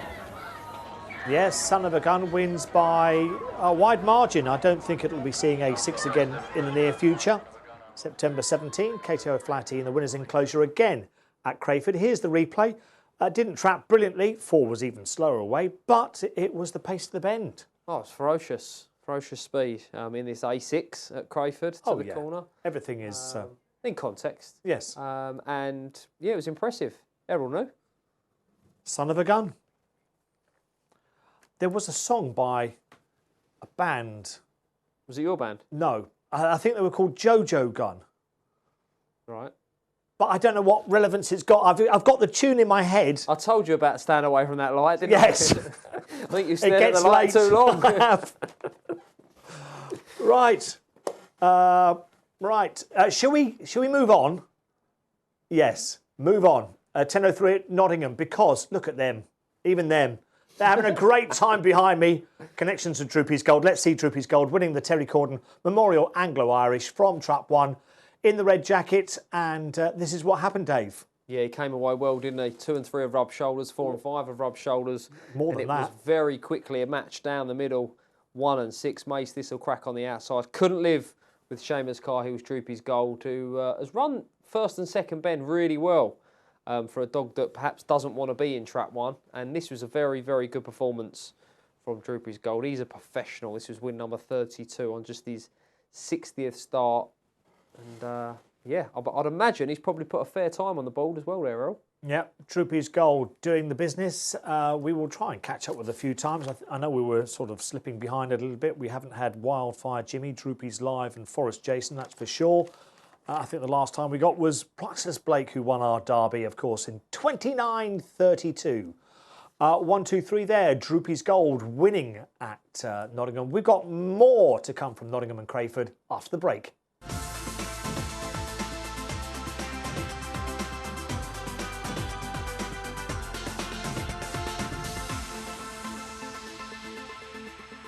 Droopy's Gold has won the Terry Corden Memorial Anglo-Irish race here, and what a worthy winner he was as well. Seamus Cahill, the trainer, alongside me now.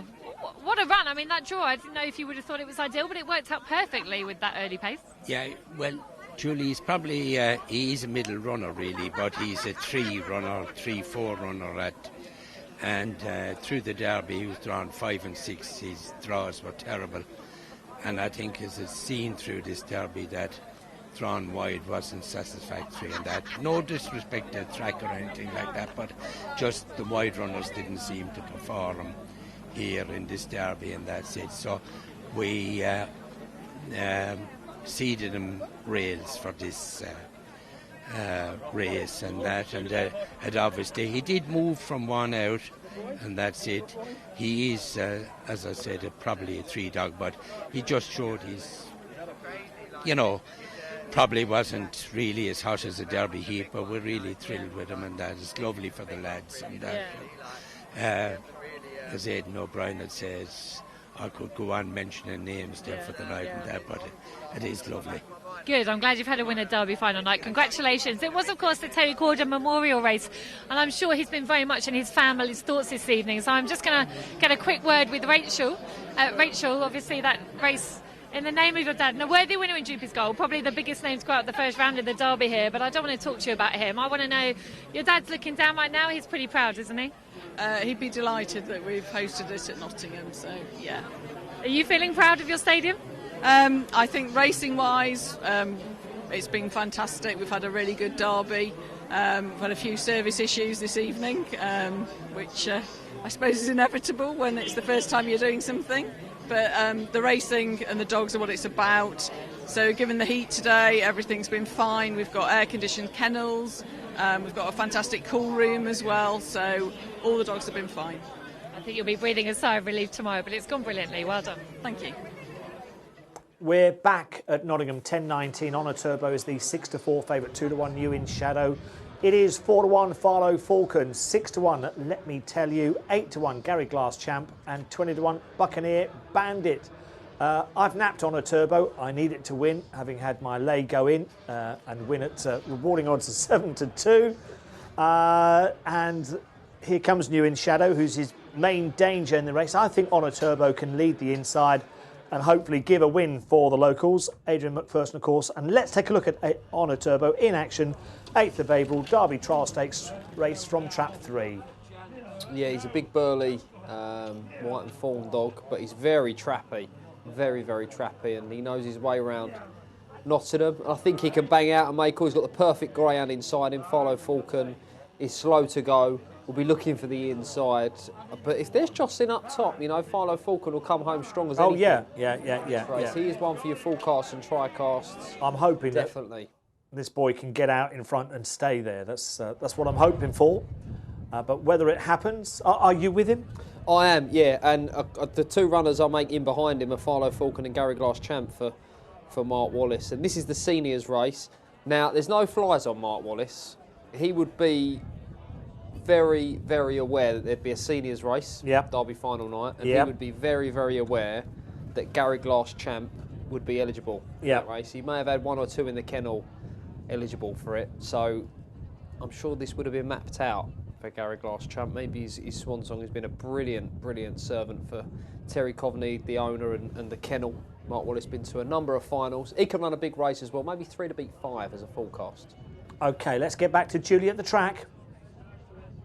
Well, Graham Holland alongside me now. New in Shadow goes for you in this race. Chance for a winner here, Graham? This is his last race of his life. This is a retirement race. He's an old dog. He's been a great servant for the owners. But this is their wish that he goes out on Derby night, a retirement race. Probably got a few too many miles on the clock, but we're hopeful. Well, I wish you all the best with him. And just quickly, your reaction to Clonbrine Prince in the Derby final? It looks as though you wouldn't be able to win out of Trap 6 here on a Derby final night. It's very difficult. OK, unlucky. Thanks, Graham. OK, you heard it from Graham. Honor Turbo 6-4, New in Shadow 2-1. Bigger prices the rest as the runners go into the boxes. Good to see a seniors race on the card, Errol. Yes. Brilliant. Well, they've covered all angles, haven't they? We've got the Durando Marathon there booked. For Yeah, those but who... I mean, these dogs have been tremendous servants, not just to connections, but to the sport. I mean, Gary Glass Champ has raced at Crayford, Henlow, Romford many a time on Rpgtv on a Friday night. And on the biggest night of all, they have their own race, you know, their own moment in the spotlight. And a lot of these dogs, I'm sure, will be retiring. We heard New in Shadow there from Graham. Great dog, East Anglian Derby winner 2 years ago. His final race in 6. Hair running, here's Ian Fortune. Tell you, 2 Farlow Falcon, Honor Turbo, Buccaneer Bandit, Gary Glass Champ, and New in Shadow completes the lineup.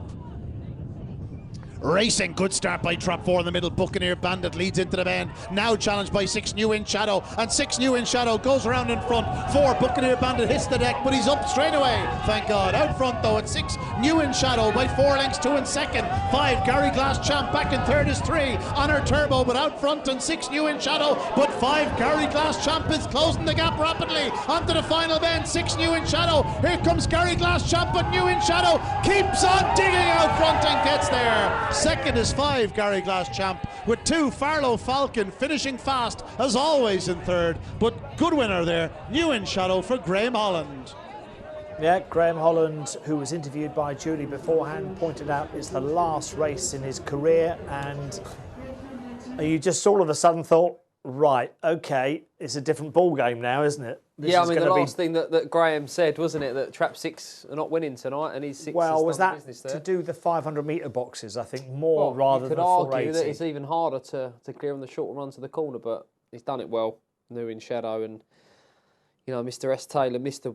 M. White, you know, he's very lightly raced. He obviously had his issues, only 44 races in his career, but he shared the track with the very best. He's beat the very best, New in Shadow, and he signs off winning the Star Sports Seniors Trophy in fine style. Those strong salts he needed to repel close home. Gary Glass Champ on the outside. Farlow Falcon flying home as well on the inner, but he dug deep, Errol, and done it well. Yeah, he dug deep, done it well. New in Shadow beating Gary Glass Champ and Farlow Falcon. Honor Turbo not coming away brilliantly, into trouble at the first bend. Game over. We go to Crayford, where the game is coming to an end for the night as we reach the 10:28. A4, the grade here at Crayford, and the Racing Post have gone with Supreme Atlas as their next best. It's my pick, Jim Reynolds runner, July 17. Son of Ballymac Vic had been running well, 11th of June, winning an A6 in 23.68, went up to an A5, winning in 23.75, but A4 was a little bit too much last time, but maybe a second go, only went down a half length.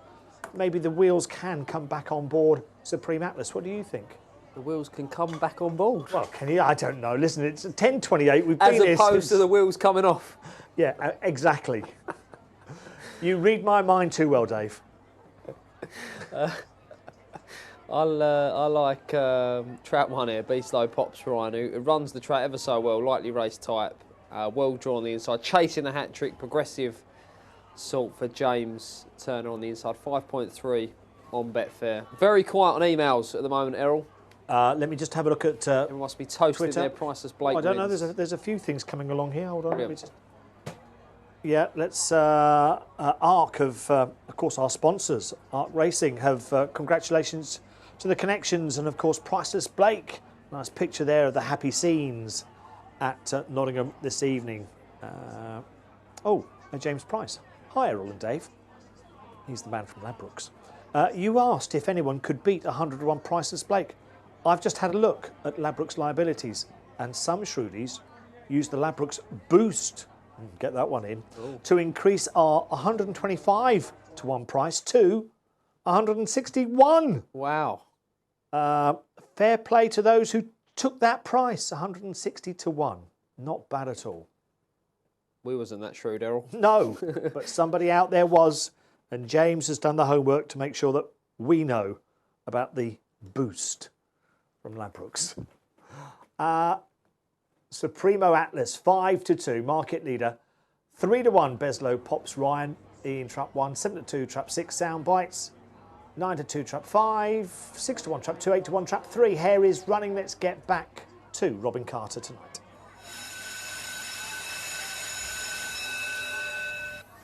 Last chance to cheer your selection this evening here with the traps.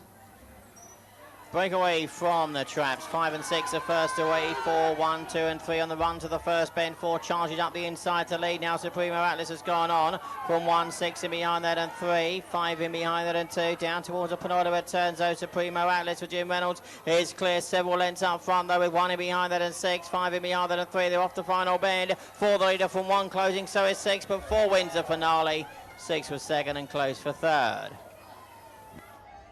Supremo Atlas wins for Jim Reynolds here. Picks up that winning thread. Those wheels are back on and goes on to win the finale at Crayford. Let's get back to Julie at Nottingham. Well, what a great dog new in shadow has been for Connections. Mark White, one of the owners alongside me now, and that's definitely his last race. 100%, yeah, that's him done. So just nice to see him kick on the last bend and then get a win. He's been a great dog for us, so over the moon, really pleased. It wasn't bad for an old boy, that run, was it? No, he's done some blistering runs recently, you know, he's just not been as consistent, and I guess he aches and pains kicking a bit more, so they struggle with the consistency, but, you know, to go out on Derby finals tonight with a win, you know, fantastic. Is he sofa bound now or stud bound? He's a bit of both, I think. A bit of both, I think. So he's going to come back with us and, yeah, hopefully have a bit more fun in the future. So, yeah. No, really well done. It's been a lovely dog set. Congratulations on the win tonight. I'm going to get another quick word with Graham Holland. Small consolation for you winning there. Yeah, it's great. To be honest, my plan come together for a change. You know, this was sort of mapped out as his last race. He's been a great servant for the owners, and it was great for him. You know, and he's a lovely dog, and it's nice to go out on a high, isn't it? Derby night, last race of his life, veterans race. So. Sometimes things do go right. Absolutely, it's all worked out there. And of course from trap 6, but I just want to elaborate on what you thought earlier. You think that... They're 480 boxes. They're different boxes. You think trap 6 lost you the Derby final? No, him missing his break lost us a Derby final, but it's very difficult to come out of trap 6. It's nobody's fault, it's just luck of the draw when you've got 6 railers in there. But for whatever reason, again, it's nobody's fault, it's very difficult to come out of trap 6. How many trap 6s are won from 500 tonight? You'll be back, team of 20 for next year, maybe? With any luck. You're only as good as the dog you've got, so let's hope we've got some good dogs. I'm sure we'll see you again. Thank you. Bye-bye. Thank you very much indeed. Now, Brigadier Bullett's about to run in the Super Stayers Trophy. Alan Mills alongside me this time last year, of course. Big Derby final night for you guys. Last year was massive. We're here this year. It's completely different. Last year was an absolute buzz. You know, thanks to everyone. We had two in the final. You know, I'm still living, like, talking about it now brings a smile to my face. Yeah, a year on brings a smile to my face, and so does that. Yeah, it brings a smile to my face. But you know, we're here to support it. You know, Nottingham have done a great job. You know. We'd love to have one in the final, but hopefully next year we're out there looking, we're investing as we do. Tell us about this dog tonight, because obviously a very different draw scenario. You've stuck a middle on him. He's in 3. Yeah, well, it is with Brigadier or Sidders as we know him. Like you say, with these Stayers events, it's a short run to the bend, and he's a good bend runner, so we want him to pace into the bend, and they've all been short runs into the bend. And now, so we've seeded him middle, hopefully, because he just seems to be getting caught out wide. And his last 2 races, he's just been, like you say, he's been very, very unlucky. So hopefully tonight, hopefully he misses the trouble, gets off the front, and fingers crossed he stays 7:30. You know, off the front, he's a great galloper. So, you know, fingers crossed he gets off the front and holds on. Sounds like a perfect plan. Are the boys on? Oh, we're on. I was queuing up outside the betting shop here. Can I say the betting shop? Yes, I think so. I was queuing up outside Coral today at 9 o'clock. We're supposed to be open at 7:30. I was there at 8:30. Wasn't open. I'm about to get on a bus to the next one. So hopefully this hour, 2 hours I've wasted this morning has been all worth it. Yeah. Alan, this is brilliant. It's a great interview because what you don't know is Billy Boyle is trying his best to put him off. But Alan, you've done a great job. And we wish you well with Brigadier Bullet in the next. Thanks very much. Cheers, Devil. Thank you very much. much. Cheers. Thank you all. Back to the studio.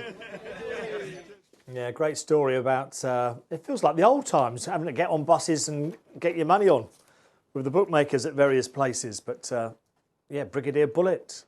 Of course, the extra distance is a little bit of a worry, but there's opportunities for it to lead tonight, isn't there? He's been looking strong over the 680 as well, Errol. He has been moving in his races, so I think it's a shrewd move. To be fair, there's very little speed inside him here, and I think he can front off, get first run on main danger, Slippy Maggie, and make all. Yeah. Headford Marisa, of course, will be a bit of a player as well. Kevin Boone's runner. You don't reach a golden jacket final without having class about you, and that went to 6-1. Did you back him for the golden jacket? You fancied him, didn't you? Yeah, Being up into it, I remember. Yeah. Move on. Move on. He didn't win it.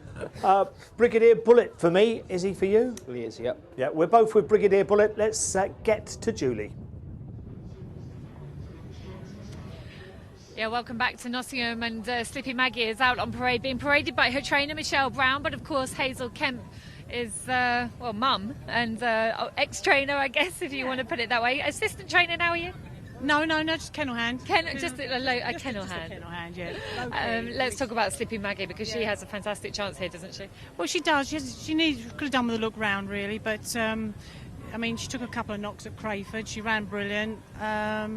Let's hope she finds her way round. We didn't put her in the longer race because we think it's a tough 900 here for her, so we thought we'd just put her over the 730. You know, there's some good dogs in there, and she always runs a good race, so we shall see, yeah.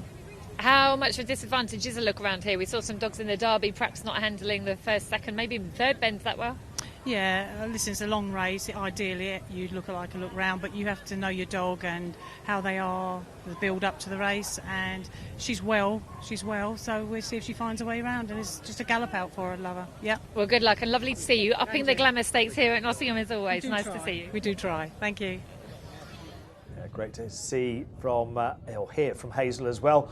Slippy Maggie 2.04 on the Betfair Exchange, 10-11, 2-1 Brigadier Bullet. It is then 7-1 Headford Maurice, 12-1 Troopy's Essie, 12-1 Tell Her Something, and 25-1 Tickled Pink as we run into the 730-metre race that's coming up. I'll just say, I mean, Hazel touched on it, the rough ride that Slippy Maggie suffered at Crayford last time up. Craig Chester, one of the owners, actually tweeted a little bit earlier on that, you know, he just felt, in all honesty, that she was a little bit skinny. She came off sore last time. She's obviously good to go, but he just felt that she was a little bit short in terms of odds on. She is 10-11, but I am against her with Brigadier Bullet. Okay. I see there's a John Bleasdale who tweeted in, enjoyed the tweet from James Price about the price that had been taken. He's got horses by his name. Any relation to Jimmy Bleasdale? All those years back on the flat, the jockey? You can tweet in again and just tell me, I'll be interested. The last runner goes into the boxes for the 10:35. It's the Star Sports Superstayers Trophy. Let's join Ian Fortune. The runners for the marathon: in 1, Tickled Pink; 2, Drooby's Essie; 3, Brigadier Bullet; 4 is Slippy Maggie; 5, Headford Morris; and 6, Tell Her Something. The hare up behind Traps Racing. Good start by 4, Slippy Maggie. Now up the inside, 1, Tickled Pink showing in front. On the outside, 5, Headford Morris gets into contention, and 6 further out. I'll tell her something, but traffic problems there. And it's now 5. Headford Morris just showing in front. 3. Brigadier Bullet gives chase in second. Back in third is Trap 2. Droopy Zessie. Slippy Maggie back in fifth with work to do, but out front and still 5. Headford Morris from in second. 3. Brigadier Bullet and 2. Droopy Zessie, but it's still Trap 5. Headford Morris by 2 lengths to 3. Brigadier Bullet now Trap 2. Droopy Zessie drawing closer on the inside. Still 5 though. Headford Morris, but 3. Brigadier Bullet coming with the dangerous looking challenge. 2. Droopy Zessie won't go away. 4. Slippy Maggie out the tail, but up the line, and Droopy Zessie comes through to win from in second. It looks like 3. Brigadier Bullet and 5. Headford Morris. A good winner there. 2. Droopy Zessie for Nikki Sava, AB Calder and DL Moore. We talk about derbies, we talk about Charlie Lister, we must talk about Nick Savin. Here he is with Droopy Zessie picking off the Stayers prize tonight. Slow break from Droopy Zessie going into the bend. We expected Brigadier Bullet to be up amongst them at the first bend. Missed the break, didn't he? Or missed the break, and he had to work ever so hard to get to the front. And once he finally did, he had his pocket picked by that man, Nick Sava, and his Droopy Zessie, who ran in the golden jacket earlier on in the year, winning heat, and I think may have even got to the semi-final. Yeah, won the heat, got to the semi-final. I think it was knocked out in the semi-final, but got off the front in a 7-1-4. At this stage, I felt, well, you know, maybe having won that 7-4 off the front, how well is she going to stay this 7:30? But done it well in the end, Errol. I mean, his third dog with a lap to go. Slippy Maggie looked as though she picked up a bit of an injury around the third, fourth bend, around there. She dropped away very tamely at that stage. And as you can see, coming into the second last bend, Headford Maurice was out in front. 3 was pressing, Brigadier Bullet, but Droopy Zessie was on the scene. And she turned out to be that little bit stronger over the 7:30 here to land the prize. To the winner. And a photograph for second place awaiting confirmation. Right, the results just popping up. There we go. 2, 3, 5, 11 to 1. Droopy Zessie winning the Stayers race. 48.14 for the forecast. Tricast, £183.73. With one more race to go, Trap 1, the short price favourite for the Trap Challenge, is out in front, and they've obviously got a strong chance here with I Am the Breeze in the finale, the Durando. We will be back for that race after this break.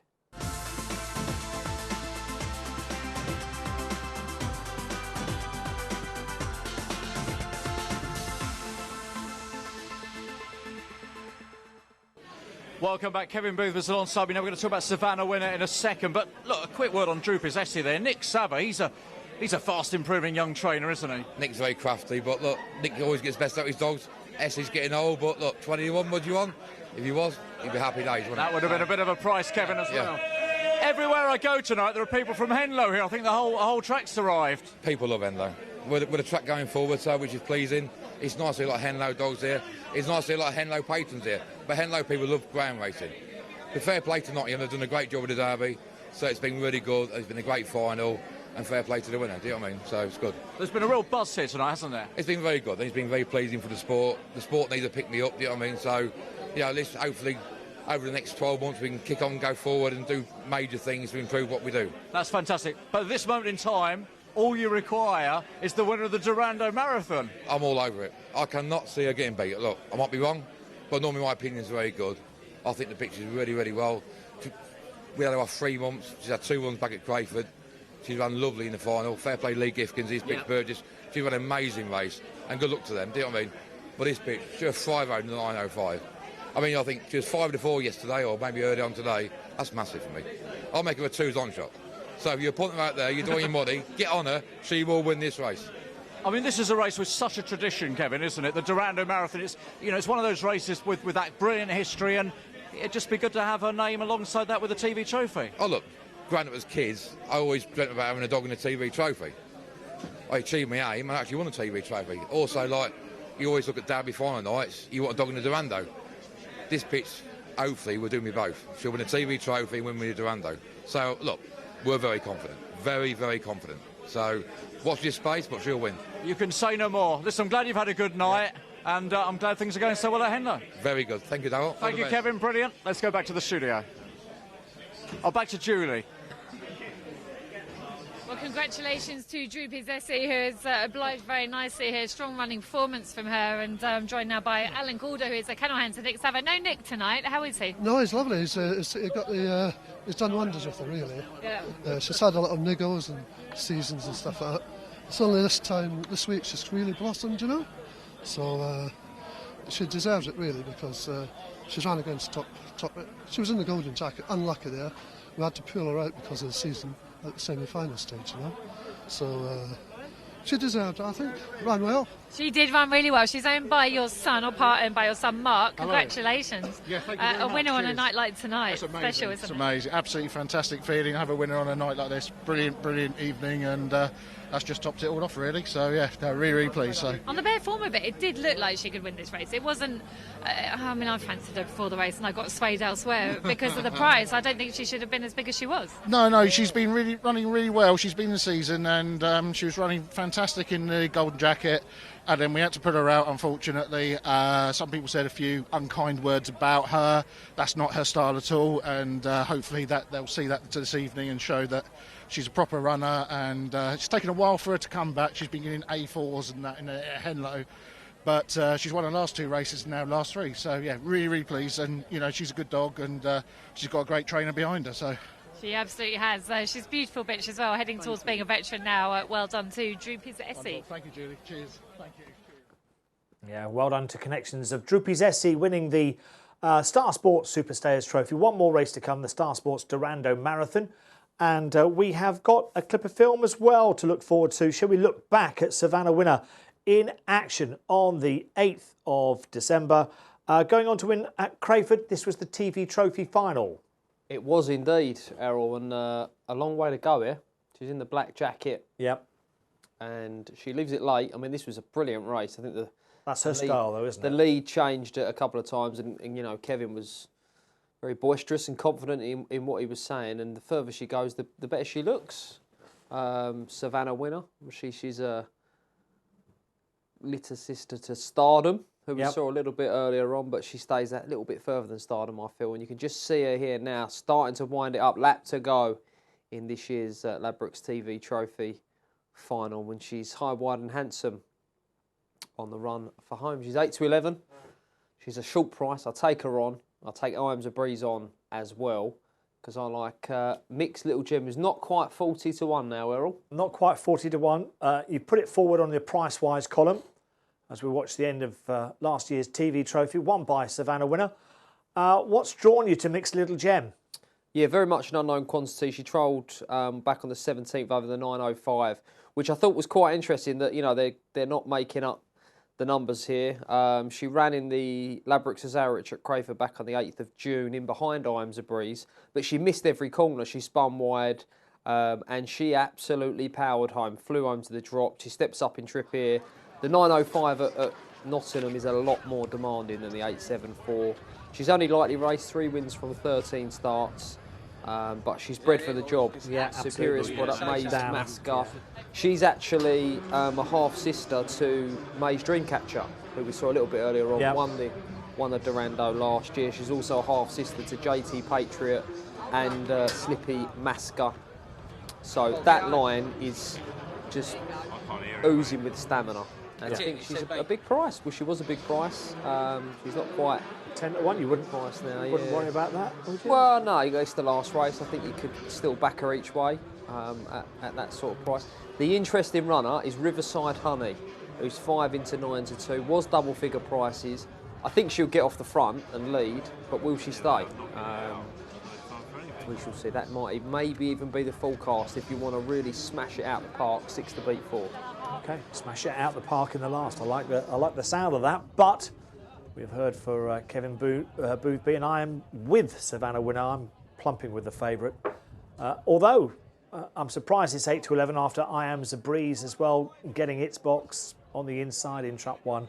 That's priced at 5 to 2. The runners on parade then here for our last of the night, and we can get back to the track at Nottingham. There we are. The runners on parade for the race. There is Riverside Honey, just taking a pause. Good to see a Durando on the card, Errol, as is tradition. Yes.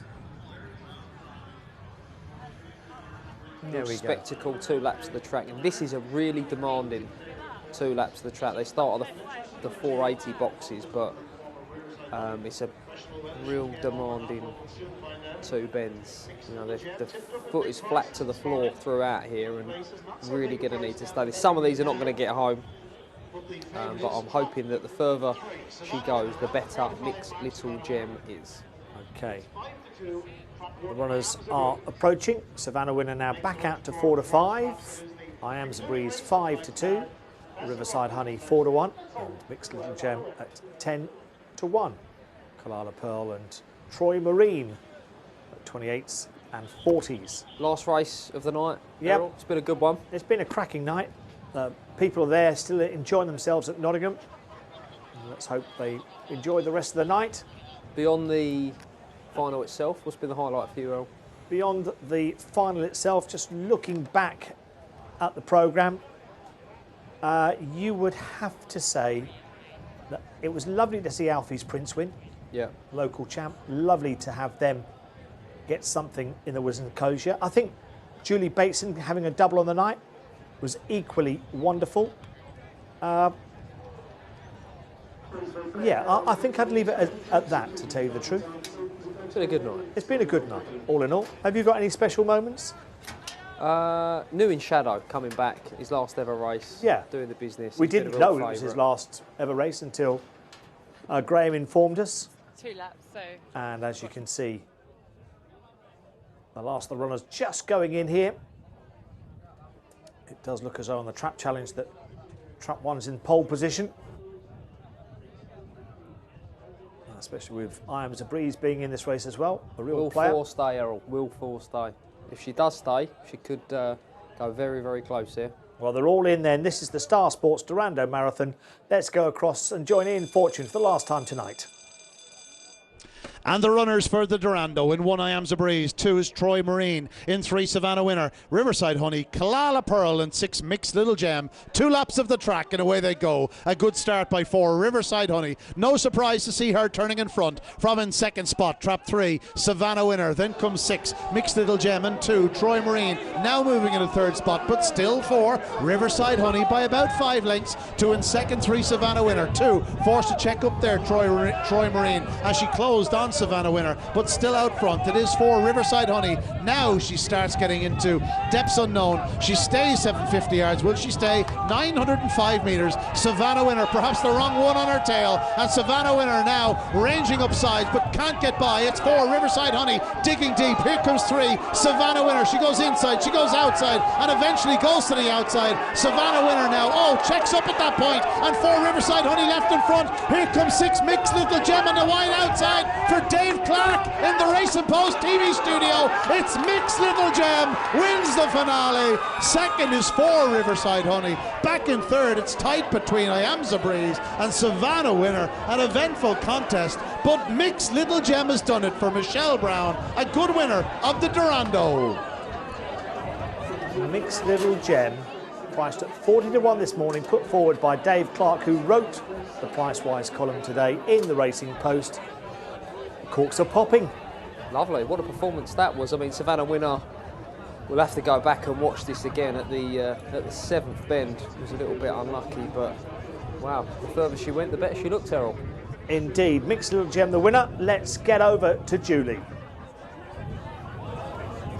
Yeah, I'm alongside Michelle Brown now, and she's just a little bit emotional here because unfortunately Slippy Maggie got injured in the last race, and now she's popped up and had a big prize winner. Are you okay to talk to us? I mean, what a run. She had shaped up as if the trip would suit, but she still did that so nicely. She ran brilliant. So proud of her. Yeah, disappointed and upset because of Maggie, but the emotions are just now happy because she's done so well and she's such a young dog. Yeah, she's run really well. I can't believe it, really. This is what the sport does, isn't it? The highs, you have to enjoy them because the lows are so rubbish. We're still waiting for news on Slippy Maggie. Unfortunately, it looked like a broken hook, but I mean, what's the future for Mixed Little Gem? Like you say, she's just a July 17, and look how she races over that trip. She looks like an absolute marathon star in the making.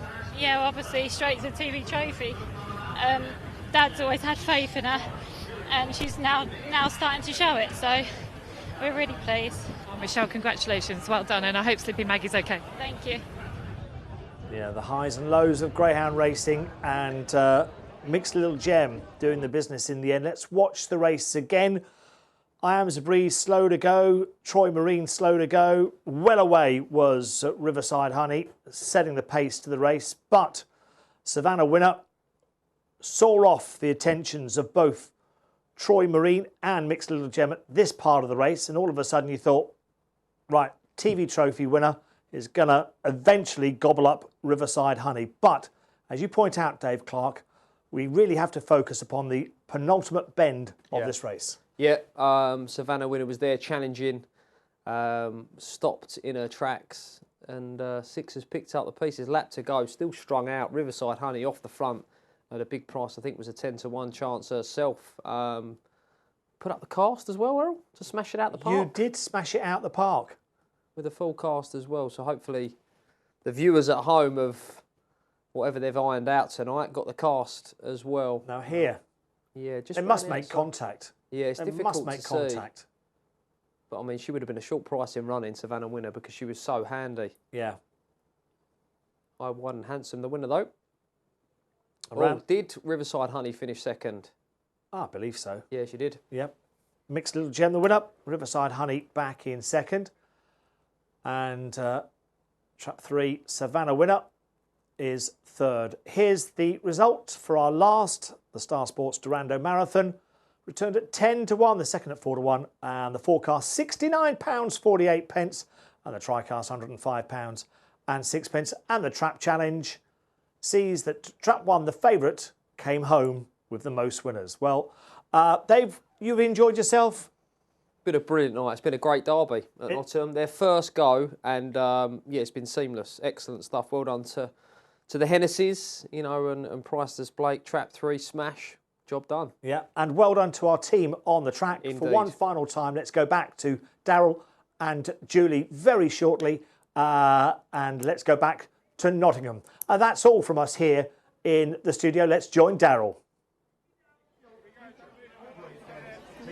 Well, we're almost done, aren't we? Another derby's almost over. This is Jackie's ticket. Not only Dave Clark, what a great tip from Dave, was on Mixed Little Gem. Well done, Jackie. Thank you very much. And what was your reasoning? Because my husband's called Michael, and I'm his little gem. It was perfect. It was perfect. And you're both Champagne Club members as well? We are, and we've been married 50 years. That's fantastic. Listen, we're so delighted you've won in the last, and you've had a good night. We've had a brilliant time. Brilliant, brilliant stuff. Listen, well done. I'm glad you've enjoyed every moment of it. We're almost there. Look at this. The marquee is beginning to, well, people are going home. They've enjoyed their derby night. The derby night is coming to a close. And what a fantastic night it's been, of course, whether you've backed a lot of winners or maybe whether it hasn't gone your way. But what a fantastic first derby here at Nottingham. We've been so delighted to be a part of it here this evening. And I wonder if the derby will return to Nottingham in 12 months' time. Only time will tell, of course. But do you know what, Richard? I think now, do you think now we can head this way? This is where Richard just wanted to go all night long. Not many people left. We're going to get a final drink in and just celebrate what's been a brilliant evening here. Listen, I hope you back the derby winner. If not, maybe next year. But we've seen some fantastic racing here tonight, and it's been brilliant. Have we got a chance to be very quickly whiz over here, Richard, before we go, just to say good night to one or two people? Have we had a good night? Fantastic. Brilliant. Have you backed loads of winners? I have, yeah, about 5 tonight. Graham? Sorry. Who's Graham? Who is Graham? I don't even know who Graham is, but Graham's had a great night. Tony's had a great night. Wendy's had a brilliant night. Best memory of the derby. Come on. Best memory of the derby tonight. Speaking to you earlier.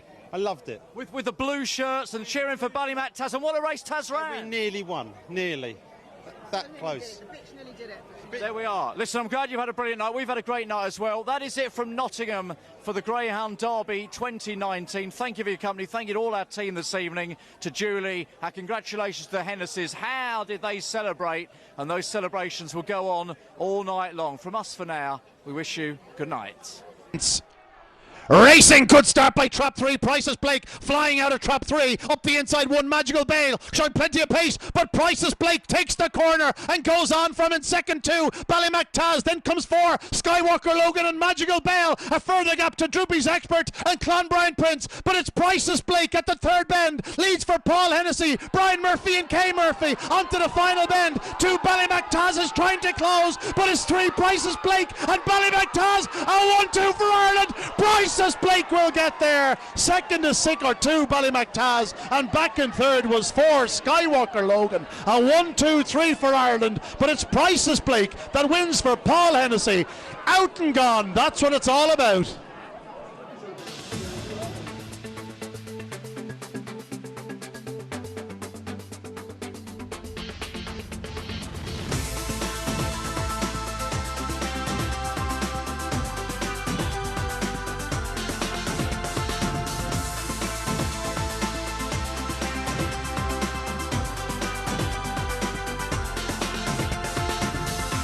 Racing Post Greyhound Television, brought to you in association with Bet365.com, Betfair, Betfred, Coral, Ladbrokes, Paddy Power, Unibet, and William Hill.